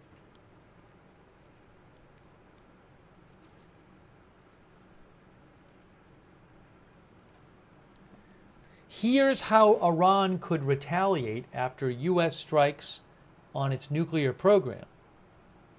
That looks interesting.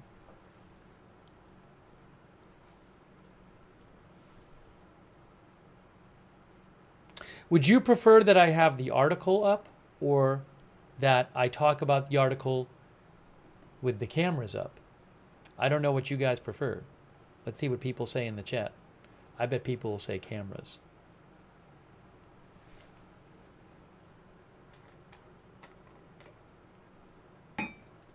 Neither. Article. Camera. Oh, I'm going to talk about it. People are saying cameras. More people are saying cameras. No, I'll definitely discuss it, but I didn't know if people... Okay. Let me just mention some of the things the article says. So the article talks about different ways Iran could respond, okay? Targeting the Strait of Hormuz. This is from Associated Press. Targeting the Strait of Hormuz. The Strait of Hormuz is the narrow mouth of the Persian Gulf through which some 20% of all oil traded globally passes. And it's 21 miles wide at its narrowest point. And I believe there's a 2 mile, I think the actual route, what's it called? The travel path or something? Or the sail path, there's like a 2 mile wide width, 2 mile width on either side. That's the channel through which normally ships would go through. So it's not a shipping lane, I guess one of our viewers said. So it's not, from what I understand, if they block the shipping lane, it's not really realistic to expect the ships to go around that. So they say any disruption in the Strait of Hormuz could send oil prices soaring worldwide and hit American pocketbooks. Iran boasts a fleet of fast attack boats and thousands of naval mines that could potentially make the strait impassable. Let me show you what we're talking about here. That's what I should do. If you give you a second, I'll put it on the screen for you. where we're looking at. That's what I should do, the Strait of Hormuz. So if I do this, now you can see the map. We do this, we do this. We're going over here. Boom. There's Iran. There's Iran. There's the Persian Gulf. There's the Strait of Hormuz right here. Right in here.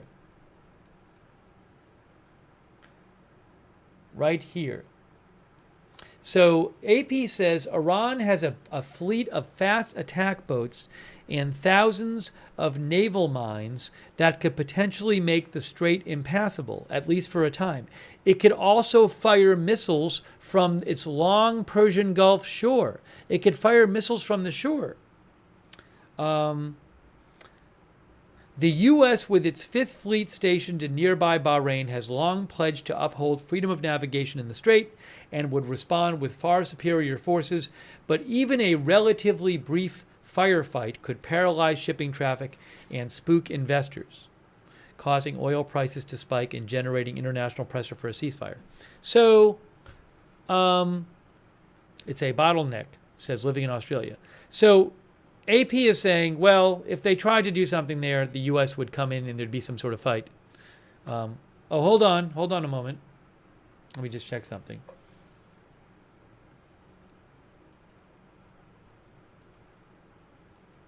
Real quick.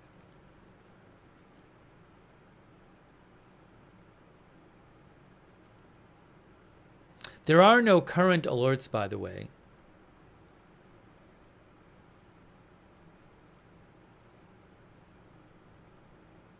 No missile alerts currently.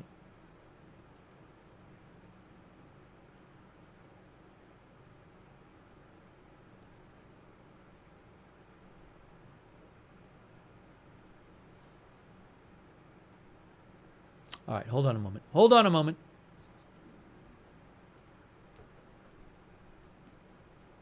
Would not that hurt? Would it not hurt their income stream as well? Mark Gray says. I mean, it's a good question. Because they're shipping oil. Well, I think what do they saw? I believe there's a lot of sanctions on them, but I think a lot of their oil goes to China. Anyways, though, I know what you're saying, but I assume the idea is whatever cost it would have to Iran, they would be doing that. You know, they would think the benefit is worth the cost.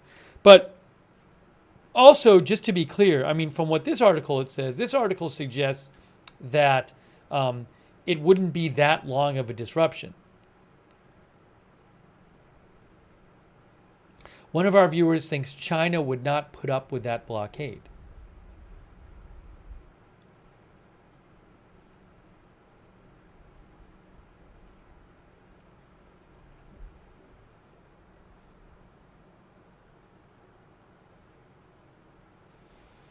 Let's see here.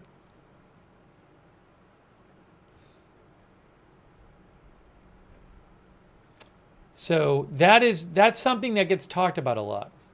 I believe a committee in the Iranian parliament today voted in approval of it, but they don't have the power to make Iran do that.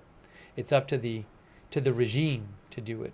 I assume the supreme leader would make the final call.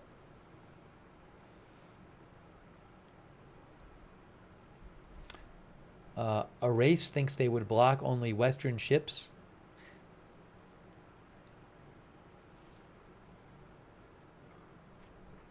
Okay, let me just mention a couple other things here from this article. So we talked about targeting the Strait of Hormuz. They could also attack U.S. bases and allies in the region. The U.S. has tens of thousands of troops stationed in the region, including at permanent bases in Kuwait, Bahrain, Qatar, and the UAE. Arab Gulf countries just across the Persian Gulf from Iran. The UAE, Qatar, Bahrain, Kuwait. U.S. troops in all these places.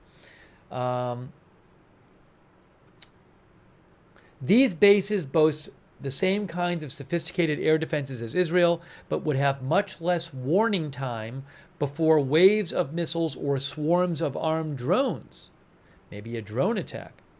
And even Israel, which is several hundred kilometers away, has been unable to stop all of the incoming fire. Iran could also choose to attack key oil and gas facilities in those countries with the goal of exacting a higher price for U.S. involvement in the war. A drone attack on 2 major oil sites in Saudi Arabia in 2019, claimed by the Houthis but widely blamed on Iran, briefly cut the kingdom's oil production in half. It's another thing they could do. Also, activating regional allies. Iran's allies in the region have been really hurt in the last couple of years by Israel. Iran's so-called axis of resistance, a network of militant groups across the Middle East, is a shadow of what it was before the October 7th attack led to war. Let's see here. But Iran could still call on the Houthis, who had threatened to resume their attacks in the Red Sea if the U.S. entered the war, and also allied militias in Iraq. Both the Houthis and the allied militias in Iraq have drone and missile capabilities that could allow them to target the U.S. and its allies. Let's see. Iran could also seek to respond through militant attacks further afield, as it is widely accused of doing in the 1990s with an attack on a Jewish community center in Argentina that was blamed on Tehran and Hezbollah. So they could try to go attack some maybe American interests somewhere around the world. So those are some different possibilities raised in that article. Marie mentioned cyber attacks. That the article doesn't even talk about it, but they do have, from what I understand, cyber attack capability. The thing is, so if you're Iran, you don't want to do something which is going to hurt you more than the regime is not going to want to do. Like you can imagine certain attacks on the U.S. that would seem. I think it was The Economist that said some of these attacks would seem suicidal for the regime, right? So, for example, if they were to launch some sort of attack on the U.S. water supply or something, you know what I'm saying, like, or a U.S. critical infrastructure, or carry out a terror attack against U.S. citizens or something, that could be something where the U.S. would get so involved after that it could end up with the regime, certainly with the supreme leader getting taken out, and maybe other political leaders taken out, and maybe with the regime no longer losing its ability to rule in Iran. So my point is just, if the leadership of Iran, as I said yesterday, is not going to do something just to do something. They're going to be thinking, what's in our interest? So they're going to, in theory, be constrained by how the U.S. might respond to any particular attack.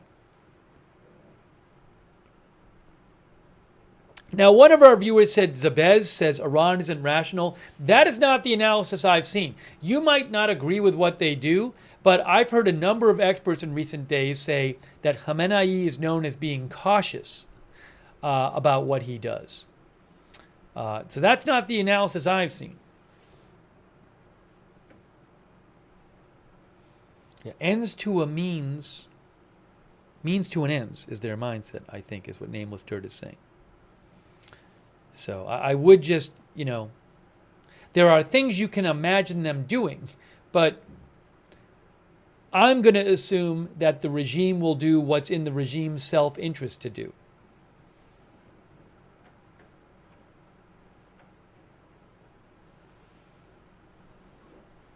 Okay, so that's something to keep in mind. By the way, thanks to Zachary LaChance. I really appreciate that, Zachary LaChance. Thanks JJ9000, Andy Gillies, and CB.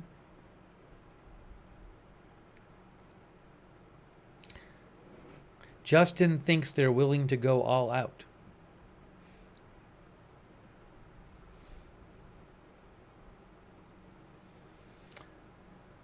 Let's see here.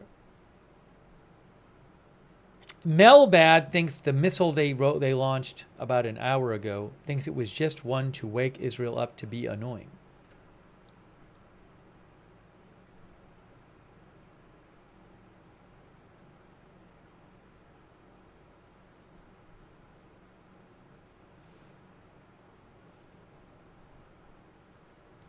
All right, hang on a minute. Hang on a moment here.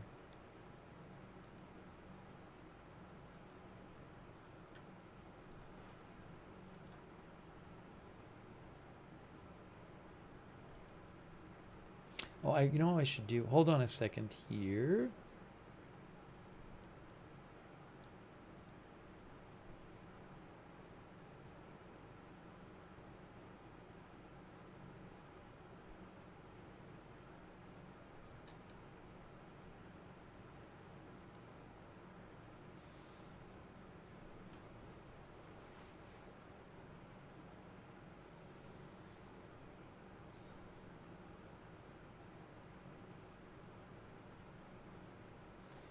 Give me a moment. I'm just checking a couple things.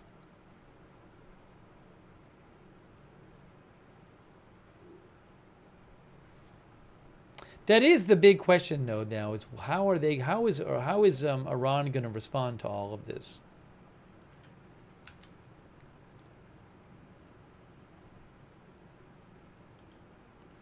You can see.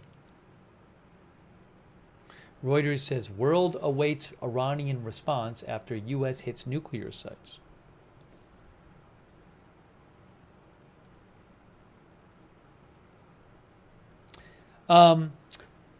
Reuters points out Tehran has so far not followed through on its threats of retaliation against the U.S., either by targeting U.S. bases or trying to choke off global oil supplies, but that may not hold. The foreign minister of Iran said in Turkey today that Iran would consider all possible responses. He said that we heard him say this. He said there would be no return to diplomacy until it had retaliated. He said the U.S. showed they have no respect for international law. They only understand the language of threat and force.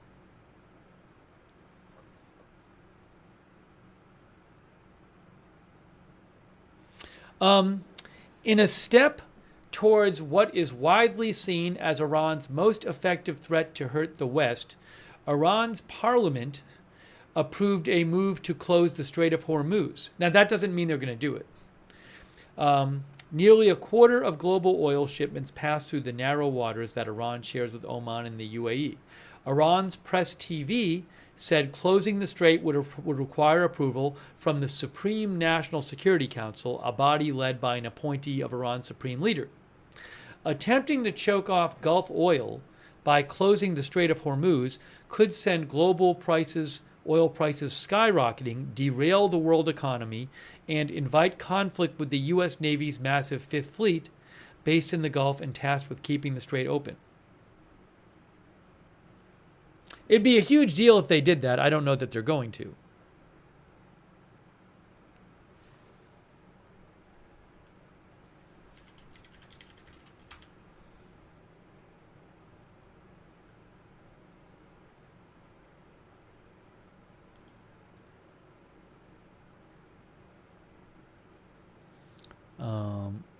Hang on a moment here.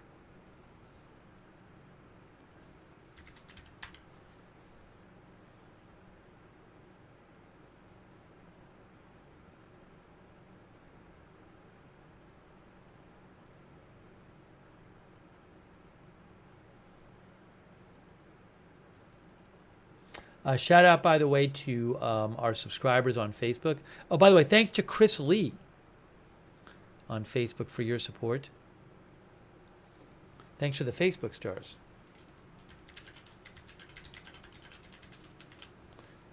I missed that before. Thanks to Robert Rial II for subscribing over there. K. Lowry Body and Erin Van S.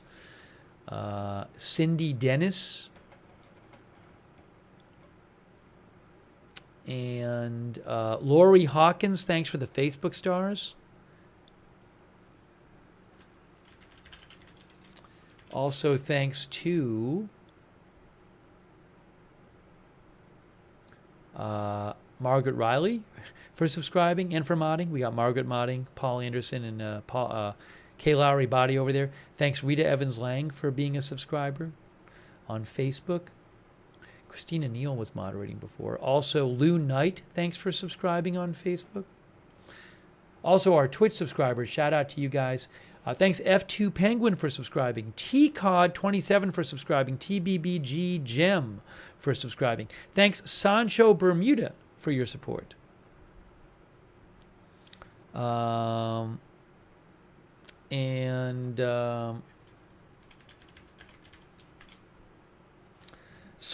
thank you, Sweetums. Thanks to Cat Dad for subscribing. Yen Cat for subscribing on Twitch. Sarah, Tatsiki, Sugaro, Wall Street Shaggy, Boston Chops 88. Thanks for subscribing over there. Remove Glazer Snow. Yarby 67. I was behind on thanking the subscribers. C50 Pack. Charlie Underfoot, thank you. And all of our other subscribers. Tatermong and all of our other subscribers over there on Twitch. Thanks so much.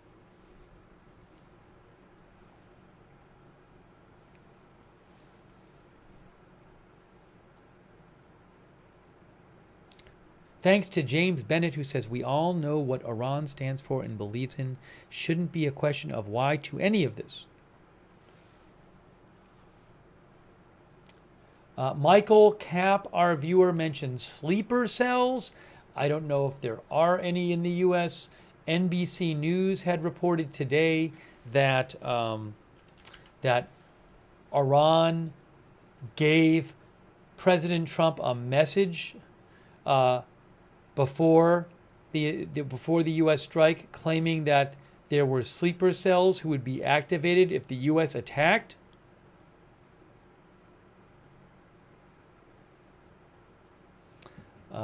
NBC News says Iran sent a communique to Trump in the days before last night's strikes, threatening to activate sleeper cell terror inside the U.S. if it were attacked. A sleeper cell is when you have people pre-positioned waiting for orders to do something. So the idea is that there are people living in the U.S. waiting to be told to do bad things by Iran. I don't know if that's true. Marie says, believe it, do not doubt it.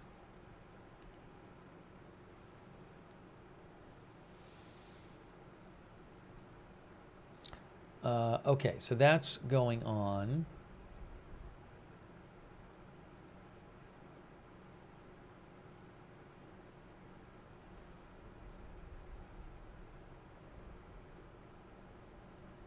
Patrick Brown Music says, not just in the U.S.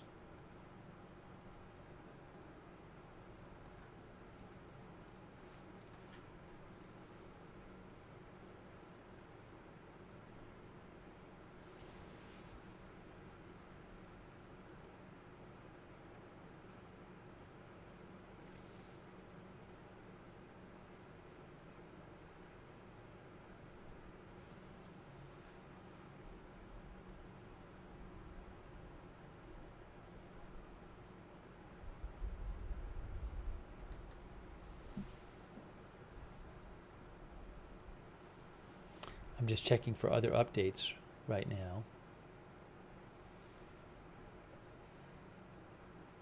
This story right now, it's like something could happen in 5 minutes or something could happen in like 6 days. We just don't know. No idea. I mean, there's going to be more happening.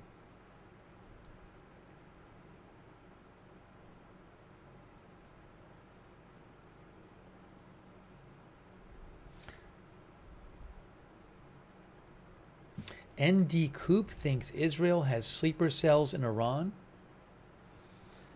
Here's what I think we should do. Here's my plan. I have to eat something at some point. So I'm thinking maybe I'll start making some food right now, and then if anything, I'll make my food because I got to eat, and I will do coverage while I'm cooking the food, and then I'll eat, and then we'll come back and do some more coverage after I eat, because I got to eat. So why don't I take 5 minutes right now and put some food in the air fryer? Can I do that?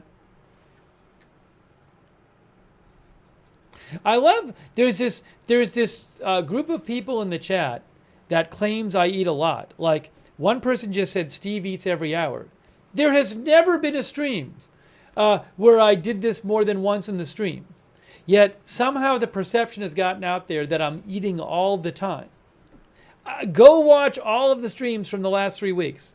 You find the one where I eat more than once.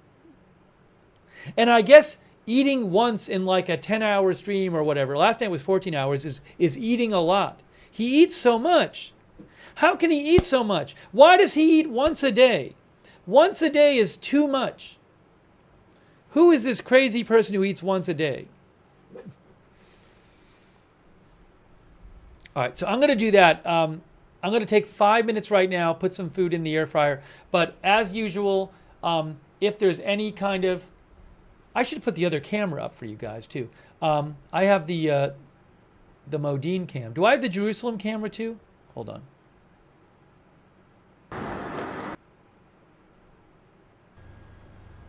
I have another camera I can put up. I'll put up the Modine.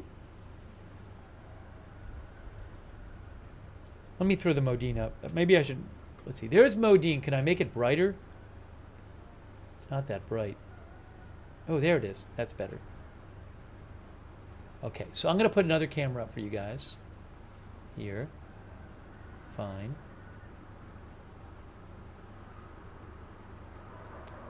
Before I take my 5 minutes.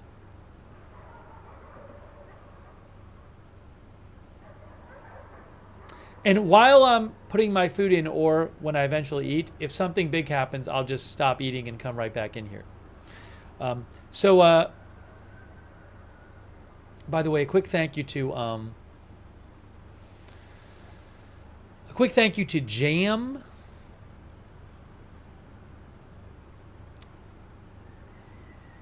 Jam says, if we have the power to do what we did, how is it that any country can feel like they have the ability to retaliate? I could interpret that different ways, Jam, so I don't want to give it a wrong interpretation. Thank you, Jam. Thank you also, Jeff Densley, Mitt Hudson, Security Consultants, Mush Levin. No, on Haifa Cam, that is the moon. That's the moon on the Haifa Cam right there. That's what that is. It's the moon right there. I'll put the sound on the cameras on. Thank you, Buns of Septic Wind. Wow. It's James Bennett, thank you. COJ, thank you, 21. Peace to you, Mark, JJ. Thanks for your support. Captain Jerry Donnelly as well. Pieman Z. All right, so give me 5 minutes.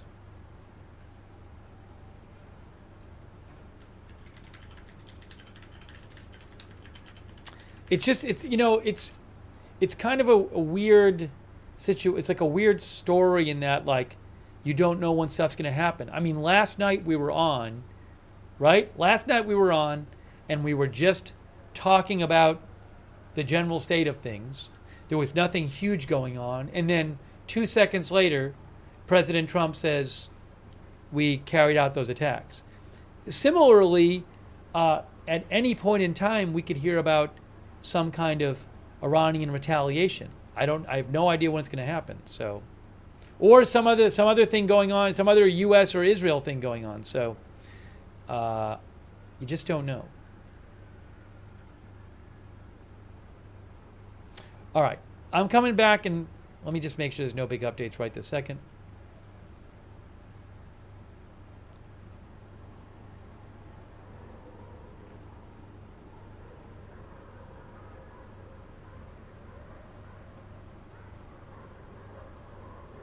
Not seeing it right now. Give me 5 minutes. I'm just going to put the food in the air fryer, and I'll be right back in 5 minutes.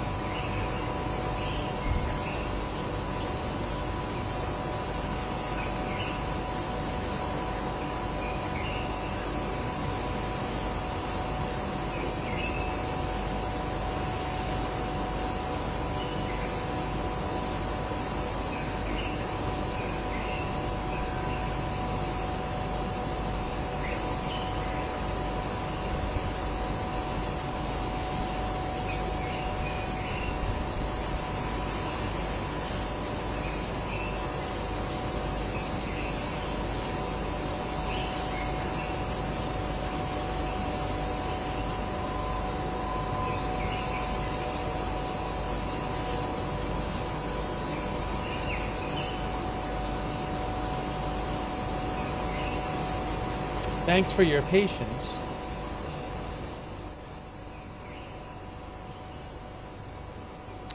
Quick thanks to Jam. Jam says USA is the superior country, FA and FO. Thank you, Michael Sperling. Mush Levin, thank you. All right, let's see if we have any updates for you.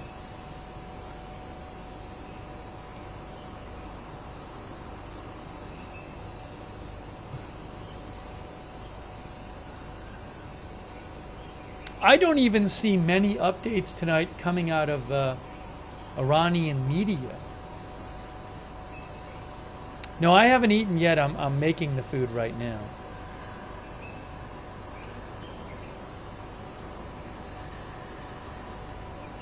Let me just check some different reports here. So give me a moment.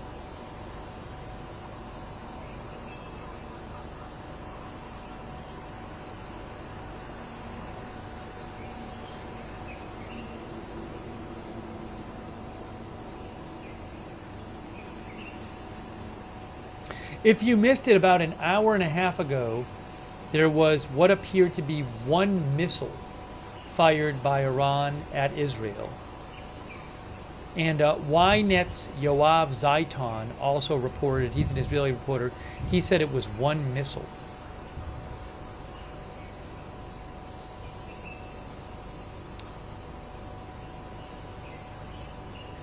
Now, was that said? Some people were talking as if that missile was from Yemen. I didn't hear that. I didn't hear that it was from Yemen.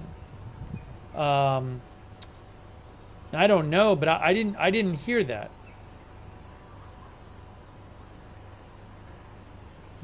Do we know for sure it was from Yemen? Did the IDF say it? Originally, the IDF said it was coming from the east. Normally the IDF would say it's coming from Yemen. Let me check what they said.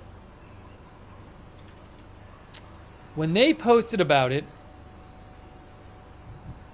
no, guys, they literally said it was from Iran. The IDF literally posted that it was from Iran. So it wasn't from Yemen. Look, that's it right there. Missiles launched from Iran. It says it right on the screen.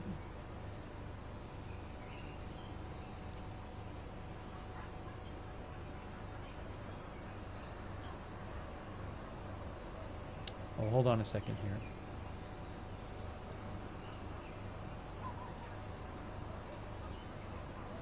Oh, thank you, Erase. Erase hopes for peace all over the world. Imagine the world with peace, what we can reach all together. Thank you, Erase. That would be nice. Unfortunately, we're not there right now. I need about 20 seconds. Just give me 20 seconds. Hold on.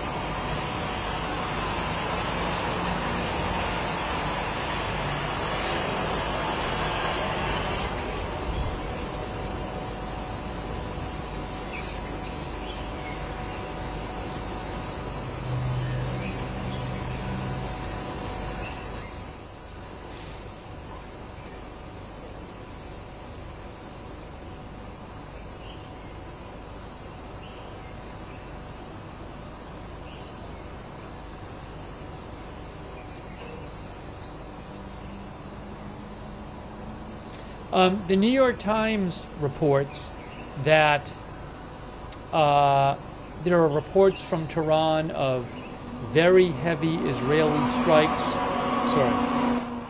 There are reports tonight of some very heavy Israeli strikes in Tehran. Okay? I don't know what they're striking, but there are those reports, according to the New York Times.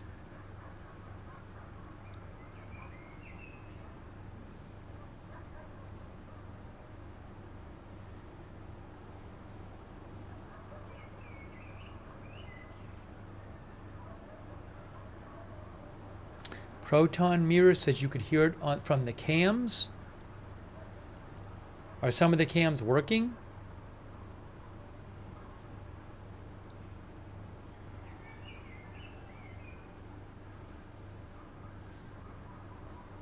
Isn't the internet still down there? Are the cams working? Isn't the internet still not working? I haven't heard that the internet's working.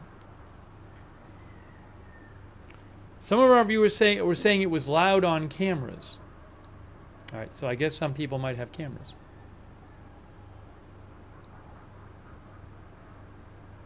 No, I can't steal people's cameras.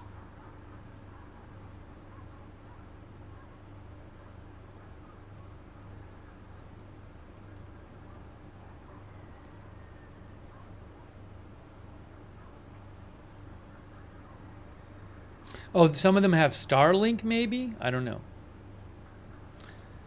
I guess if they have access to Starlink and they have the equipment.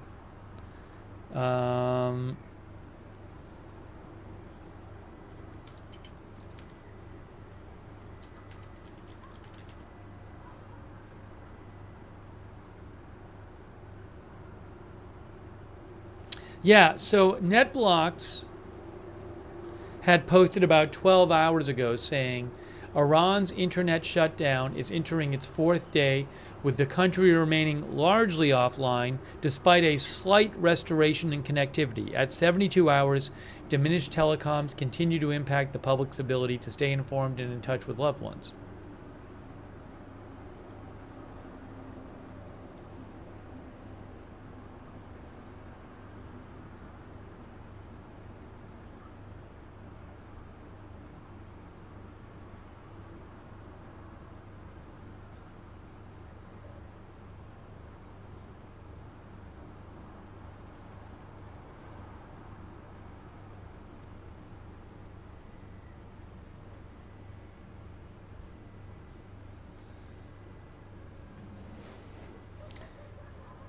I'm checking some different sources here. I need about 20 seconds. Hang on, about 20 seconds. Thank you.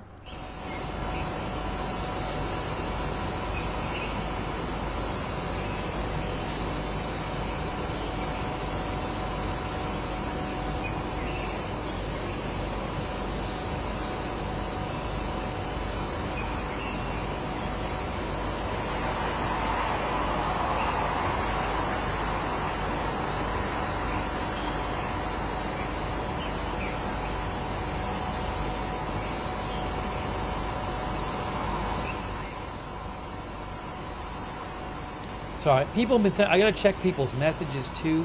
People have been sending me messages. I try to check them when I can, but they pile up.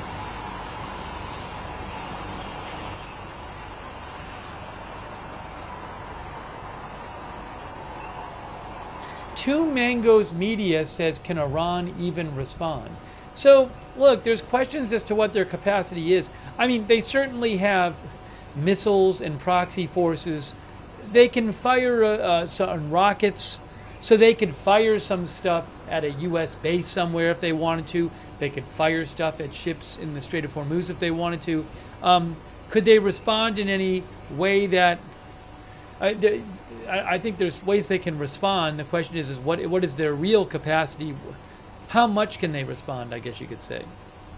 I mean, at this point, like, it's just like with them, they can clearly fire some missiles at Israel, but how many can they still fire anymore? I don't know.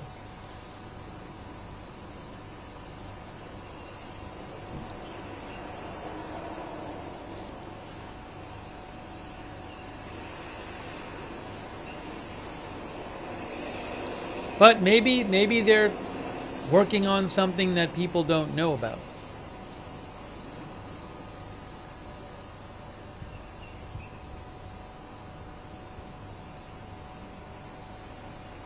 But also remember that Israel has air supremacy now. So I assume Israel is in the U.S. are keeping an eye on what's going on there. You know.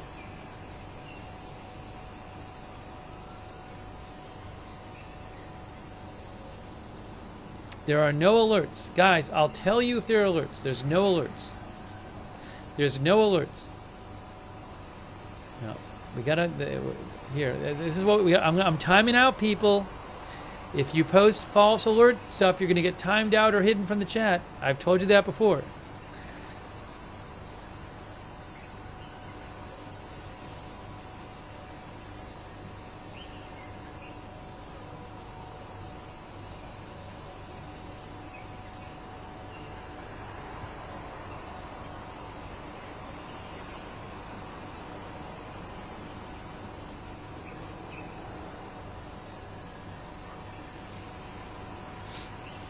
You know.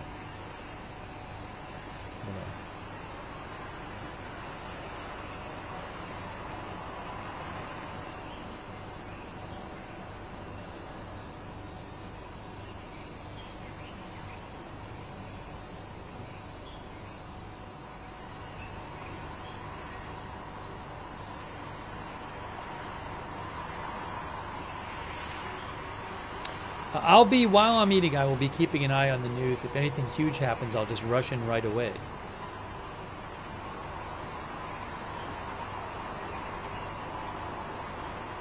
Evelyn in Maine sent me, thanks Evelyn, that, sorry, I gotta turn this down. Evelyn in Maine sent me that Faye Tuck's News had seen that in the New York Times says that, what am I hearing? Oh.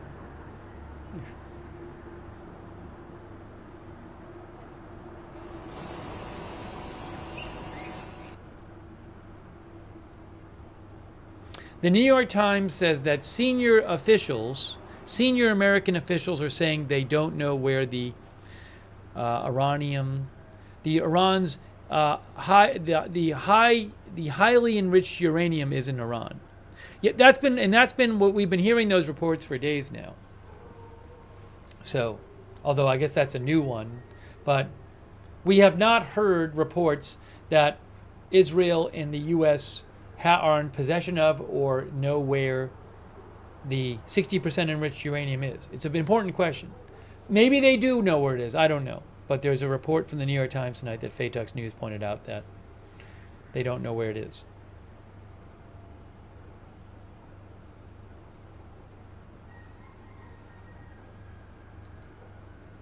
Also, I believe that at some point Iranian officials have said they hid it. I don't know if that's true, or they put it somewhere else. But it's a big question.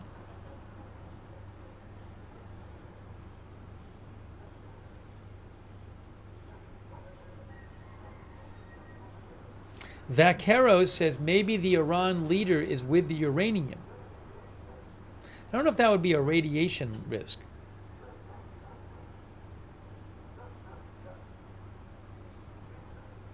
Our viewer Avia says, I'm from Jerusalem. Avia says it is psychological warfare to wake up everybody in the middle of the night. That's from our viewer Avia.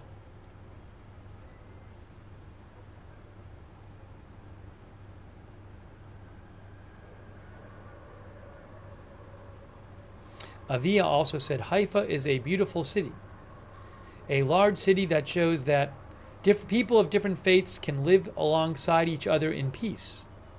He says it's a mix of Jews, Muslims, Christians, Baha'i, and more.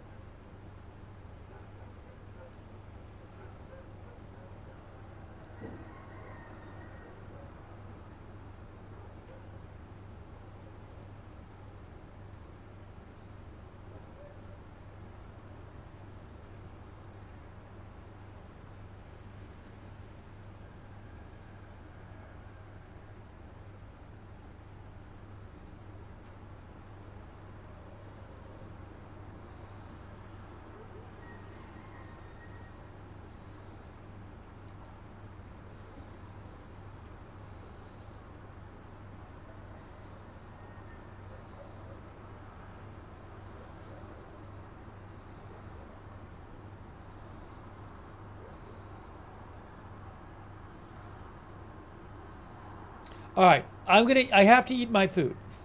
Once I eat my food, I'll be in my brain will be in a better place. So I'm gonna eat my food now.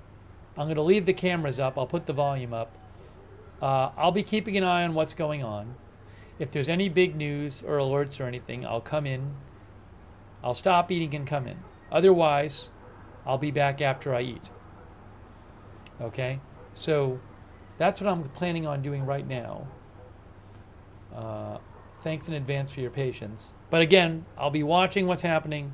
Big news, I'll come right in. So what I need to do is put on the screen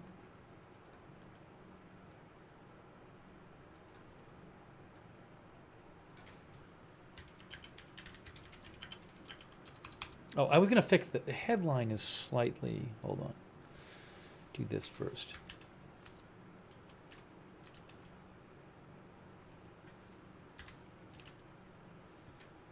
What did I do here?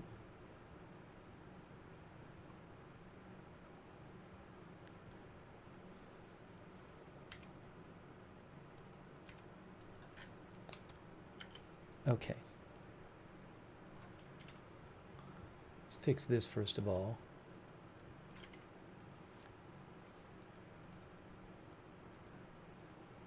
Okay, and then I want to put on the screen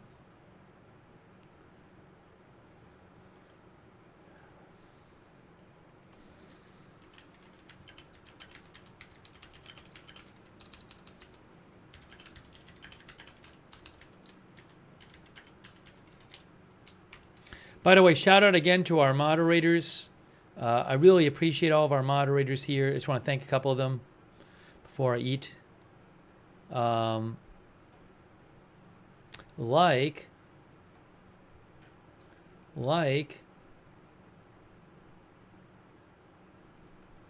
Big Ball of Yarn, LB Prairie Dawn, Idaho Star, I Got That Fire, Sarah, and Surly Dev. By the way, thanks on Twitch to Vegas Flyer for your support, Curiously Absent, and Dark Crypto 800. Also, Kay Lowry, Body, Margaret Riley, Christina Neal, Paul Anderson over there on Facebook. Thanks for modding. Linda Belk, Larry, Misha, thank you. All of our other mods too. Okay, let's do this. Here we go. It's time. Steve is eating. He will be back after.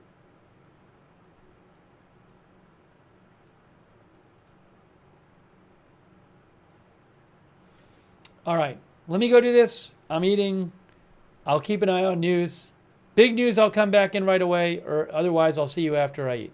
All right. Oh, and also, hold on, before I go do that, thank you so much to Mid-Hudson Security Consultants, Backwards Bud 18, Miss Curvy, WHS, Michael Sperling for the memberships. Peace to you. Are Russia, China, and Pakistan calling for immediate ceasefire? I wouldn't be surprised if they all did. Could action be taken against the U.S.? Well, I mean, not in the Security Council of the UN because the U.S. is a member and they could just veto it. So, no in that sense, if that's what you're asking about. Thanks also, Inventing America Podcast, Mid-Hudson Security Consultants, LLC, Noxu Cow for the gift memberships. Thank you, Michael, for the gift memberships. Melvin Fitzpatrick and Tarver Shelton, thank you. All right, I will be back. I'm eating. I'll see you in a little bit, and I'll leave the cams up for you while I'm eating.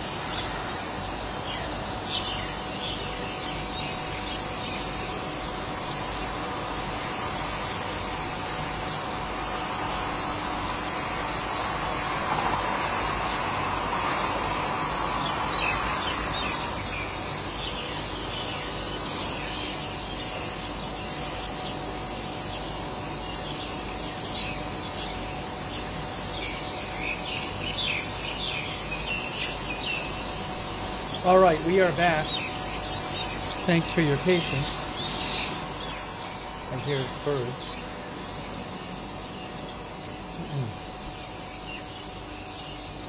Let me get my earbuds in.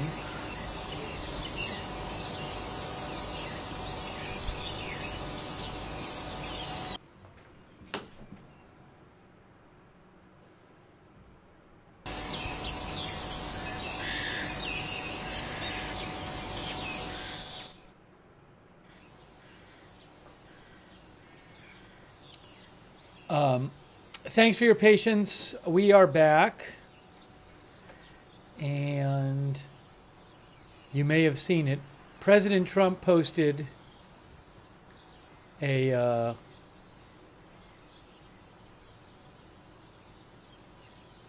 on Truth Social again.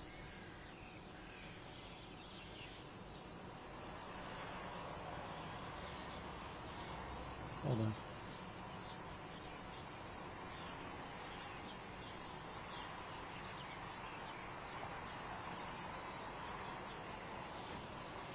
I think I'm going to turn the sound down. Sound down, I think. President Trump's, I made a little bit sound. A little bit of background noise. I don't even know if you can hear that. He said, monumental damage was done to all nuclear sites in Iran, as shown by satellite images. Obliteration is an accurate term. The white structure shown is deeply embedded into the rock. Sorry, I gotta turn the sound down. He said, monumental damage was done to all nuclear sites in Iran as shown by satellite images. Obliteration is an accurate term. The white structure shown is deeply embedded into the rock, with even its roof well below ground level and completely shielded from flame. The biggest damage took place far below ground level bullseye. It sounds like maybe he's responding to some people who are looking at satellite photos and claiming that not much damage was done. So that's my guess. Let me show you something, though. We were looking at an article earlier. Satellite images indicate severe damage to Fordow, but doubts remain. So I think he's talking about the white building. I mean, I don't know of any other images he'd be talking about. I think he's talking about this white building right here. Because I guess, I don't know if people online are saying like, hey, if this did a lot of damage, why is that white building unscathed? Now, the thing is, though, as we said before, we talked about this a lot. These are bunker buster bombs, so they go way into the ground, possibly hundreds of feet before exploding. Those are the holes they went through. Presumably 6 holes, two bombs each. So, I mean, if they explode underground, that would explain why this isn't, destroyed. But anyways, that's my guess. I don't know. If he's not talking about that, I'm not sure what he's talking about. I mean, that's the white building in the picture,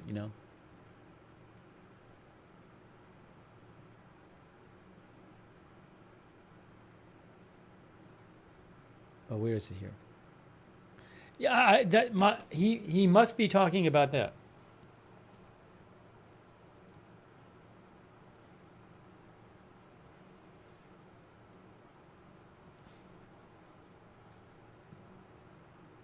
If you want to, we spent a bunch of time talking about that.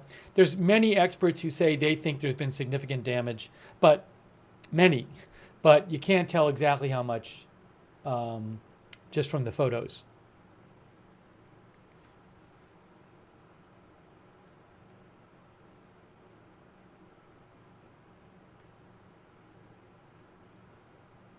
Okay, so he posted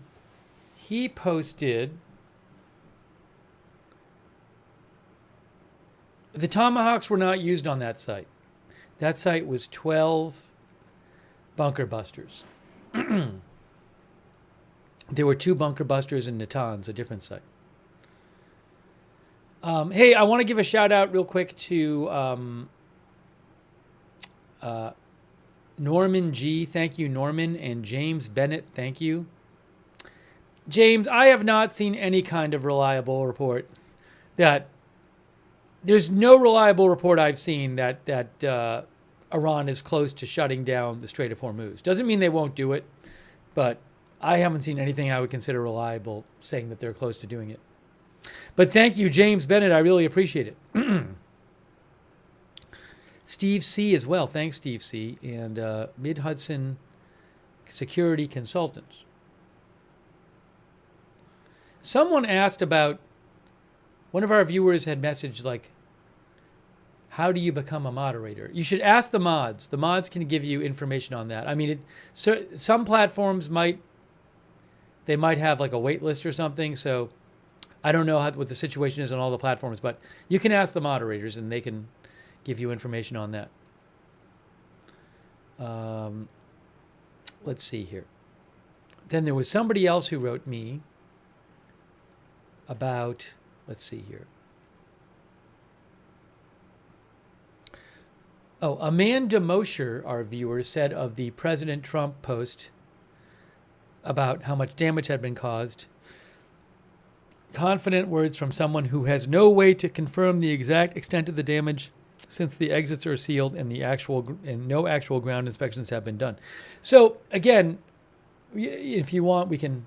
Anybody out there who wants, earlier in the broadcast we spent a bunch of time talking about this, but a number of experts believe there was quite significant damage, and they're confident in that assessment just from what they've seen on the satellite photos.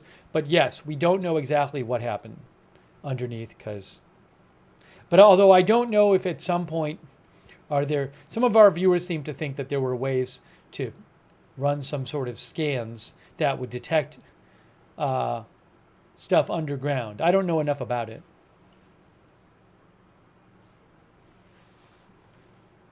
Thank you, Amanda, for weighing in and for watching.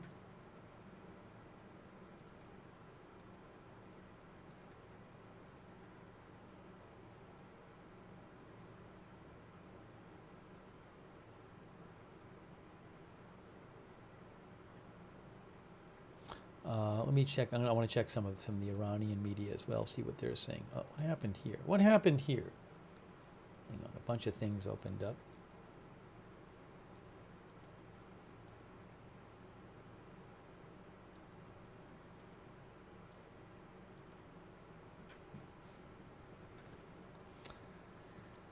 In our time on the air, there has been one alert. It was a missile alert for apparently one missile was fired from Iran, and I believe it was intercepted.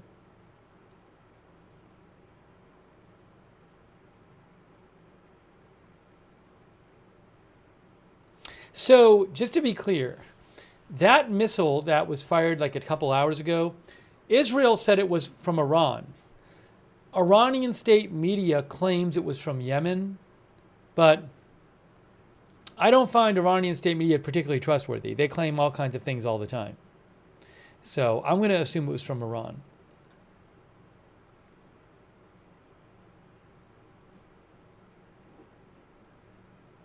I've been reading some experts talking about how Iran might respond. And a lot of experts think that Iran is not in a great position to respond. Because if they do anything significant against the U.S., they are risking a huge response by the U.S., which could even threaten the survival of the regime. They have no air defense in Iran basically now, so there's that. So I've read a lot of different experts who think they're in a very tough position.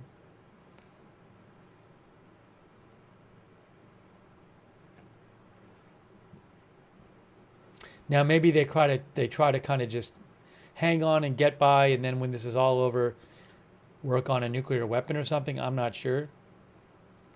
A couple of our viewers said they think the supreme leader is not alive.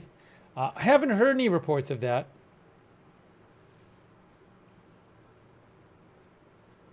Physics thinks they won't attack USA. I mean, remember what they did when the U.S.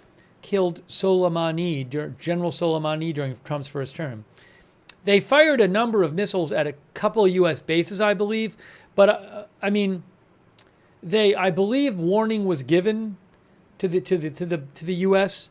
and it was just, there were U.S. soldiers who were hurt. Nobody was killed, but it was the kind of thing where they do it and then they can say they responded, but it wasn't designed to cause a lot of, American fatalities.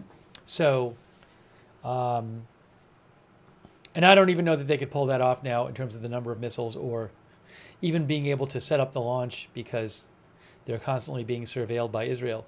But, they could do something to make it look like they did something. But again, I've looked at a bunch of different analyses of the situation, and I would say the general consensus is that they don't really have a strong way to retaliate because if they do, they risk a really strong retaliation with the United States, which could threaten the regime.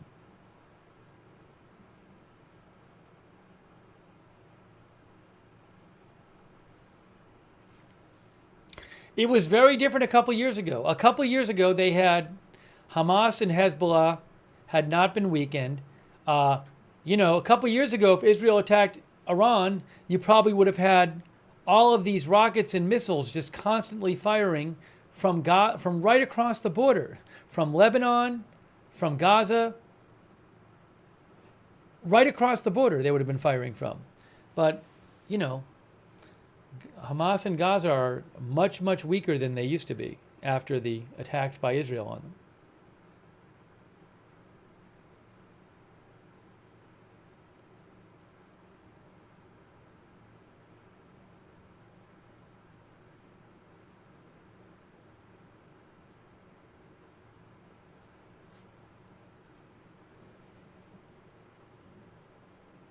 Heisenberg thinks they probably will not retaliate.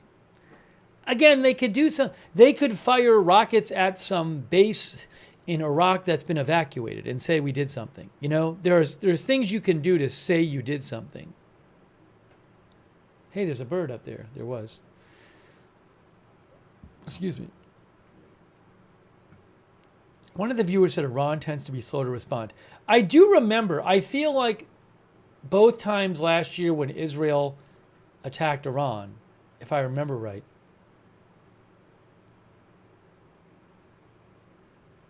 am I getting the timing right?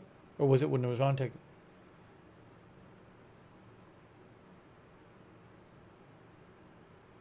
No. When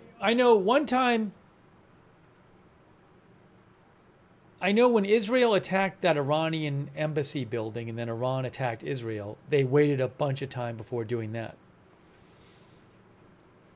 I mean, certainly Iran could not do something for days and days. That's true.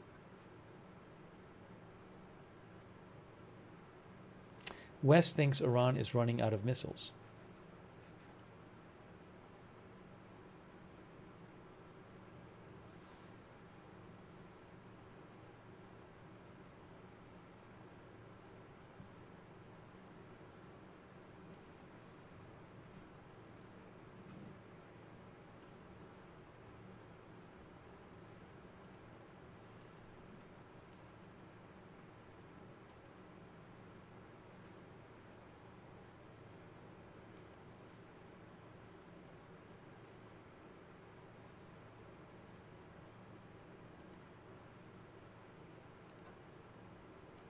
And one of the viewers sent me, was it Lowell?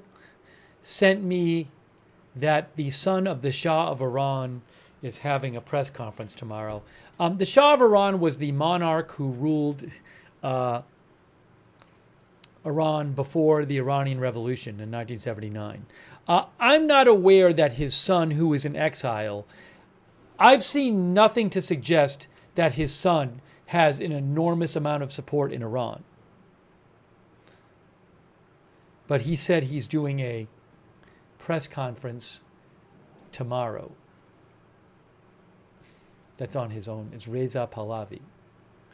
But I certainly have not seen lots of analyses saying, oh, he's definitely supported by all the opposition in Iran, and he's the person who's going to, if the regime falls, he'll take over.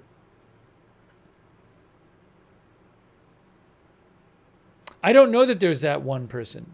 I'm not an expert on Iran by any means.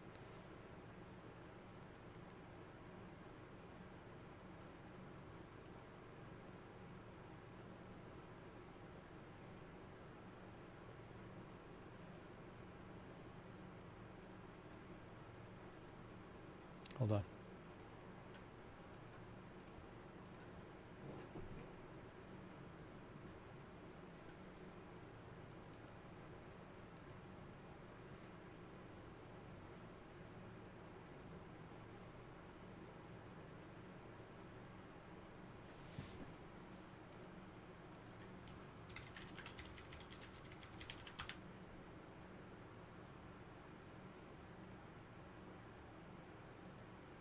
Yeah, we read an article about that recently on the air, I think, didn't we?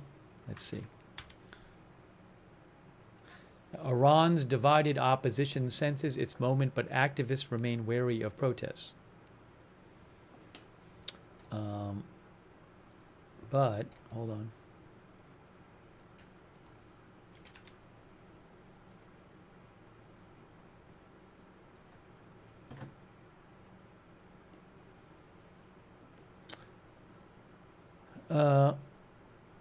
It says how far opposition groups, Reuters reported, how far opposition groups outside Iran enjoy any support inside the country is uncertain.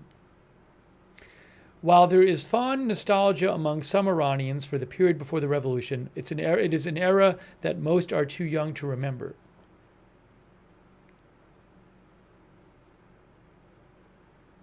Apart from the Pahlavi's monarchists, Pahlavi is the Shah's son, the main opposition faction outside Iran is the People's Mujahideen organization known as MEK or MKO. But again, they say how far opposition groups outside Iran enjoy any support inside the country is uncertain.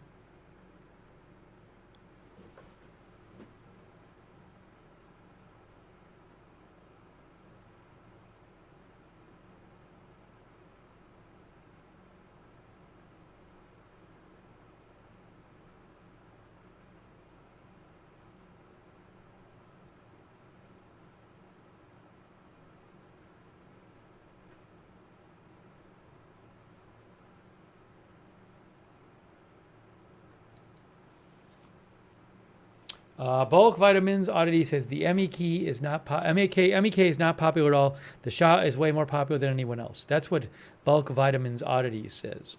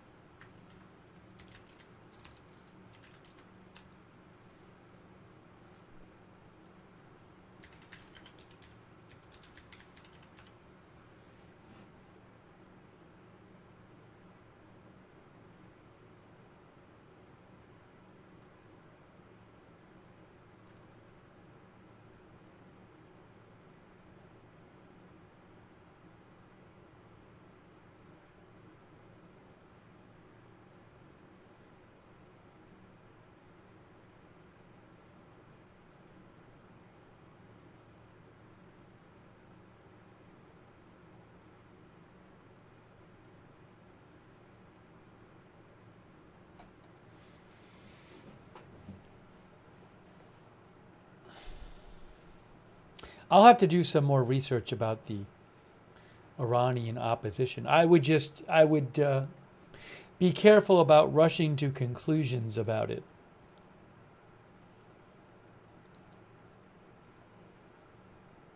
Thanks, by the way, to Zach LaChance. Thank you, Zach, for your support.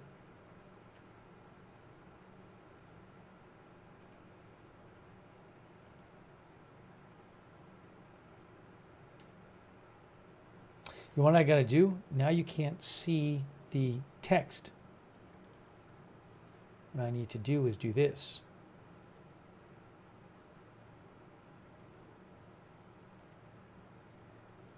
Because you can't see the text otherwise. Is that okay? Then where's the other one? There?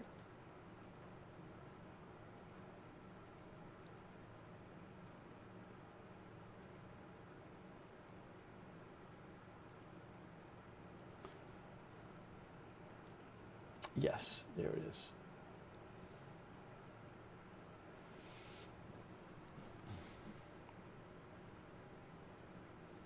Oh.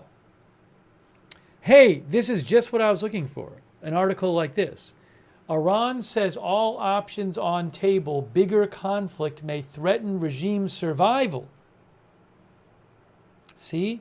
This is from the Washington Post. We'll have to read some of this, talking about how Iran might respond.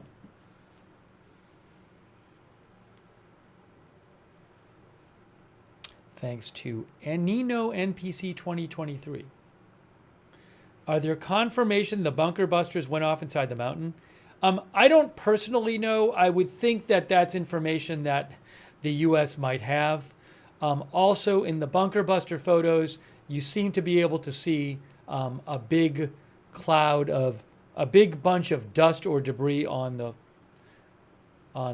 ground, which might suggest an explosion. I would think that the U.S. would be able to know that kind of thing.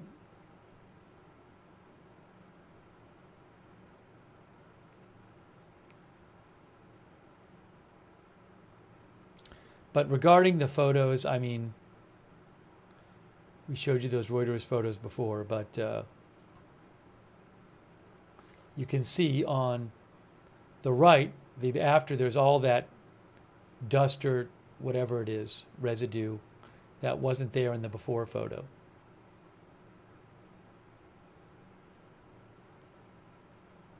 But again, I can't imagine a world in which they didn't go off and they don't know that, and they're sitting there saying they went off. I mean, it would just seem like there would be a way of telling that, given the advanced technology in the military. That's my thought on the matter.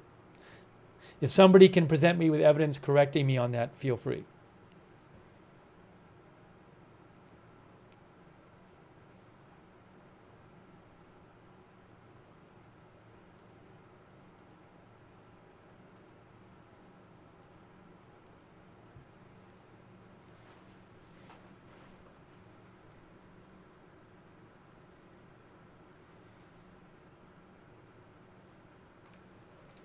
Let's see here.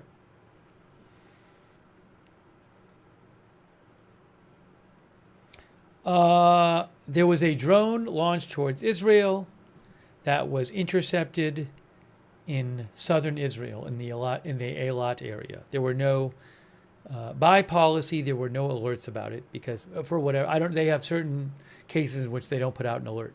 But the IDF just mentioned they shot down a drone, which is pretty common.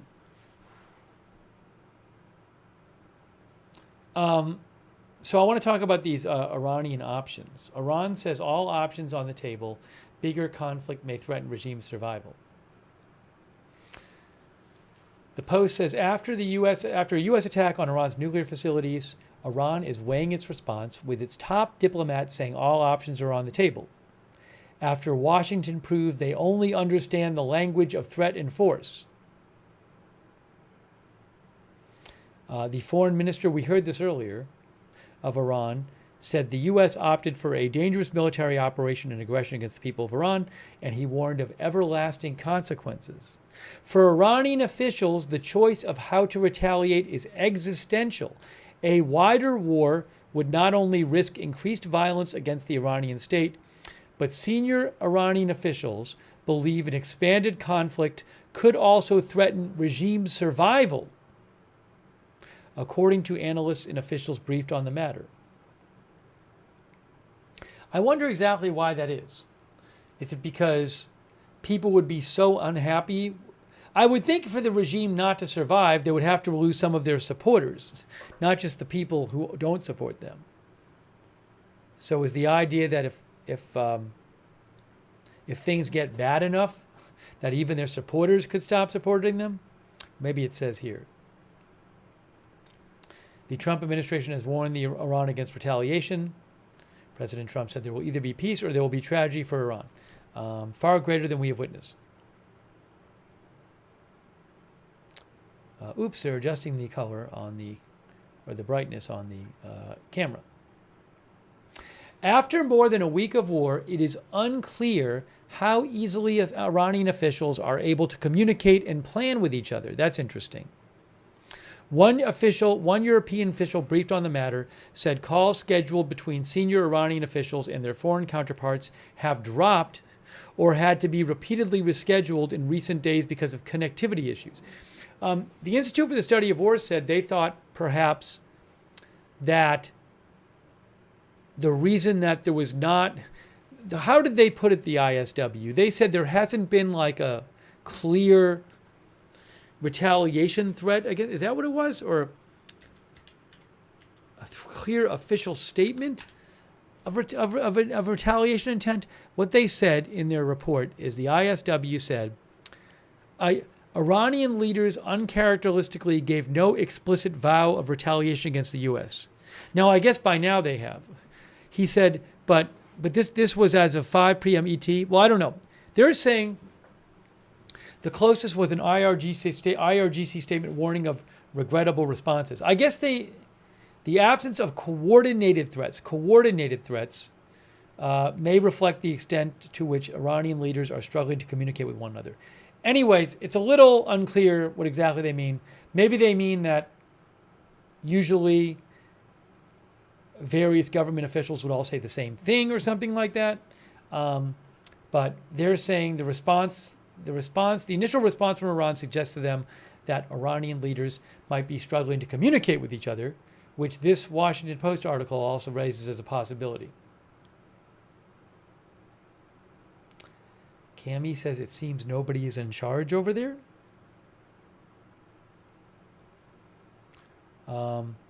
These kinds of communications disruptions could have an impact on decision-making in the moment. But Iran anticipated possible U.S. strikes for days, said professor at Johns Hopkins, Vali Nasser. This is not a sudden decision for them. I think they've had a week, and perhaps even before the war, they had time to think about what their options were, he says. Nasser said Iran could try to mitigate the fallout from a strike on U.S. interests by providing advanced warning. So what he's saying is, if Iran wants to, if the regime feels it has to retaliate, but it doesn't want it to get too serious, they could give the U.S. advance warning of whatever they're going to do. Or he said Iran may intensify strikes against Israel, a move that would save face, but might not invite further escalation from the U.S. Basically saying they don't even retaliate against the U.S., they escalate against Israel. He says it is not retaliation out of revenge, it is retaliation to try to create deterrence. The response has to have a purpose in the sense of managing the next stage. As I was saying, when they retaliate, they need to figure out what comes after that. The Post says because of their proximity, U.S. bases in the region are particularly exposed. Iranian officials have previously warned that U.S. bases in the Middle East would be considered legitimate targets in the event of U.S. intervention. So I don't know if that's going to happen. Let's see here. Support is also building in Iran for a withdrawal from the Nuclear Non-Proliferation Treaty, a move that would make it more difficult to monitor and verify the country's nuclear program. Such a move, according to expert on Iran Sina Azodi, such a move could set non-proliferation efforts in Iran back for decades. This would mean that Iran goes nuclear. This would mean that Iran goes nuclear, but then there is absolutely no monitoring of the Iran nuclear program. I can't emphasize how dangerous this can be, he said. But a senior Israeli official told the Washington Post, if the Iran regime decides to go on without any agreement and try to rebuild again, they should understand that it won't be a huge challenge for Israel to go in there again and destroy it again. So I think this regime will now think 100 times before doing anything.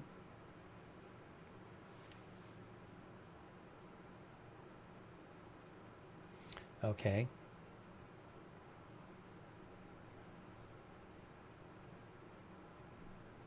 So it's just, again, unclear what they're going to do, but I wouldn't expect they just do something to get back at the U.S. if it's going to really be harmful for the regime.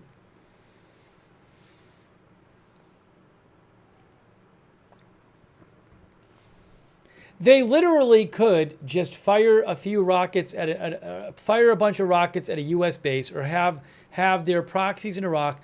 They tell the U.S. in advance. They fire a bunch of rockets at a couple U.S. bases. Nobody gets killed, and then it settles down. It could. I'm not saying it's going to happen.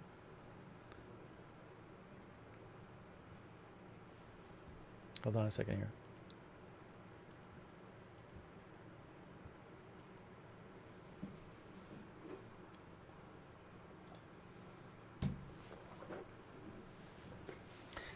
Drapsag said same thing happened last time. Jeremy Wellman says no way.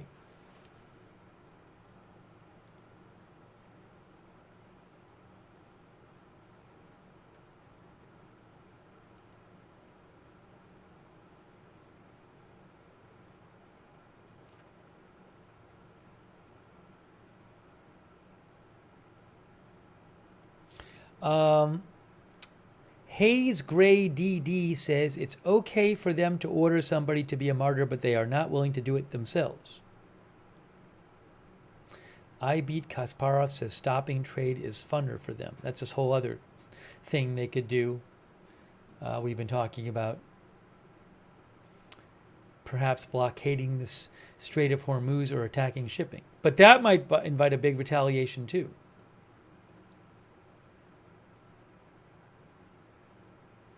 Al Yat Zion, our viewer, says it's better for Israel to eliminate any possibility that Iran attempts to rebuild, hence the regime change.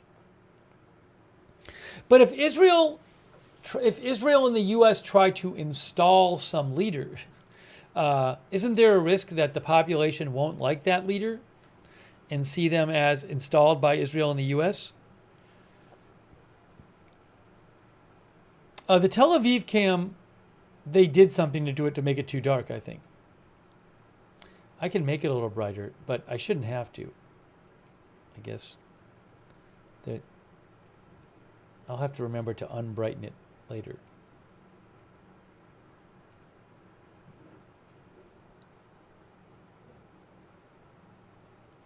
Heisenberg University says that's what was happening in 1953 to 1979. We talked about that previously with the Shah.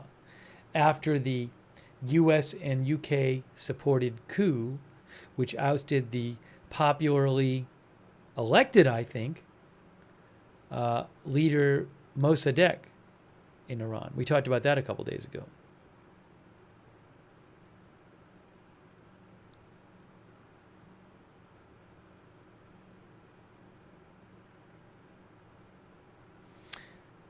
Philonetic says, I think the Iranian people would be glad for any change, but the USA won't be involved in a regime change.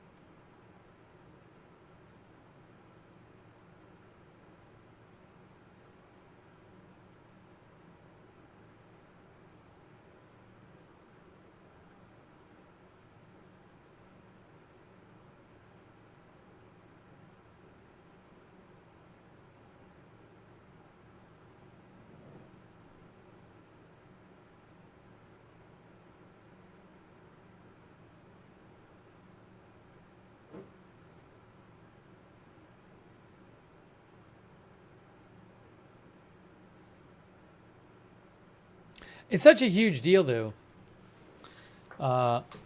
what has happened, though. I mean, such a big change. Think about that now. Basically in the last week and a half, Iran's nuclear program has just been devastated. Thank you to CivLab. CivLab says Iran built, the nuclear buildings to be able to withstand earthquakes, frequent earthquakes, so they are not exactly straw houses.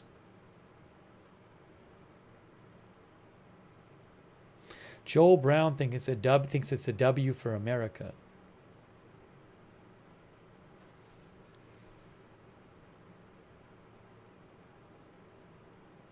Something else I've been thinking about, and I feel like it's not talked about enough, is this kind of action where the U.S. and Israel go into the Middle East and start using lots of force to bomb things.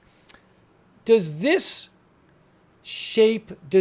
influence, does this make a lot of people in the Middle East have a more negative opinion of Israel and the U.S.? And how does that play out down the road years from now? I mean, I do think those kind of things are important. Not trusting the U.S. or having a negative opinion of the U.S.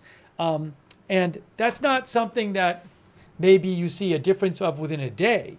But, I mean, I'm not there, so I don't know. But I do think there's a risk that a lot of people, maybe a lot of regular people, just look at the situation there and they're like, oh, the imperialist, U.S. and Israel bombing us. Like in any region, if outsiders came in and used military force. So, and I just don't see it discussed. And I feel like it might be kind of important.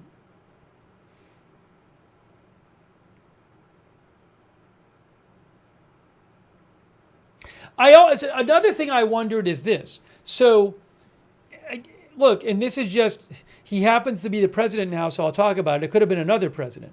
But, so, President Trump says, I want to give diplomacy more time. I want to give it a couple weeks. First of all, this is not new news, but there was supposed to be U.S. And Iran talks like a day or two after Israel started attacking. So, and there's talk that those talks were just like a bluff, and because you might think, well, Trump must have known that Israel was going to attack. Then also you have Trump saying, I want to give diplomacy a chance, but within 12 days I'll decide. But then a couple days in, clearly he had already decided. My point is this. My point is, on the one hand, I certainly understand a president who doesn't want to telegraph military moves. That makes sense. You don't want to let the enemy know what you're going to do with your military. The problem is, if you want to negotiate in the future with other countries, are they going to trust you less now, especially Middle Eastern countries? Are they just going to say, well, why should we trust them? Look at what they did with Iran. And Iran itself, if Iran is negotiating with with the U.S. and Israel, are they going to trust them now? So, I feel like these issues are important, but they kind of have to do with how other countries see the U.S. and Israel in the long term. But I think they can be important things. So I just don't really see that being discussed much.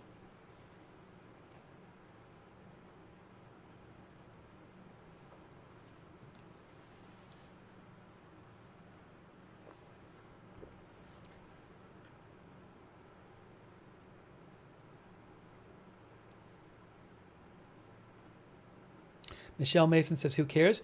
Well, if you're a country that wants to have diplomatic agreements in the future with other countries, you want to have them trust you. It could impact, for example, if the U.S. wants to have some agreement with Saudi Arabia in the future about something, If the Saudi Arabian population hates the U.S. because they feel like the U.S. is bombing lots of stuff in the Middle East, then maybe the Saudi Arabian leadership can't go along with this deal with the U.S. I'm not saying this is that's going to happen. I'm just giving an example of how you are perceived by people, a country, can impact the country in the future in various ways. That's what I'm saying. And I don't see it discussed at all. I'm not telling you good, bad, pro, con. I'm just saying it's an important part of international relations.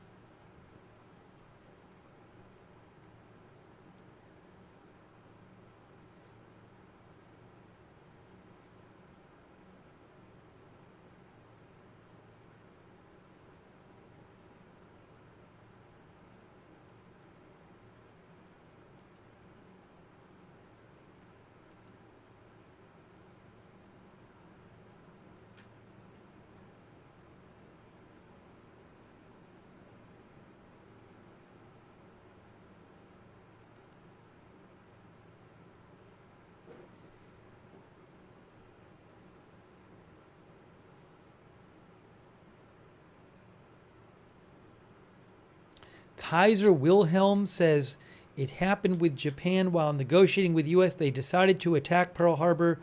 That breach of trust is what caused the enormous anger after the attack. That's what Kaiser Wilhelm says.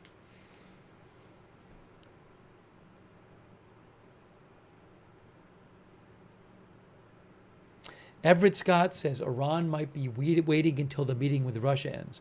The foreign minister of Iran is meeting with President Putin today in Russia. That is happening.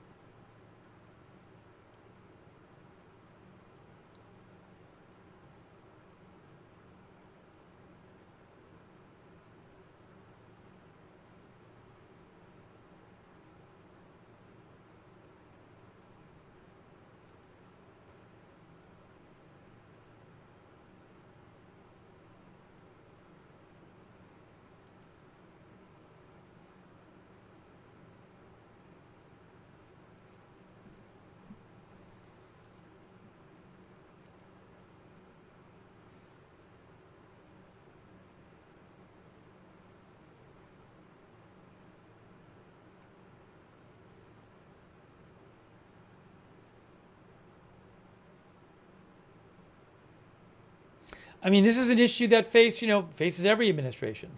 When President Biden had to figure out how he wanted to respond to the whole situation with Israel and Hamas, how the U.S. acts in that situation is going to impact what people in different countries think about the U.S.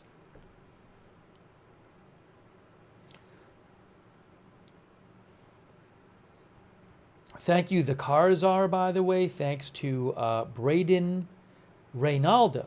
Thank you, Braden Reynalda. Braden asked about making Israel a 51st state. That's what Braden asked about. I don't think Israel wants to be a 51st state. Thanks, Louis Aponte.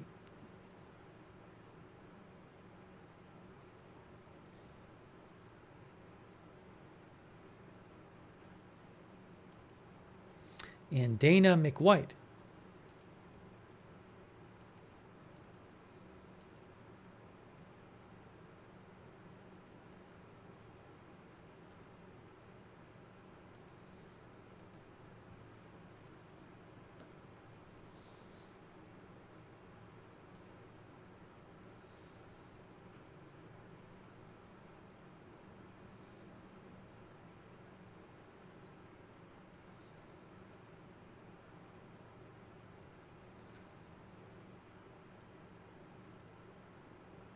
Oh, for whatever it's worth, President Trump has another national security meeting scheduled today on his schedule.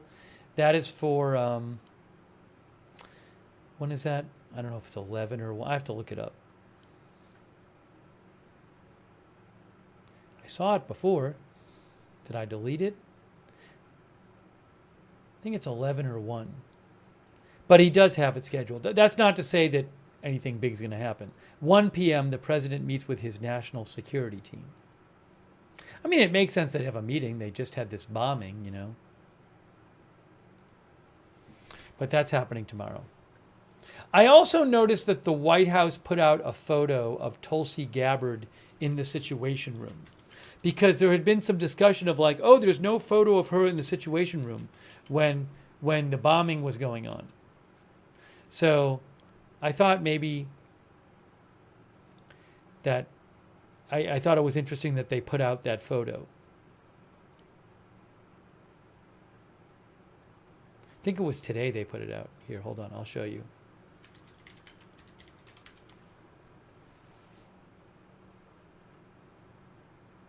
Right here. No, where is it? Where's the White House account?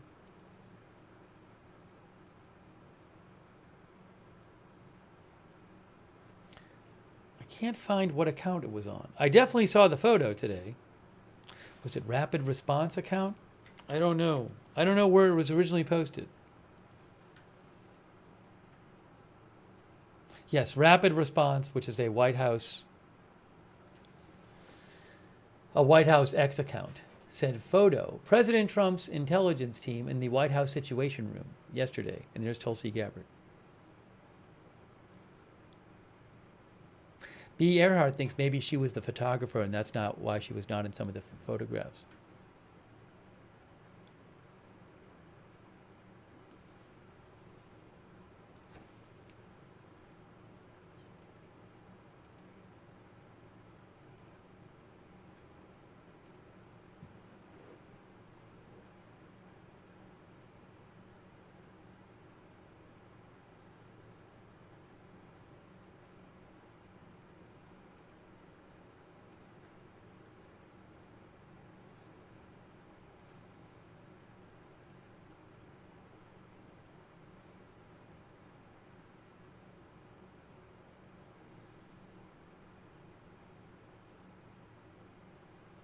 Sledge USA, our viewer says, Iran is out to destroy everyone except themselves.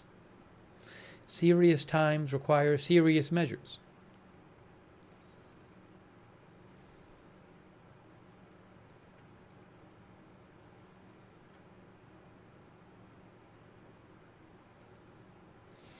Rob Lewis says, you think an extreme state like Iran is a legitimate diplomatic agreement opportunity? Dude, you're wrong. Well, I didn't say they definitely were. I mean, President Trump clearly thinks they did. President Trump and Israel both want a diplomatic agreement with Iran. So they both think that. I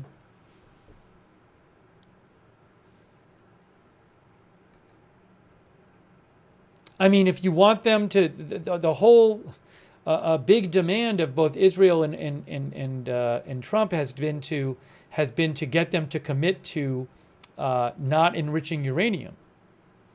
Unless you're going to literally have troops stationed there permanently to watch over them, you're going to need some kind of agreement with them to ensure they don't do it.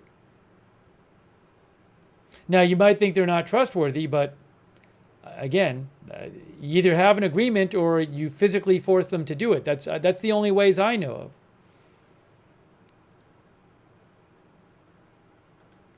I think they fixed the brightness on the camera, yes.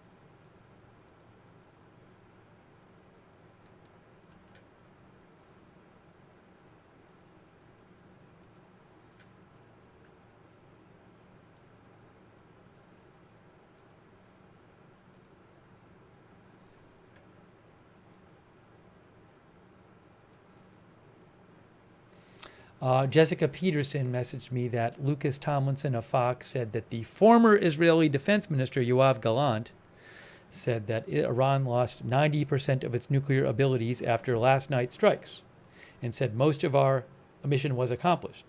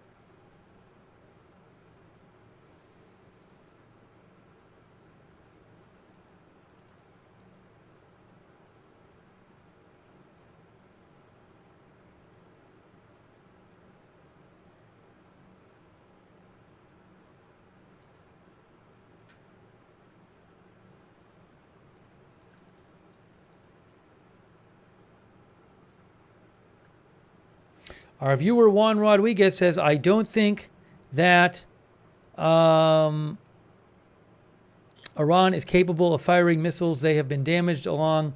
Hopefully this whole situation gets resolved very soon. They certainly aren't firing many lately. Well, 2 days ago, after the bombing, they fired like 25. And since then, they fired 1. But I understand your point. Robert Jackson thinks tomorrow will be the big day.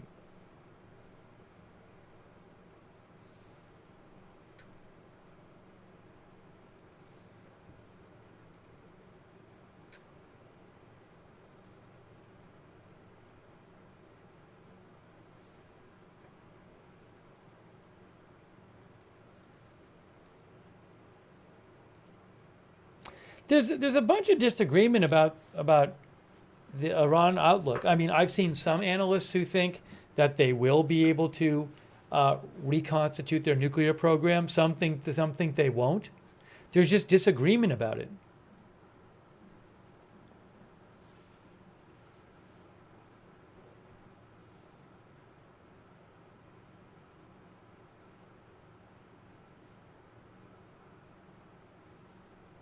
Thanks to PainPal for subscribing on Twitch. Thanks Dark Crypto Vegas Flyer for your support.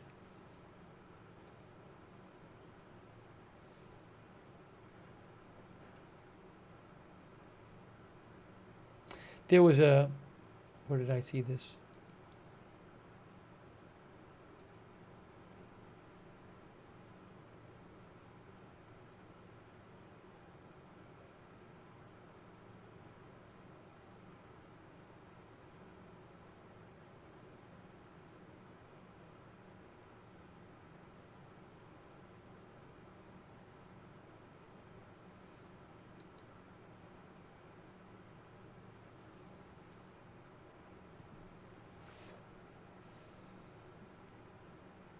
So, like in the Wall Street Journal today, they had an article about how Iran might respond, and one expert they talked to said that Iran's military options range from poor to disastrous.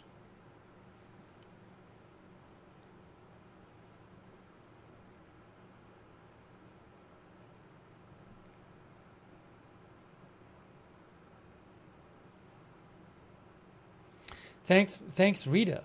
Rita says, what more is there to negotiate with the U.S.? We've nuked their nukes. Doesn't the U.S. now back out and let them work it out, or are we now completely connected to this war?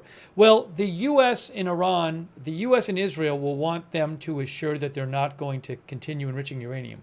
First of all, for all we know, Iran still has the highly enriched uranium, which is just a step lower than weapons grade, which would, from what I understand, would not take long to convert into enough material to have, well, I don't know about now because their equipment's been devastated, but it's several bombs worth of near weapons grade uranium. So, but also, I don't think Israel and the U.S. want to just leave and then Iran secretly starts working on a nuclear program again. For all you know, Iran could have other facilities that are secret that they haven't, that the U.S. and Iran, Israel don't know about. So they want a commitment for it not to enrich uranium. So that's the big agreement. That's the commitment that they want. That's the big thing. No uranium enrichment, which Iran does not want to do. But you would have to have some sort of monitoring mechanism. I don't think a piece of paper where they just say we're not going to enrich uranium is kind of meaningless without some sort of them agreeing to monitoring. If you don't have that, the risk is that you just have to the risk is that you go a few years down the road and suddenly they have a nuclear weapon. So.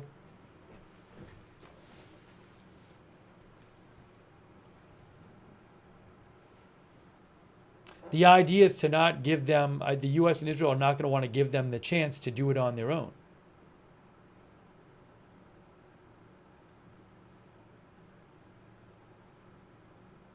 Now you're saying, why can't the U.S. back out and let Israel and them work it out? Is that what you're saying?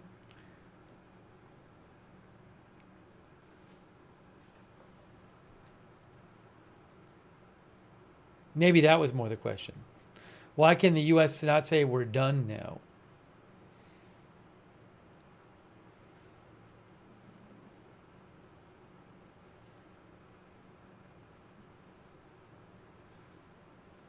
Ed Robinson says it's a little too late for that. I mean, it's certainly an issue that the U.S. government cares about, because the rationale for the rationale wasn't we're buddies with Israel, so we're just helping our buddy out. The rationale was that these weapons, that their nuclear weapon program was a threat to the U.S. That was the rationale for hitting it. So I guess if you care about it that much, it would seem that maybe you'd want to be in on whatever deal is being worked out. And also that you'd feel that you being committed to being to staying involved would get you a better deal.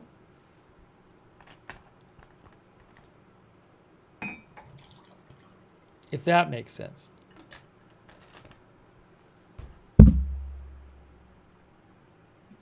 I mean, I don't know that there's really any more necessary military activity for the U.S. to conduct at this point. Might just be diplomatic. But, you know, if Iran chooses to retaliate against the U.S. in some way, then that would obviously be a reason to take military action. Thank you so much, Rita. I hope I interpreted your question correctly.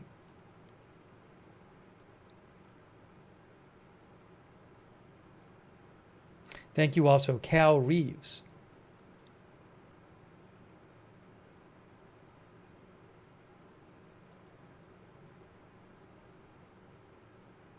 But the U.S. isn't, I mean, it's not like the U.S. is now flying missions with Israel in Iran every day, right? The U.S. right now is not doing anything inside Iran, well, anything that it wasn't doing a week ago. But they're not flying missions, they're not dropping bombs. So it's possible there won't be any more U.S. military involvement.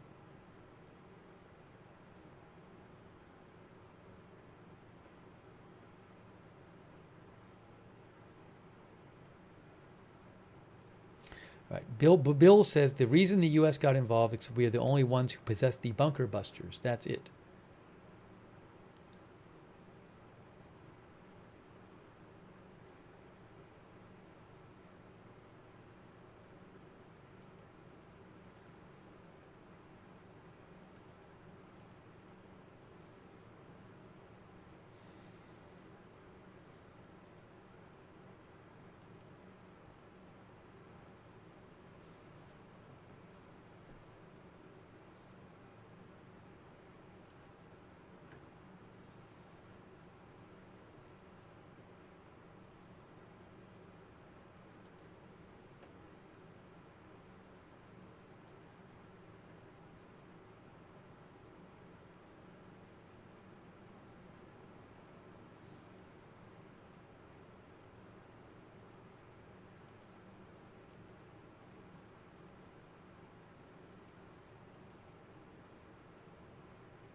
For all I know, Iran will be negotiating with Israel and the U.S., and it'll take a long time to agree on something. I have no idea how those negotiations will go. Hold on a second.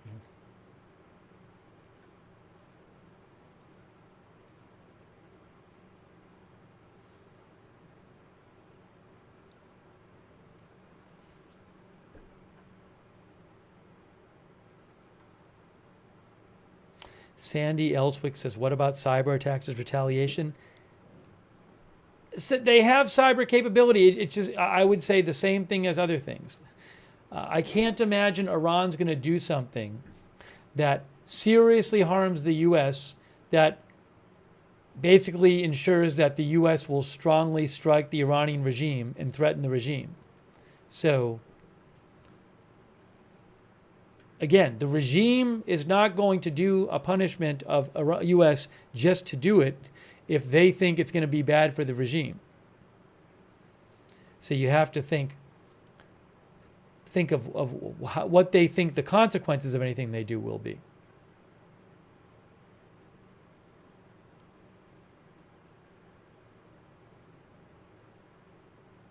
Willie Lee thinks nothing will happen.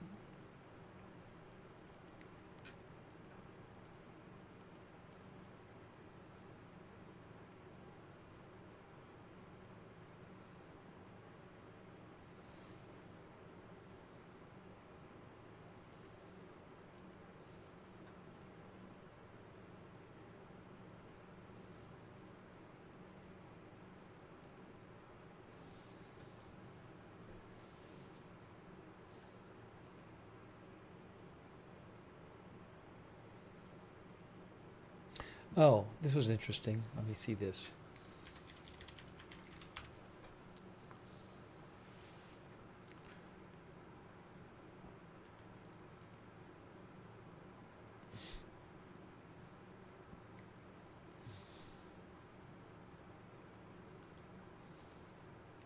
Bloomberg is reporting that 2 supertankers U-turned in the Strait of Hormuz after the U.S. airstrikes.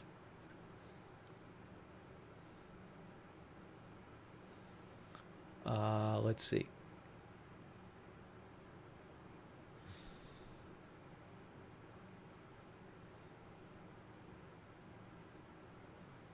I don't know what ultimately happened with them. Did they end up going through? They ultimately sailed away from the mouth of the Persian Gulf.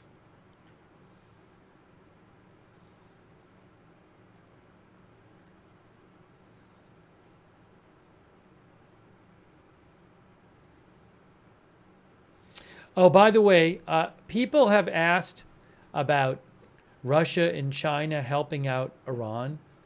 A couple of Bloomberg analysts in an article I'm looking at said that they didn't think, they said further tangible assistance from either Moscow or Beijing remains unlikely.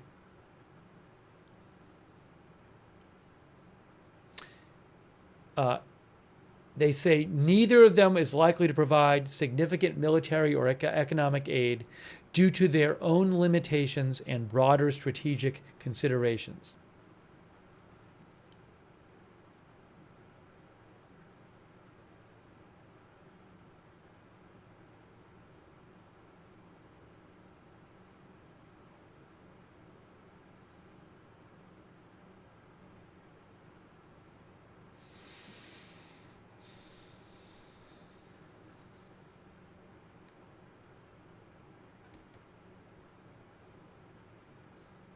I have yet to see any analysis which suggests that China and Russia or Russia will offer strong assistance to Iran at this point.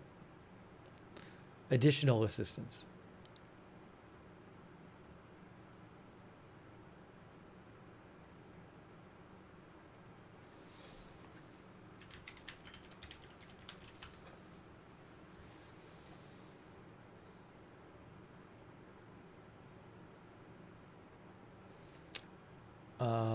Steven Nurnberger said, heard about anything about a suicide bombing in Syria? BBC had reported today that there was a suicide bombing at a church in Syria carried out by somebody with the jihadist group Islamic State, or I guess the country said that. I haven't heard that there's any relation at all with that, between that and the Iran-Israel thing. Thank you, Stephen, by the way. I appreciate it.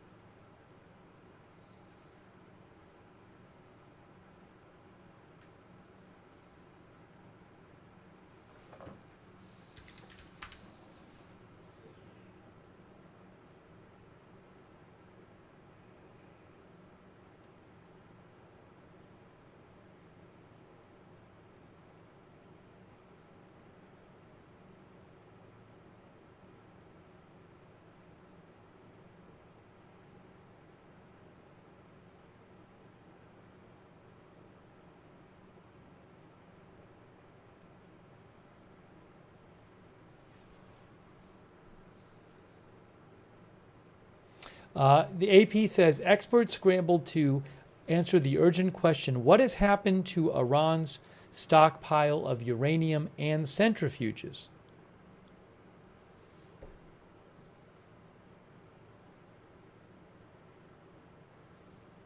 One expert says questions remain as to where Iran may be storing its already enriched stocks of uranium, as these will almost certainly have been moved to hardened and undisclosed locations out of the way of potential Israeli or U.S. strikes.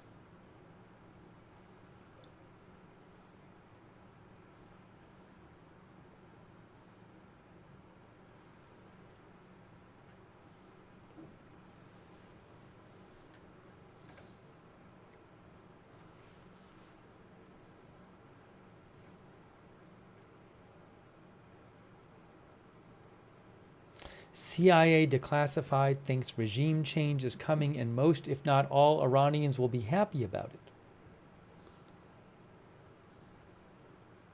That's a whole other interesting question, is how would regime change come about there? As I said yesterday, there's plenty of people in Iran who I'm sure don't like the regime, but there's also plenty of people in Iran who are tied in with the regime, who maybe owe their job to the regime, their livelihood, and have interests with the regime. So I don't know what it would take for. I would assume for the regime to fall, it would need to lose the support of its supporters. And I have no clue about what would be involved in that.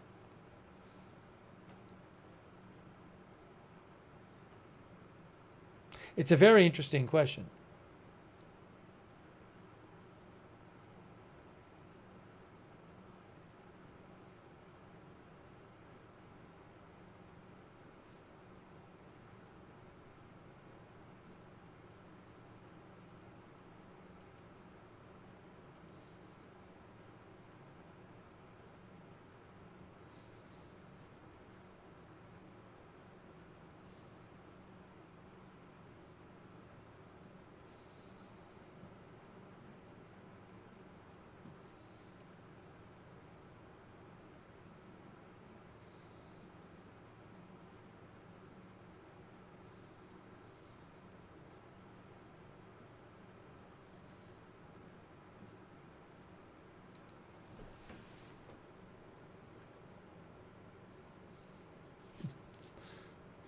Smiling Cat thinks the same thing is going to happen next year.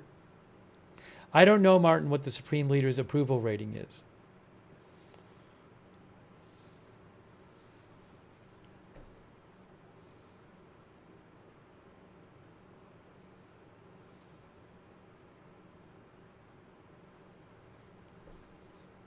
We'll have to see what happens. We'll have to see. I don't know. I really don't know what's coming.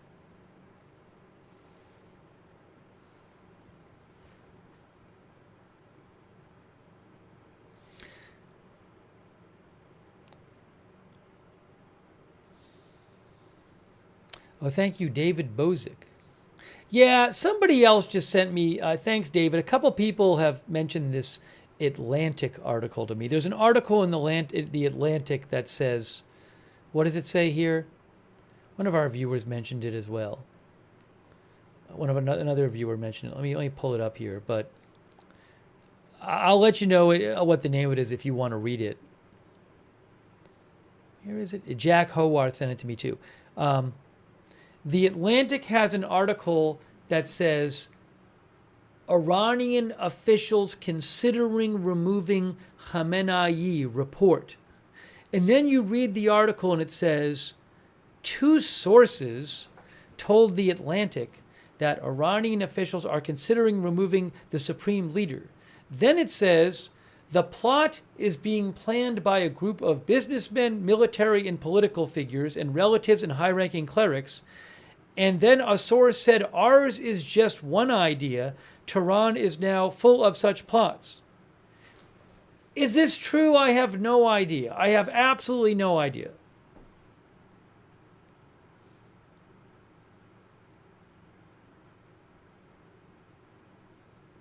No idea. You know, what can I say? It's not a very detailed story. So I'll post a link. You can read it if you want. I'll post a link to it, and then you can read it.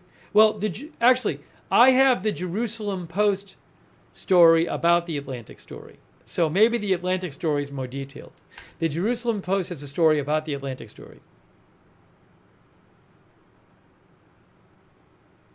I haven't read the Atlantic story, so anyways. But it's like, I have no idea, you know.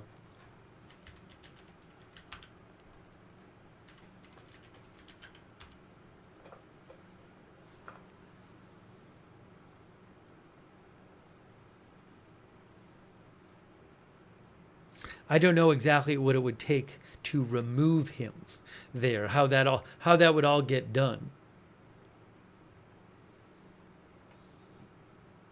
No, there has been one missile alert since this morning where one missile was launched. That's it. After the U.S. bombed Israel, there was Iran sent about 25 missiles at Israel. I think it was 27 missiles. And before that, there were more than 24 hours before that with no missiles. But the only one since then was about 3-4 hours ago, and it was one missile. Very few drone alerts, too.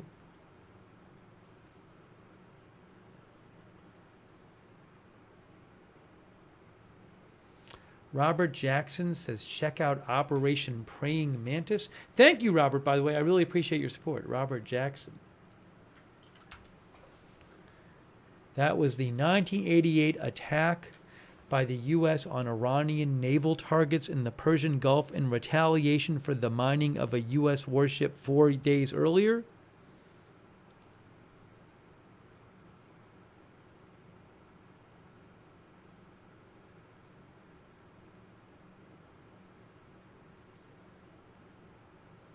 Robert thinks something like this. So do you think that Iran will attack the U.S. and then the U.S. will attack Iran back? Is that what you're saying, Robert Jackson?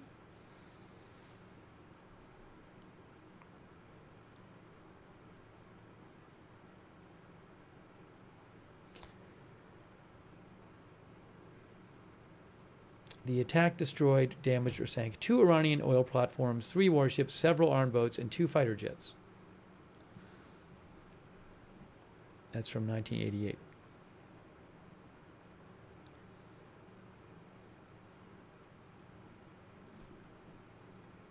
You can read more about that on Wikipedia. Operation Praying Mantis. Thank you to Steve Wagner as well. Thanks, Steve. And also Bluebird's softball cookie.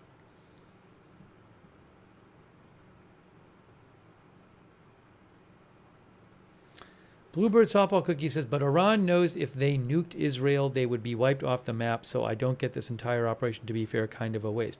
So look, if Iran was really trying to get a weapon, that doesn't mean they were trying to get a weapon to nuke Israel. If you could be a country and you could try to get a weapon just so you wouldn't get invaded or you wouldn't get bombed, right? I don't think any country is rushing in to bomb North Korea anytime soon, given that they supposedly have about 50 nuclear weapons right now. Also, there's a school of thought that says Iran never wanted a weapon.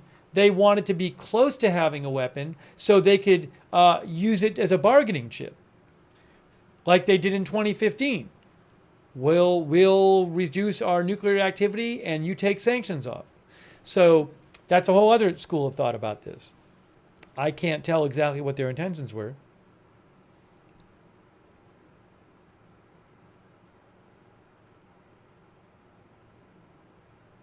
Thank you, The Name, who says the Australian Prime Minister is backing the USA. The Guardian says Australian Prime Minister backs Iran strikes, but says Australia is deeply concerned about any escalation. You can read about that in The Guardian. Thank you, The Name. And Mandy Holzer. And Hidden Content, who also mentioned the Australian Prime Minister.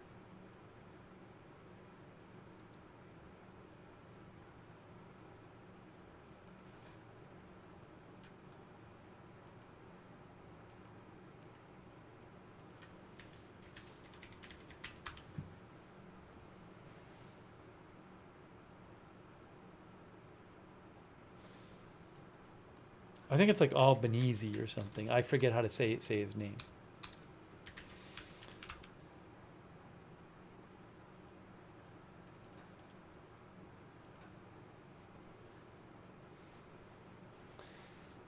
He broadcast.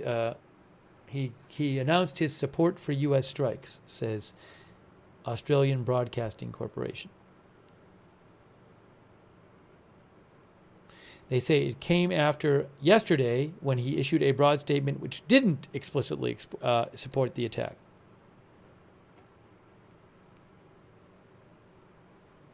Thanks, Cameron S. And thank you to... Oh, Robert Jackson says he thinks that if mines are put in the Strait of Hormuz, U.S. naval assets will be sent in to clear them, and there's a possibility of mishaps. So I think what Robert was referring to is with Operation Praying Mantis in 1988, according to Wikipedia, 2 Marines died, 2 Marine aviators died when their helicopter crashed into the Gulf. Is that what you're referring to?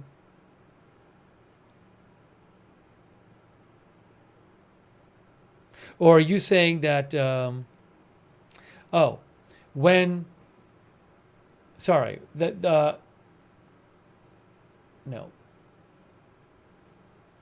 Are you saying the original thing when a guided missile frigate by the U.S., a U.S. missile frigate struck a mine? You're saying that Robert Jackson says if there are mines put in this, what you're basically saying is if they try to close the Strait of Hormuz by mining it, there could be some sort of unplanned mishap. And the U.S. ship could get hit or something like that. It sounds like you're saying. Thanks, Robert. I understand you now.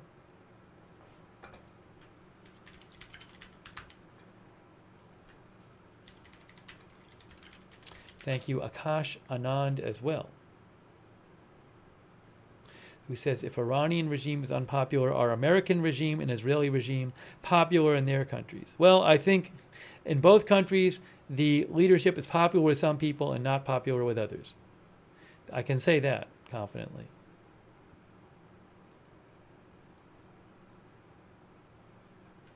Cameron mentioned the failed rescue operation in Iran called Operation Eagle Claw in 1980.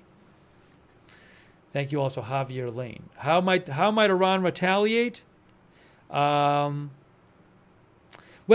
thank you, Javier. We covered that in about an hour ago, in more in depth. So I don't want to go too in depth again.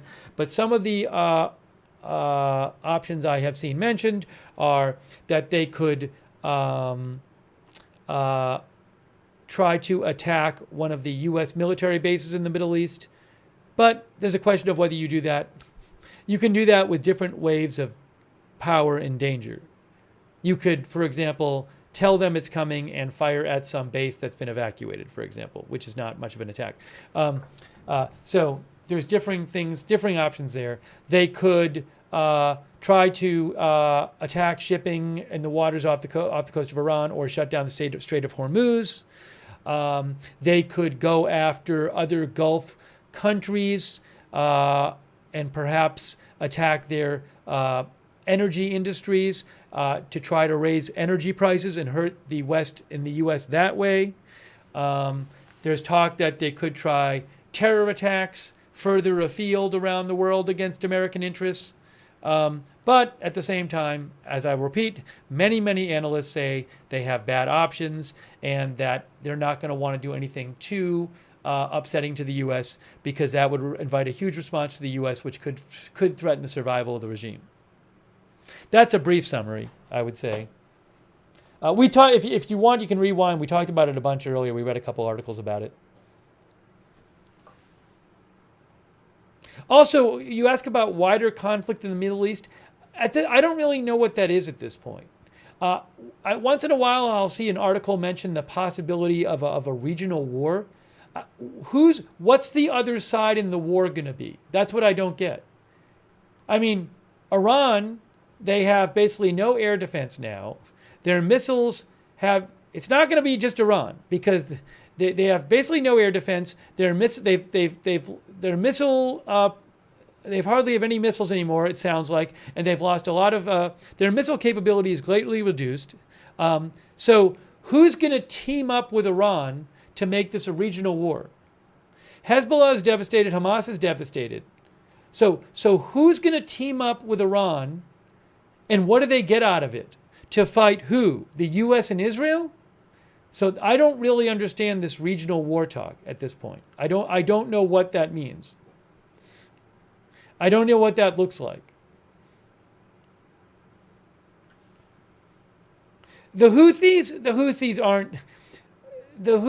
are not powerful enough to join up with Iran and fight the U.S. and Israel. Turkey's wants to get in a war with the U.S., a NATO ally? No, they don't.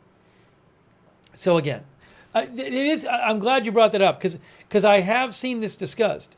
It made much more sense when Iran's proxy forces were in their original state a couple years ago. It doesn't make that sense now. Russia's tied up with Ukraine right now. Maybe if Russia weren't fighting a war in Ukraine for the last several years. So I don't understand what a regional war is supposed to look like at this point.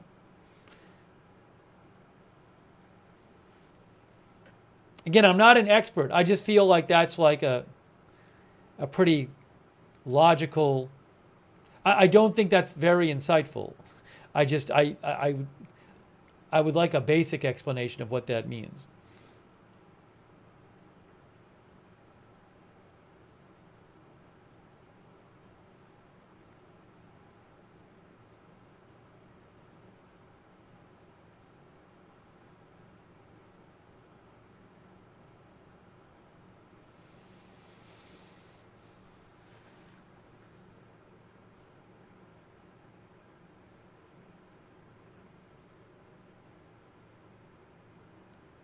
And I have not seen a scenario explained in which, a realistic scenario in which that would happen.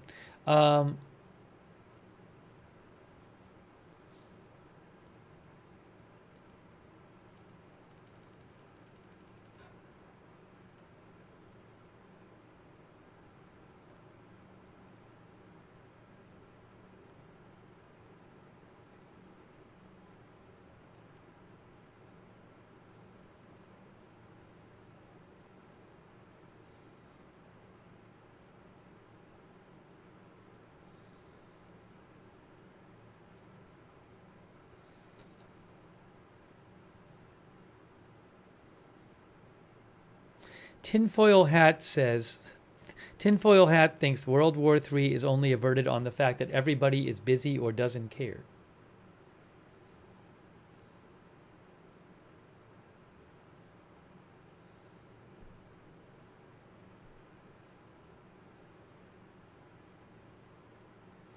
Yogesh Porkarkar says, there are no more attacks seen since last night. Is the war ended now? So I believe from everything I've heard, Iran still has a military capability. It's just it's limited. So I don't believe my general sense is, from what experts say, is that Iran is not out of weapons, but they're just very limited. They've probably used up a lot of their missiles. A lot of their launchers have been destroyed, and we've seen videos of Israel destroying launchers when they're getting ready to launch. So it's probably extraordinarily difficult for them to mount any kind of significant launch of missiles. They don't have any kind of air force that can project power at this point. Neither Israel nor the U.S. is a country that they could march ground forces into because they're so far away. So, you know.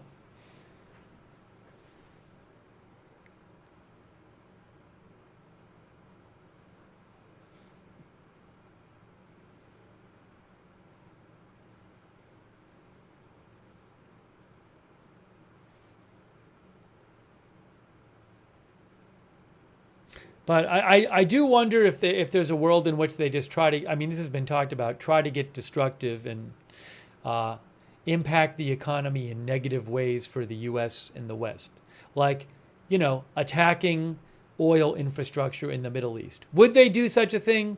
I don't know. Maybe the idea is like just start sabotaging stuff and think it gives you some sort of leverage in negotiations. And you say, okay, we'll stop sabotaging everything, but you got to give us X, Y, and Z. I don't even know if that's realistic. I'm just throwing it out there.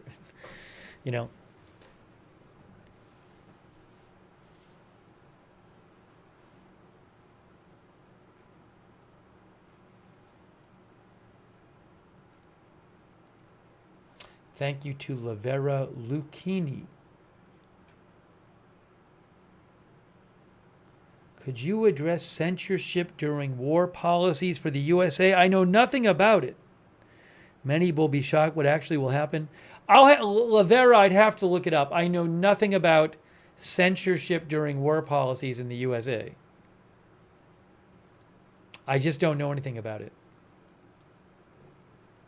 It's interesting to see, like with Israel, with the cams from Reuters, that Reuters can no longer point during the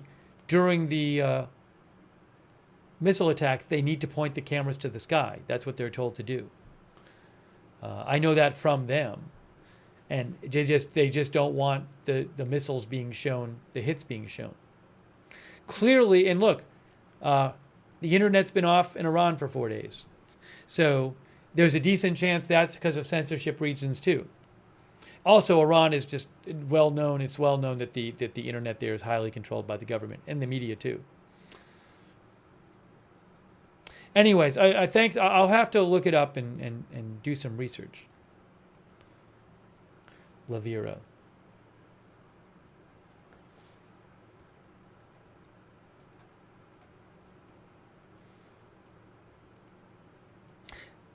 Thank you to IndyCar, who says, perfect time for Trump's Abraham Accords to be restarted. Well, we'll have to see what happens with that.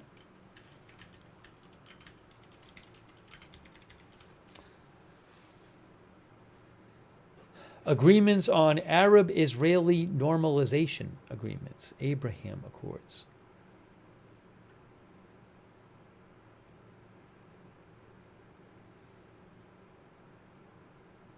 I don't know about a lot of details about that. I would have to look up too.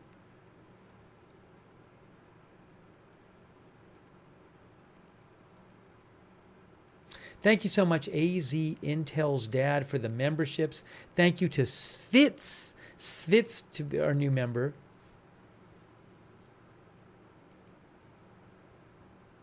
And we don't have many updates at the moment. Oh,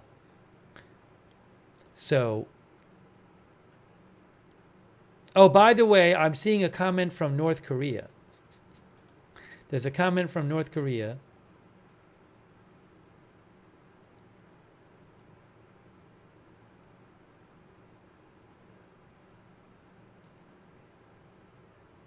Where is this from?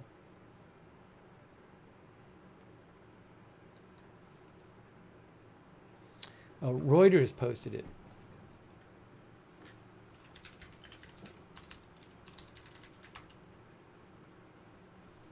Here.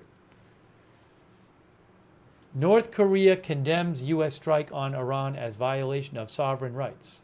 KCNA reports.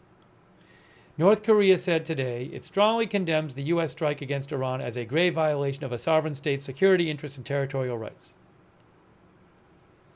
The United States and Israel are the culprits of the current tensions in the Middle East born out of Jerusalem's ceaseless war moves and territorial expansion, accepted and encouraged by the West, they said.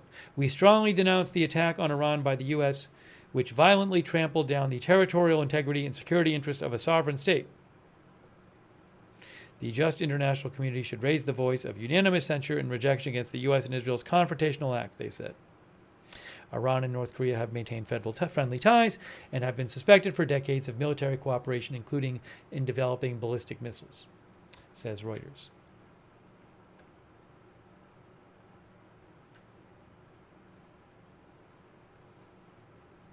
Thanks to our new member, Dalton Cooks, by the way. Dalton Coots.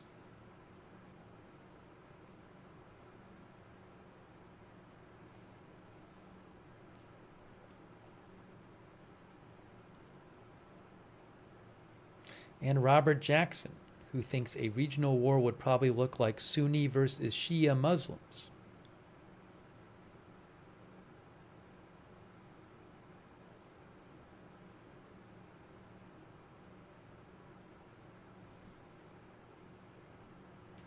At this point, Iran is just not in a great state.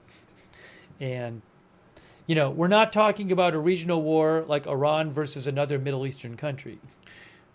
When I read articles talking about regional war, they're talking about like this conflict between Israel and Iran becoming a regional war. But again, I don't know who is fighting with Iran against these other countries at this point.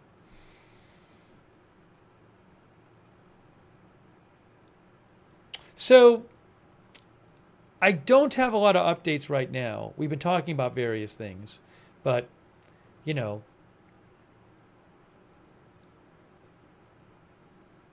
kind of slower with updates at the moment right this second.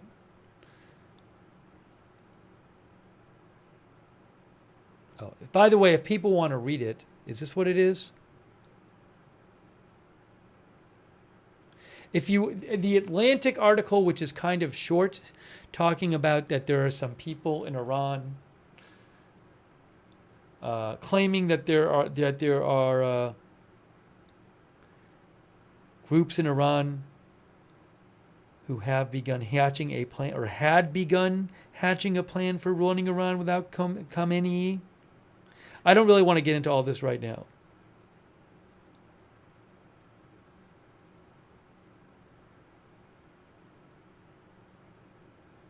It talks about some people who may have been plotting to try to get Khamenei overthrown, or maybe working on it now. And it's in the Atlantic. I'll post the link in the chat. Again, I don't want to get into detail right now. But the Atlantic article, I'll post the link in the chat, and you can read it if you want.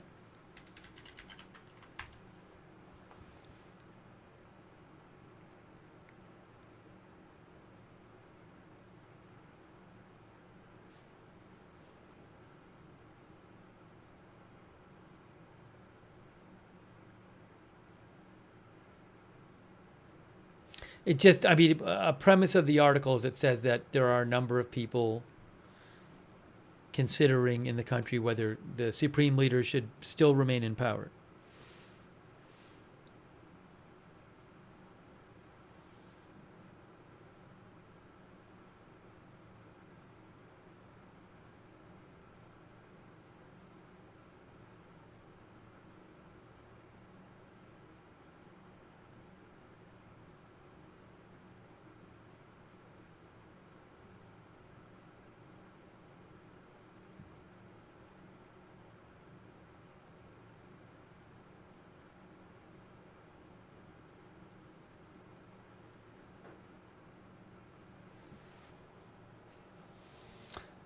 All right, so look, at this point, there's not a lot of updates I have to give you right now, and we've been on the air so much lately, I think it might not be the worst time to take a break and wrap up this live stream.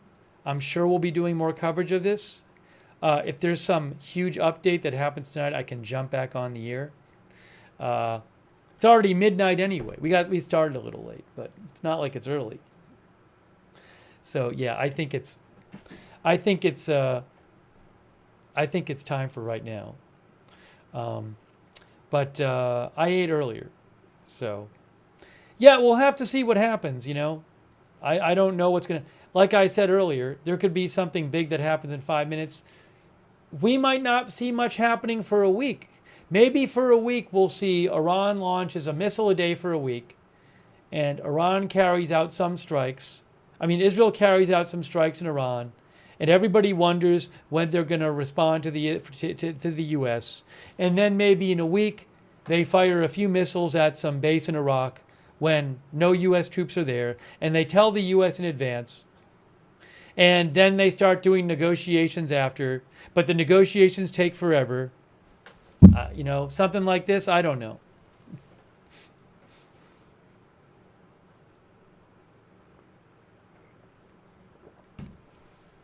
I could see something like that happening.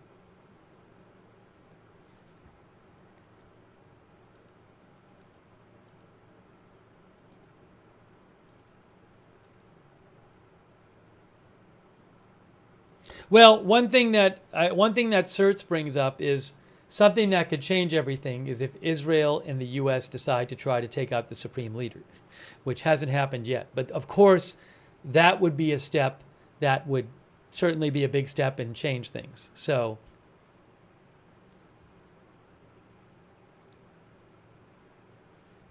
hold on a second.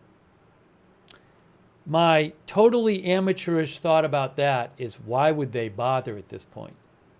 If they've carried out this strike, they destroyed these nuclear facilities. The country, Iran's missile capacity has been greatly weakened. Why would you want to do something that runs the risk of getting the populace riled up against you, including possibly people who didn't really support the regime? Why would you bother at this point?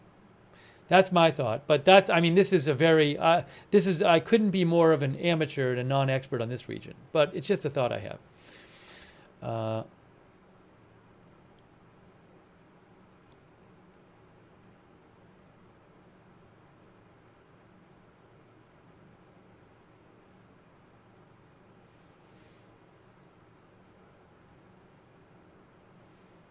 Okay. No, there's no updates about the Strait of Hormuz. Believe me, if Iran decides to do something with the Strait of Hormuz, we'll be on the air covering it. Believe me, you. Hey, I really appreciate you guys being here for the stream and the coverage, and we will have more coverage of this story and other stories. So, subscribe, follow the channel if you want. Agenda Free TV. We cover all kinds of live breaking news without an agenda. Agenda Free TV, and when big news happens, we'll come on the air and cover it. Also, we have a notification system. I don't have a schedule in advance of when I'm going to be on. It depends on when the news is. But if you want to find out when we're going live, best way I'd recommend is to sign up for our free notifications. We created this notification system on Discord. It's easy to sign up. The mods can post the link in the chat. You can find the link to the notifications in the description of this video too on YouTube and Facebook. But sign up so you get notified when we're going live, because a lot of the time I have no idea and something happens and I just rush on the air. That way you don't miss anything. But again, I appreciate people being here, sending me news updates you're hearing, sending me links about things you're hearing about, asking questions, participating in the chat. So thank you for that. Let's see here. Hang on a moment.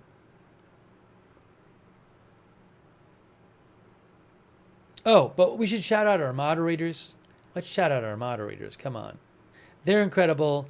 They're the ones in the chat, keeping it respectful in there. I know we have a lot of people chatting, but it's because we have our moderators that things stay under control in there.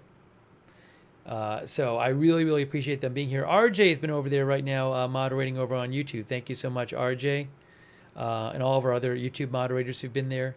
Also, over on Twitch, Bash and Girl, Good Luck Duck, Idaho Star, I Got That Fire, Matthew Co, High 3, Sarah, Papa Bear, Surly Dev, and all of our other Twitch mods who've been over there. Facebook, Paul Anderson, Kay Lowry Body, Margaret Riley, Christina Neal, thanks. Linda Belk, Larry, Misha on X, thank you so much to all of our moderators. Also,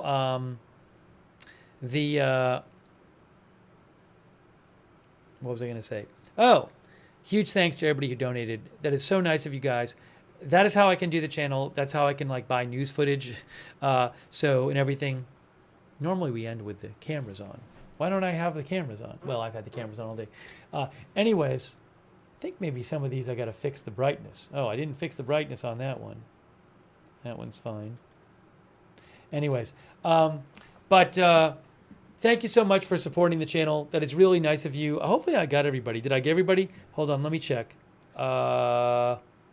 Over on Twitch, Eloso1375. Thanks so much, who gave out 5 gift subs. Hey, thanks, Eloso1375. That's so nice of you. And thanks for subscribing, too. Thank you. Also, I owe a thank you to Skylar Shelton from Texas, Wright Deadly from Canada, Na from Canada, Donna Smith, thanks for the memberships, Razor Sharp. I don't know if all of Iran's planes are gone, Razor Sharp, but there certainly does not seem to be any kind of strong air force that can project power to speak of.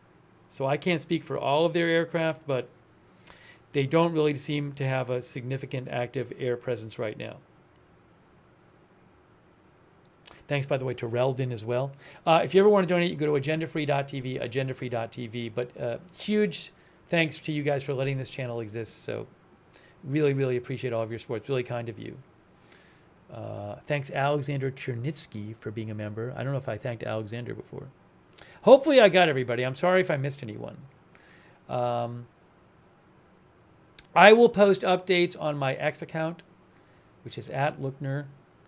I post there frequently, and I will post updates when we're not live. I post when we're live too about things we're hearing about, but you can follow me there for breaking news @Lookner. I'll put the link in the chat.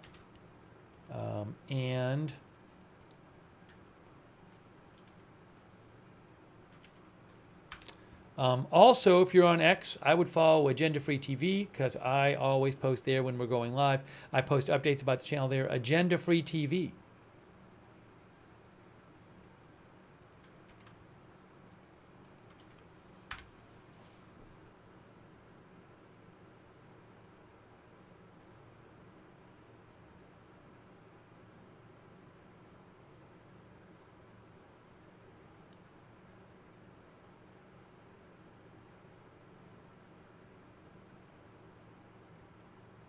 Also, let's see here. We have a Discord chat. You can chat with other viewers when we are not on the air. It's free. It's over at Discord. We have our own chat. A lot of our viewers like doing that. It's the same link as the free notifications link. So check out the Discord chat over there. And thanks to our Discord moderators for all of your help. Discord moderators, thank you. By the way, if you are on YouTube, I would suggest turning on the YouTube notifications to help you know when we're live. But to do that, it's a little tricky. The way you turn on the YouTube notifications is you have to subscribe to the channel on YouTube, and then you click the bell and you choose all notifications. So again, subscribe, click the bell, choose all notifications to turn the notifications on YouTube. And let's see here. I wanted to thank again our Twitch subscribers like Diggleville, Eloso1375, Pain Pal, Curiously Absent, Vegas Flyer, F2 Penguin, T Cowd 27, TBB Gem, Matthew Kohai 3. Real Pew Pew. Who else? Bastard. And Wall Street and Shaggy. Thank you. Coffee and Bacon Guy. Allistic. Thank you for subscribing over there. And all of our other subscribers over there. Artful Nothing. Thanks for subscribing on Twitch. Our Facebook subscribers. Robert Real II and Diane Allworth, Sharon Klassen Goslin, Lou Knight, Margaret Riley, Kay Lowry Body. Thank you to all of our Facebook subscribers. Erin Van S, thank you. And our YouTube members, shout out to you. CAC813, Bluebird Softball Cookie, C5 Galaxy, Eamon O'Leary, Chris G, Hawkeye Seneca, Brody Walker, Crazy Yoda, Kurt W. Dine, BBW, Evelyn in Maine, Brian Moreau, Punch Gut, Lucas Prees, Bozo, Amanda Mosher, K Mino, Yippee Kaye, Erica Morningstar, Lamo, Jerry, Andrew D. Vaughn, Christopher Escalante, Jason Carlton, C5 Galaxy, Dean Schumacher, Ahmad A. Tattooed Medic. Thanks for being members. Wickedest Witch, Fluzzy B, K Mino, Brian Moreau, Yippee Kaye. Did I say Christopher Escalante already and Jason Carlton and C5 Galaxy and Dean Schumacher? Tanks a lot, Eamon O'Leary. Thank you. Thanks to our other viewers like Christine Gagnon, Ernest Vaughn, Social Butterfly, Elgroth Smith, Rocio Calderon, KK, Matthew Tunis,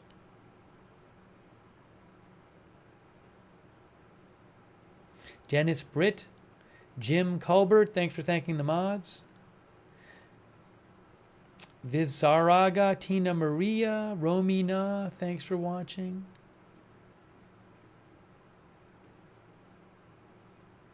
Jay Stubbles, thanks Jay Stubbles for watching. Deej, 301, just turned in, I'm sorry, you can rewind.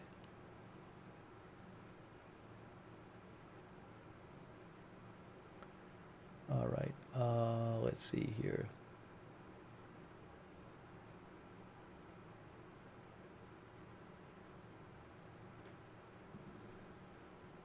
All right, guys, we are wrapping this up. So, oh, why did I leave it on that? I was showing you how to change. This is how I know I'm tired. I was showing you how to subscribe to the channel, and I usually would there's no reason to have it still up there on the screen, but I just forgot. This is what happens when I get tired. Last night, I left something from the freezer just on top of the refrigerator. And then in the morning, I discovered it there. So, which was now ruined. But this is what happens when you're getting tired and your brain is not working at 100% efficiency. Okay, anyways. Thank you for watching. We'll definitely have more coverage. If there's other big news, we'll cover it too. But I really appreciate you tuning in. Thanks again to our mods. That's it for now. We'll see you soon with more live breaking news coverage right here at Agenda Free TV.